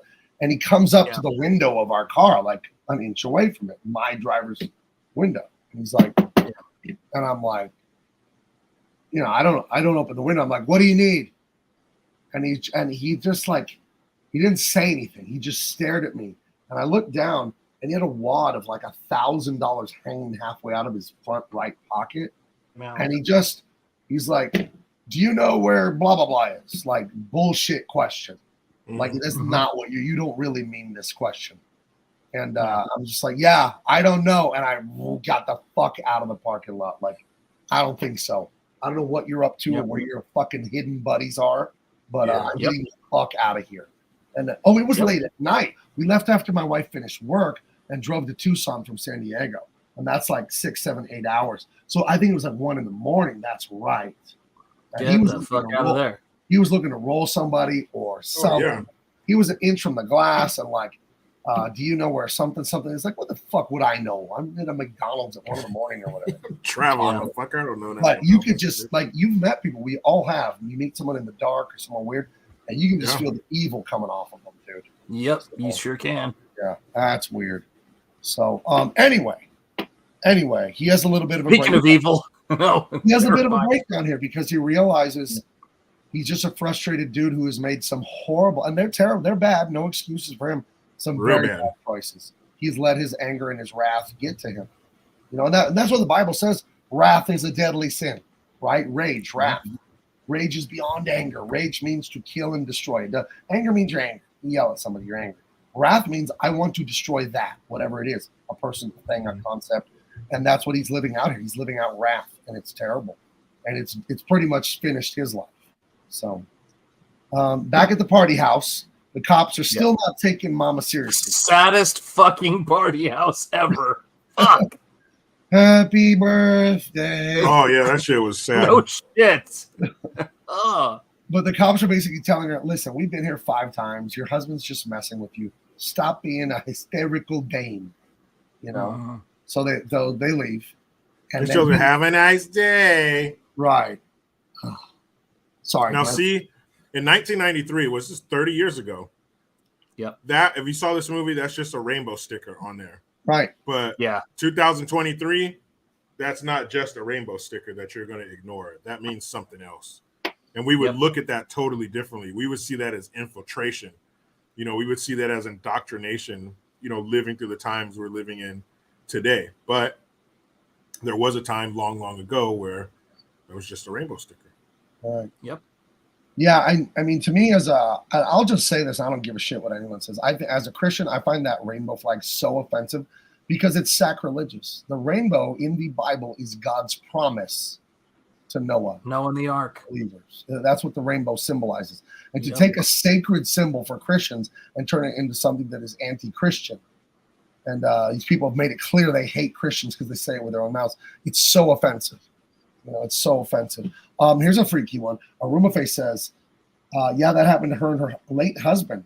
Someone ran up to the side of her car, and the husband pretended to have a gun, and the dude ran. Jeez. Yeah. William, trust your gut. I've told this one on the show before, but my wife and I, we always take walks like twice a day to get exercise. And in the fall, you know, it's really dark, even at 5 or 6 p.m. And we were walking in our own. We live in a nice, middle-class, safe neighborhood. And we were walking. And it's pitch black. It's, you know, it's October, November. It's pitch black at like 5 o'clock. We're walking in front of some houses, not like in an alley, just down a normal street. And we're walking and talking about whatever, life, bills, work, kids. And I feel weird. I feel watched. I feel hunted. And I tell my wife, do you feel that? And she's all, yeah. I'm like, trust that shit. Let's get the fuck out of here. Yeah, let's go. We got home fast. Like, dude, you could feel it.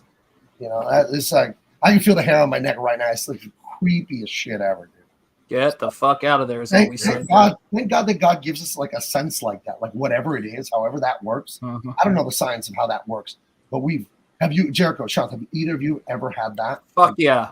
Definitely. Fuck yeah. The gas station doubt. guy for sure.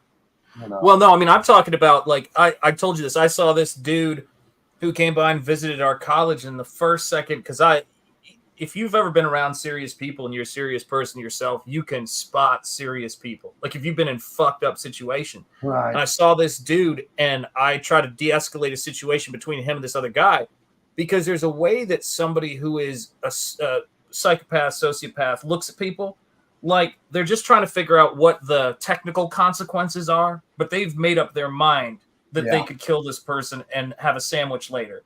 And the dude that I de-escalated, calmed down, took away, and sort of was like, whatever, was on the lam. He was running from murder. And it was Kenny Kimes, the famous grifter guy who him and his mom, Santi Kimes, killed all these people. It's a famous story. That was a guy I hung out with for a night. You had to run in with him while he was on the run from murder? While he was on the run, I sat on some stairs at a college and smoked cigars with him to calm him down from killing somebody. But he was already on the run. That's why he wasn't going to do shit. Because he didn't want police. And you didn't know who he was or what he's doing. I had no fucking clue. I found out after the fact. So did my friend. He was a fucking creep. Yeah, my friend Jen Roberts became friends with him and his mom, not knowing much about him when he lived in the Bahamas, and she was from the Bahamas. And so he came up to visit her, and shit went down. He almost got in a fight with some guys. I tried to chill the shit out, play the peacemaker, but I hung out with a fucking murderer. Yeah, who had just taken some people out. Shit happens. Captain Haruno happened to him with a lady friend. Guy walked up with mean eyes, and he moved between them with a pen, ready to hit his temple. Thankfully, he was too drunk. Yeah, you can feel some evil scumbags sometimes too. And what about you, Jack? You got any spooky stuff like that? I mean, I think I've told this story before. I was in my truck doing something. I was cleaning the inside of my windshield, and we had just gotten back from out of town. It was like 8 o'clock at night, but it was bugging me because every time somebody's headlights hit me, it was like this film on the inside of the window that was like blinding me. So I was like, as soon as I get home, I don't care what time, I'm gonna clean that shit. So I get home, and we get all up, unload all the shit from the back of the truck in the house, and I was like, I'm gonna go outside and take care of that. And I brought, I didn't live on a bad part of town, but there were some homeless people down there, and we lived a couple streets off the main drag, so whatever.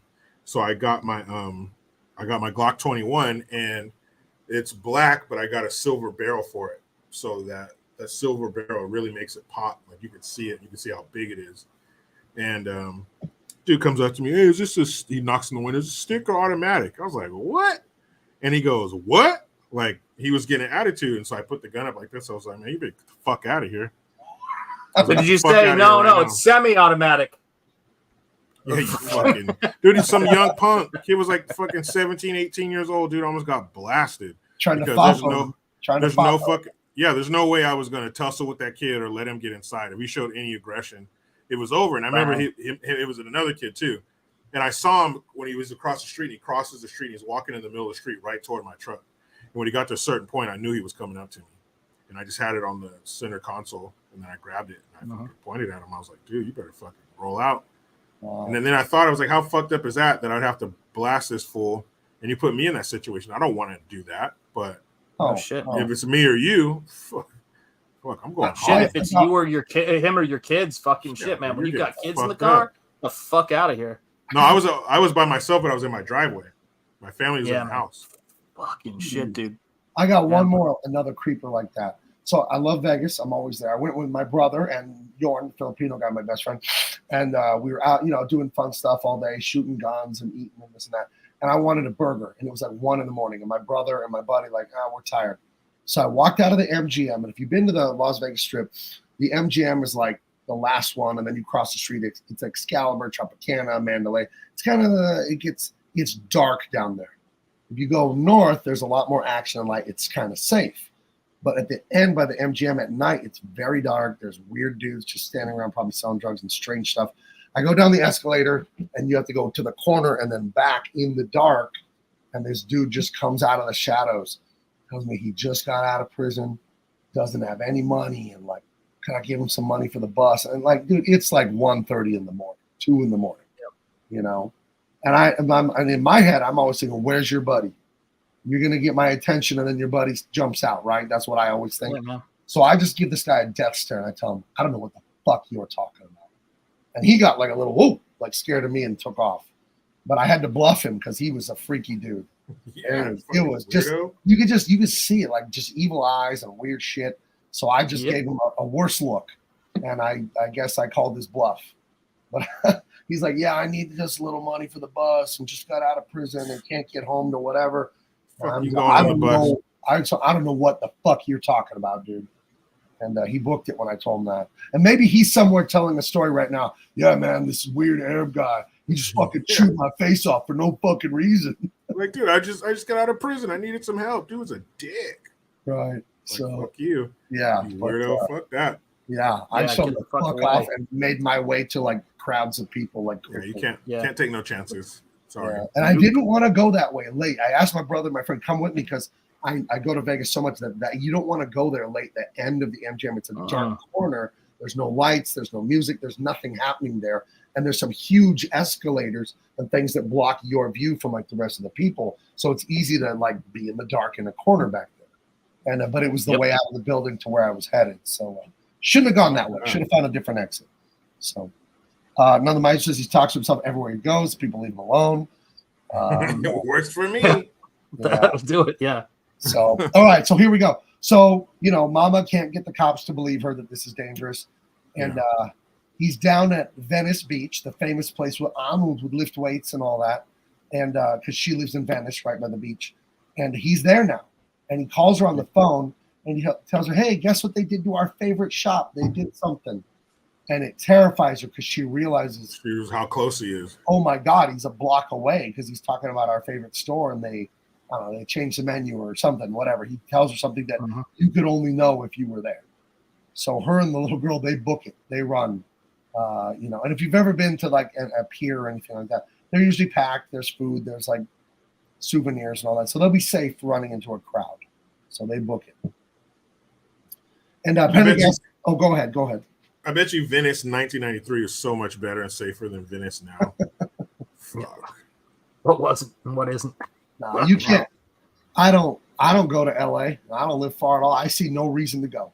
I'll take I would go to Disneyland, I guess.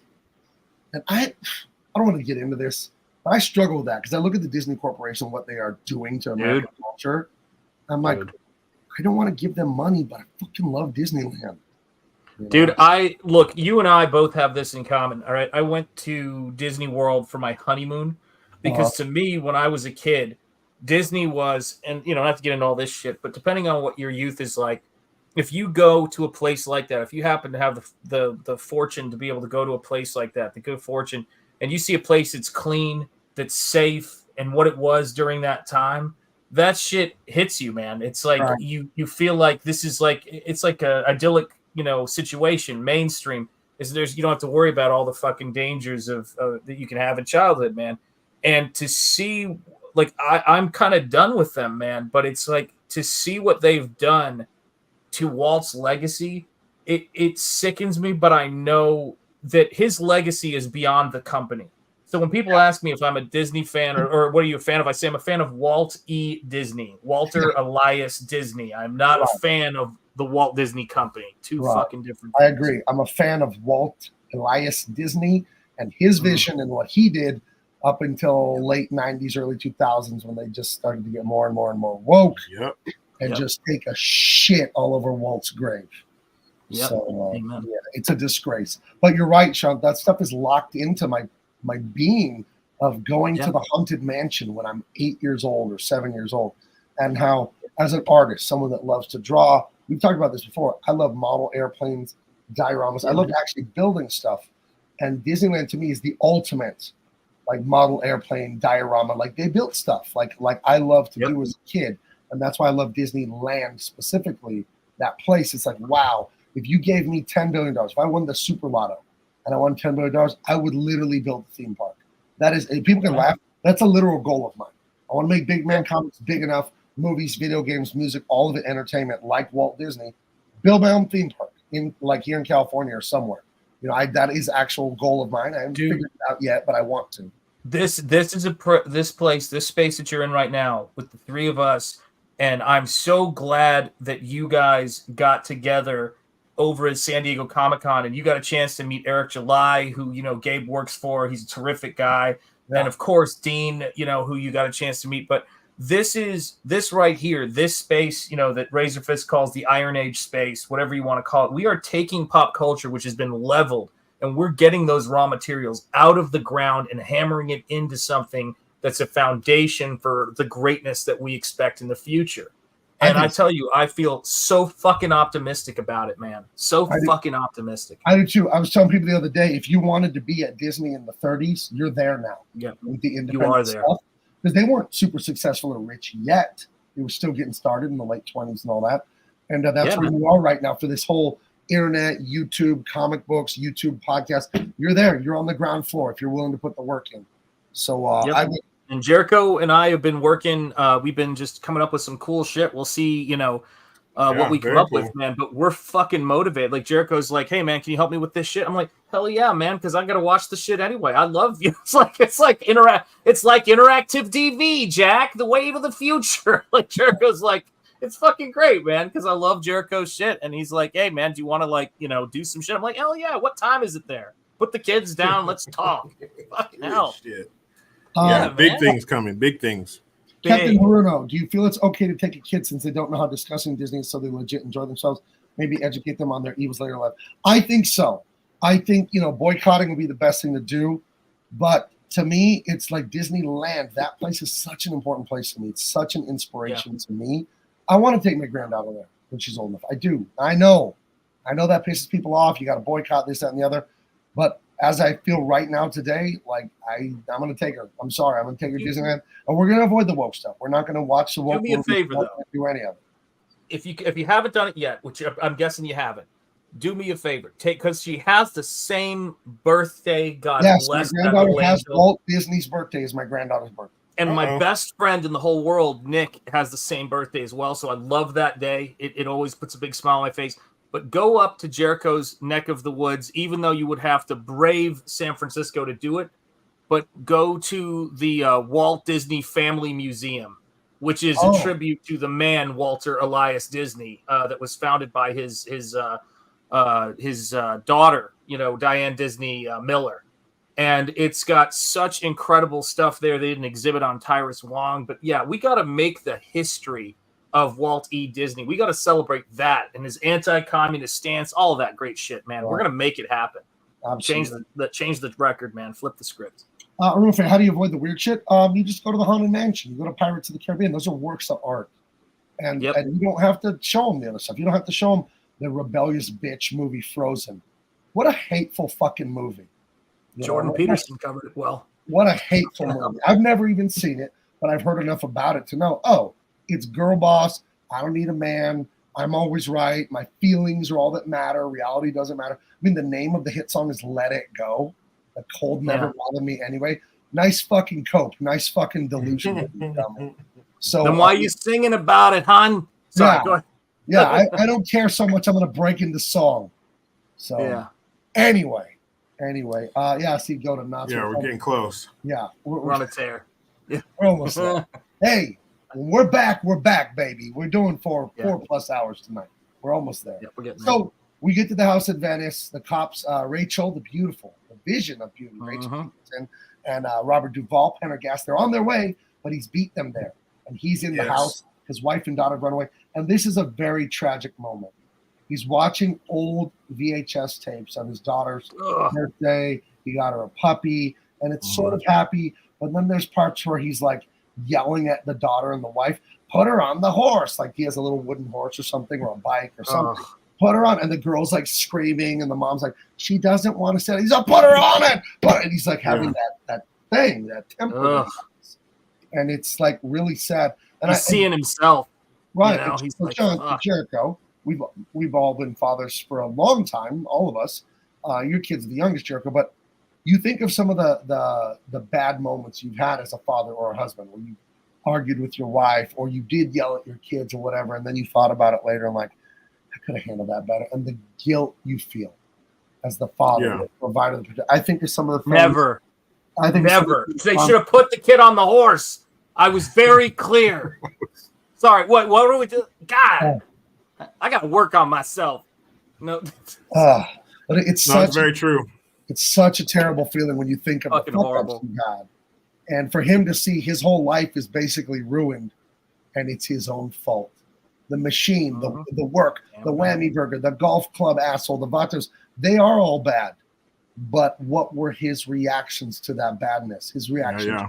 made it worse. And I think Made he's having everything worse, man, this by being there. Like, this horrible, sobering moment. This is a wonderful movie if you could take this away from it.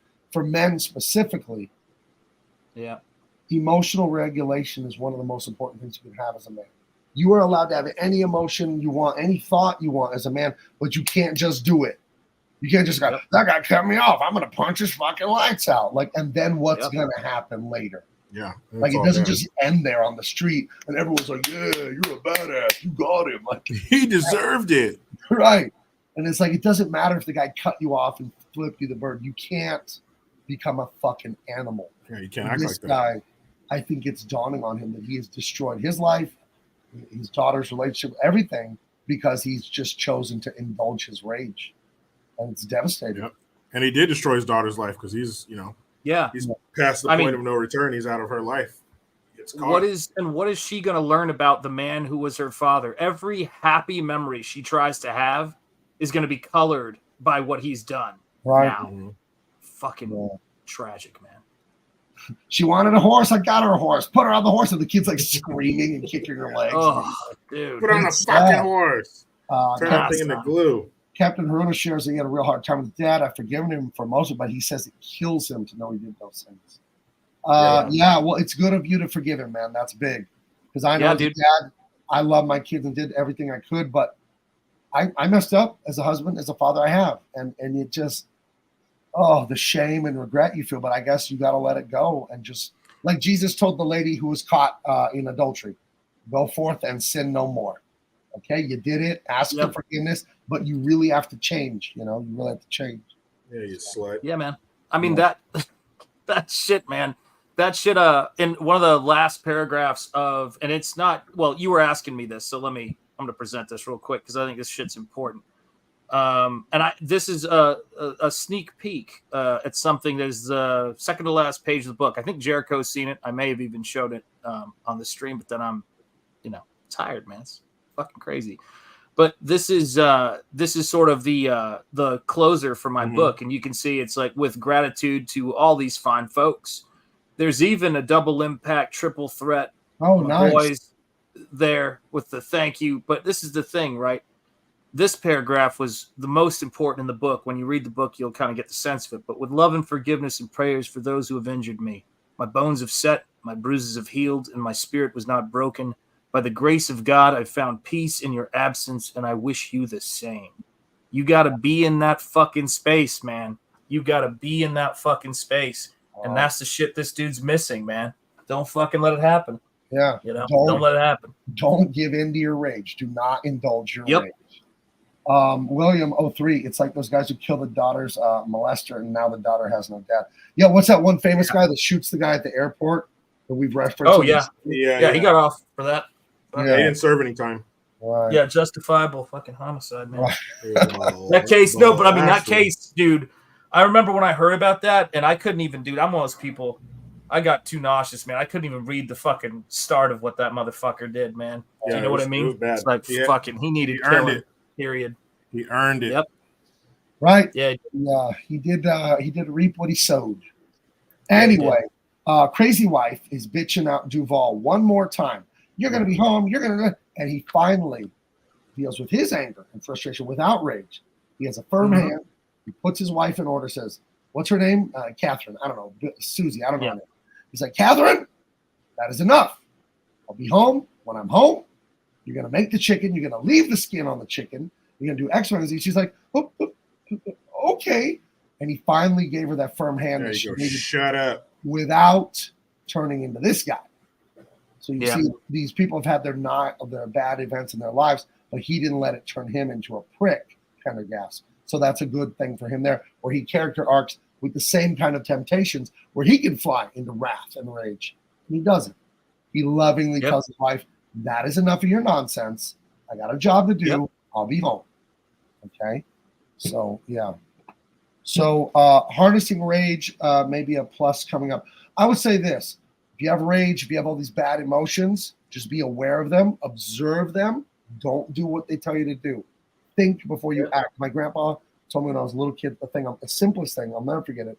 He said, Gaby, Always picture how you will get out of a situation before you get into it. Yep. And when you fly off in rage, you might not be able to get out of it without some pretty nasty consequences for you or others around you. So this is a great movie to study. So listen to Mike Tyson, man. Mike Tyson says if you want to lose a fight, fight angry. You know what I mean? He goes, every time I lost fights, every time, the worst way to go into a fight is emotional. You should be completely dialed the fuck in, and you should have an understanding of what the consequences are. Fighting with emotion is not the way to go, and that's not what we're doing. When we sit down to draw, we don't draw angry. We're trying to entertain you guys, but that's us fighting. Those are the arrows in our quiver. Comics, podcasts, talking to people. In Jericho's case, you've got this amazing audience. You can showcase people to this audience. Do you know what I mean? Whoever your guests are, you have on your show, you're showcasing stuff. That is what we do, and we have to be organized to do that shit as well as we can, and we are. That's what we're doing, man. Awesome. Very well said. Thank you. I guess God of War Ragnarok dealt with the theme of using anger and rage in ways that don't hurt people up. I don't know that, but I'll take your word for it. I haven't played it. And Connor versus Aldo. Aldo was mad and lost in under 20 seconds. That is not. So Pendergast is leaving to go get to the house before Crazy Pants can get there and hurt the wife and the daughter. But they get him a stripper and a cake and all this stuff. They're making, they're teasing, they're making fun of him. But he's like, I gotta go. I can't do the whole stripper cake thing. I got something I gotta do. And he ends up punching out Joe Slick, which is great. That guy had one coming. Oh, here's our exotic dancer. Yeah. And then cut back to the house. He's watching more videos. Rachel Ticotin and Pendergast, they get there. Sandra and him get there. And he's like, you go around the back. I'll hang out over here or whatever, the two cops. And you hear a gunshot and a scream. I think Sandra yells, freeze or don't move or whatever. And you hear like a gunshot. Yeah. He runs around. She's been shot like in the hip, so no major organ. She's going to live. And he goes after our guy, Defense, and chases him down on the pier. I guess the Venice Pier, out there. And kind of got her in the side a little bit. It looks like, not in the flank, no major organ. So looks like she'll be okay. Right. So, so he goes after her and he screams to the neighbors, Pendergast, call 911, get him over here now. So that she's taken care of, she ain't going to bleed out right there. He's running down the pier to, because the wife and the daughter are down there because he wants to, say hi for her birthday, but he's probably going to probably kill himself and them. Probably. Birthday you remember. So he gets there, he's hugging his wife, kissing her, and it's just so awful. Terrifying. Bizarre. Lost his fucking marbles. And this poor kid too. Mm-hmm. Yeah. Oh. She's old enough to remember this. Some of it. Little snippets. You can, guys, this is the thing about this show. I know you guys know this shit who are watching us, and thank you for being here. Make sure you do hit the like and everything like that. But guys, you can tell you've got 3 dads on this show, man. You've got 3 dads who definitely have daughters. That's just the reality of this shit, man. You remember about a week or two ago, I was taking you to meet my daughter because my daughter was taking me to the airport. Remember? Mm-hmm. Remember the conversation we were having? When I was Which one? Right when I was taking me with my daughter.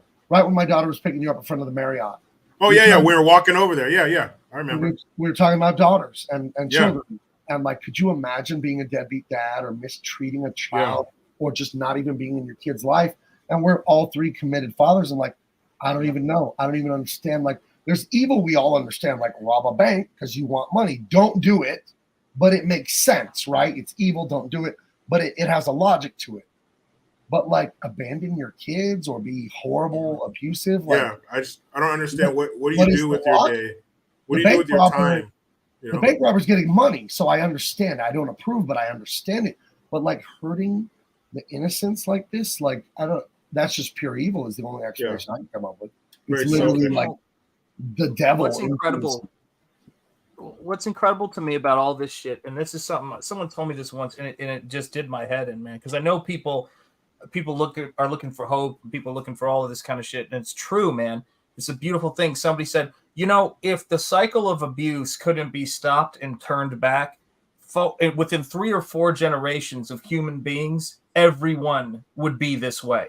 Right. So it's a testament to the human spirit that people sometimes and often grow up to be the adults they needed when they were kids. It's one of my favorite quotes. I've seen some incredible people who've walked through some shit that I can't even understand. And I look at it and they become great parents. And that to me is one of the most beautiful miracles in the world when you see that kind of shit, man. Great people out there. Yeah. You either continue the cycle or you break it. Right. One or two. Yeah. And, you choose to just break that shit over your knee, Yep. So I come from a divorce, a sad thing. I was looking at this family and it was like, I won't say who, just this family. And it was like the aunt, the uncle, the mom, and they were married. 2 people were married and their parents on both sides were divorced. All of their siblings on both sides were divorced. And most of their cousins were divorced. It was like absolute devastation of this family. Like, how does anyone have a reunion, a wedding, a funeral? Like, the whole thing is fucking blown to pieces. It's terrible. Just terrible. So, damn, what a ripple effect. Yeah, just awful. So, and this is really sad. He's just a broken man. He's made horrible, evil choices. And and none the miser said it great somewhere here. He said the pier is literally the end of the road for him. Yeah. There's but he's no still way. being very selfish. He's still putting this fear and trauma onto his family or his former family. It's amazing what we think now as men and fathers watching this and what we thought when we were 15. When we were 15, he was the hero and he was tired of putting up with society shit and all the dumb shit you think when you're in high school, Yep. And now you're It's like, quite wow, this guy's a literal fucking monster. Yeah, he's a piece of shit for this one. Yeah. So Pendergast, cool, stoic, actually masculine. Gets some popcorn, he walks around, he's talking calm. He gives the popcorn to a little girl. Right, and he sees that Michael Douglas has a 45. He notices it down by his a little 1911 there. Right, and he gives the girl popcorn to share with her dad, and he gets him to put down the gun. He gives a wink to Mama Pendergast, and Mama kicks the gun off the pier far away or something. She kicks it away from him, yeah. Right. And Bobby Duvall pulls his piece. Looks like maybe a 357. It's a little revolver. Yeah, it's some revolver. Yeah. Yeah, it's a big one. It's a bad motherfucker. It's at least a 38. So and anything like that from that distance, it's a wrap. Right. And at the house earlier, the daughter, the little girl, was playing with a blue plastic squirt gun throughout the day, waiting for her birthday party to start. So, and he picked it up while he was watching the home videos. I forgot to mention. Yeah, I'm guessing it's a 357, but could be a 44 even. Yeah. Chrome. Yeah, I think it's a like I said, at least a 38. So 38 and up, you're fucked. 38, 357, 44, 45, it's over. So he's, basically he's trying to talk him out of it. Hey, you could still be in your daughter's life. You can still fix this. Don't make the worst decision of your life right now. And he's just like, what? Fucking, I can still be in your life through prison, through prison bars or plexiglass or whatever. No, I'm not doing that shit. He's like, that's no kind of life for her. He's already fucking made my choice. So he says he's going to be like the Westerns. He's like, I'm going to draw down on you. And he's like, fucking one of us is going to go. And he says, don't do it. And he goes, 1, 2, and then he draws and boom, fucking gives it to him center mass. From that far away, I imagine, even though he's a desk jockey, he's still hitting the range. So it's 10x for him, dead center in the solar plex. From that distance, that round just fucking tore up his insides like there's no tomorrow. There's nothing. Yeah. It's over. And he has the little blue squirt gun that he pulled out of his pocket. Yeah, and he says, I would have got you. Like he said, I would have won. Because and have you seen that? Like, a lot of people miss that there's actually water on him. He actually did get him. Yeah. Robert Duvall has water on him? Oh, that's hilarious. It's something a lot of people miss in this scene as he gets him. And what the fuck? He already had his gun out. How do you lose when you have your gun already pointing at the guy?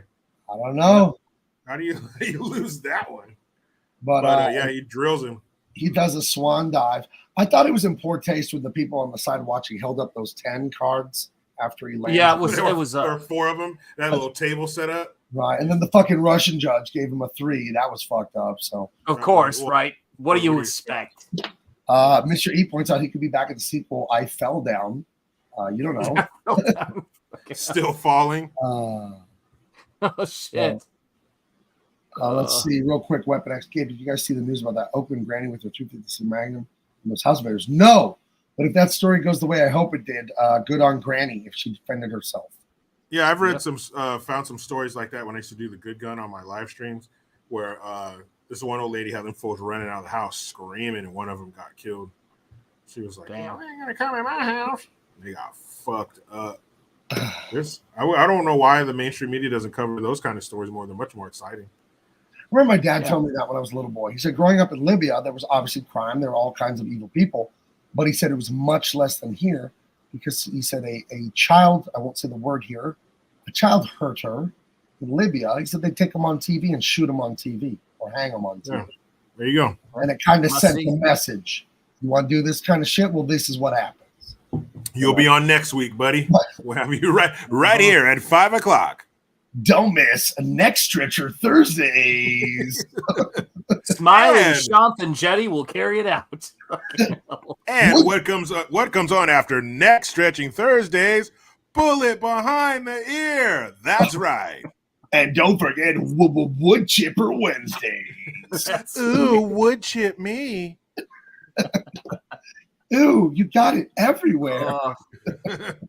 And what better way to make your Monday hurt a little bit less? Join us at 8 p.m. for Garot Mondays. What a horrible way to die. Jeez. Yeah. It's over. Goodness. Yep. Goodness. And there you have it.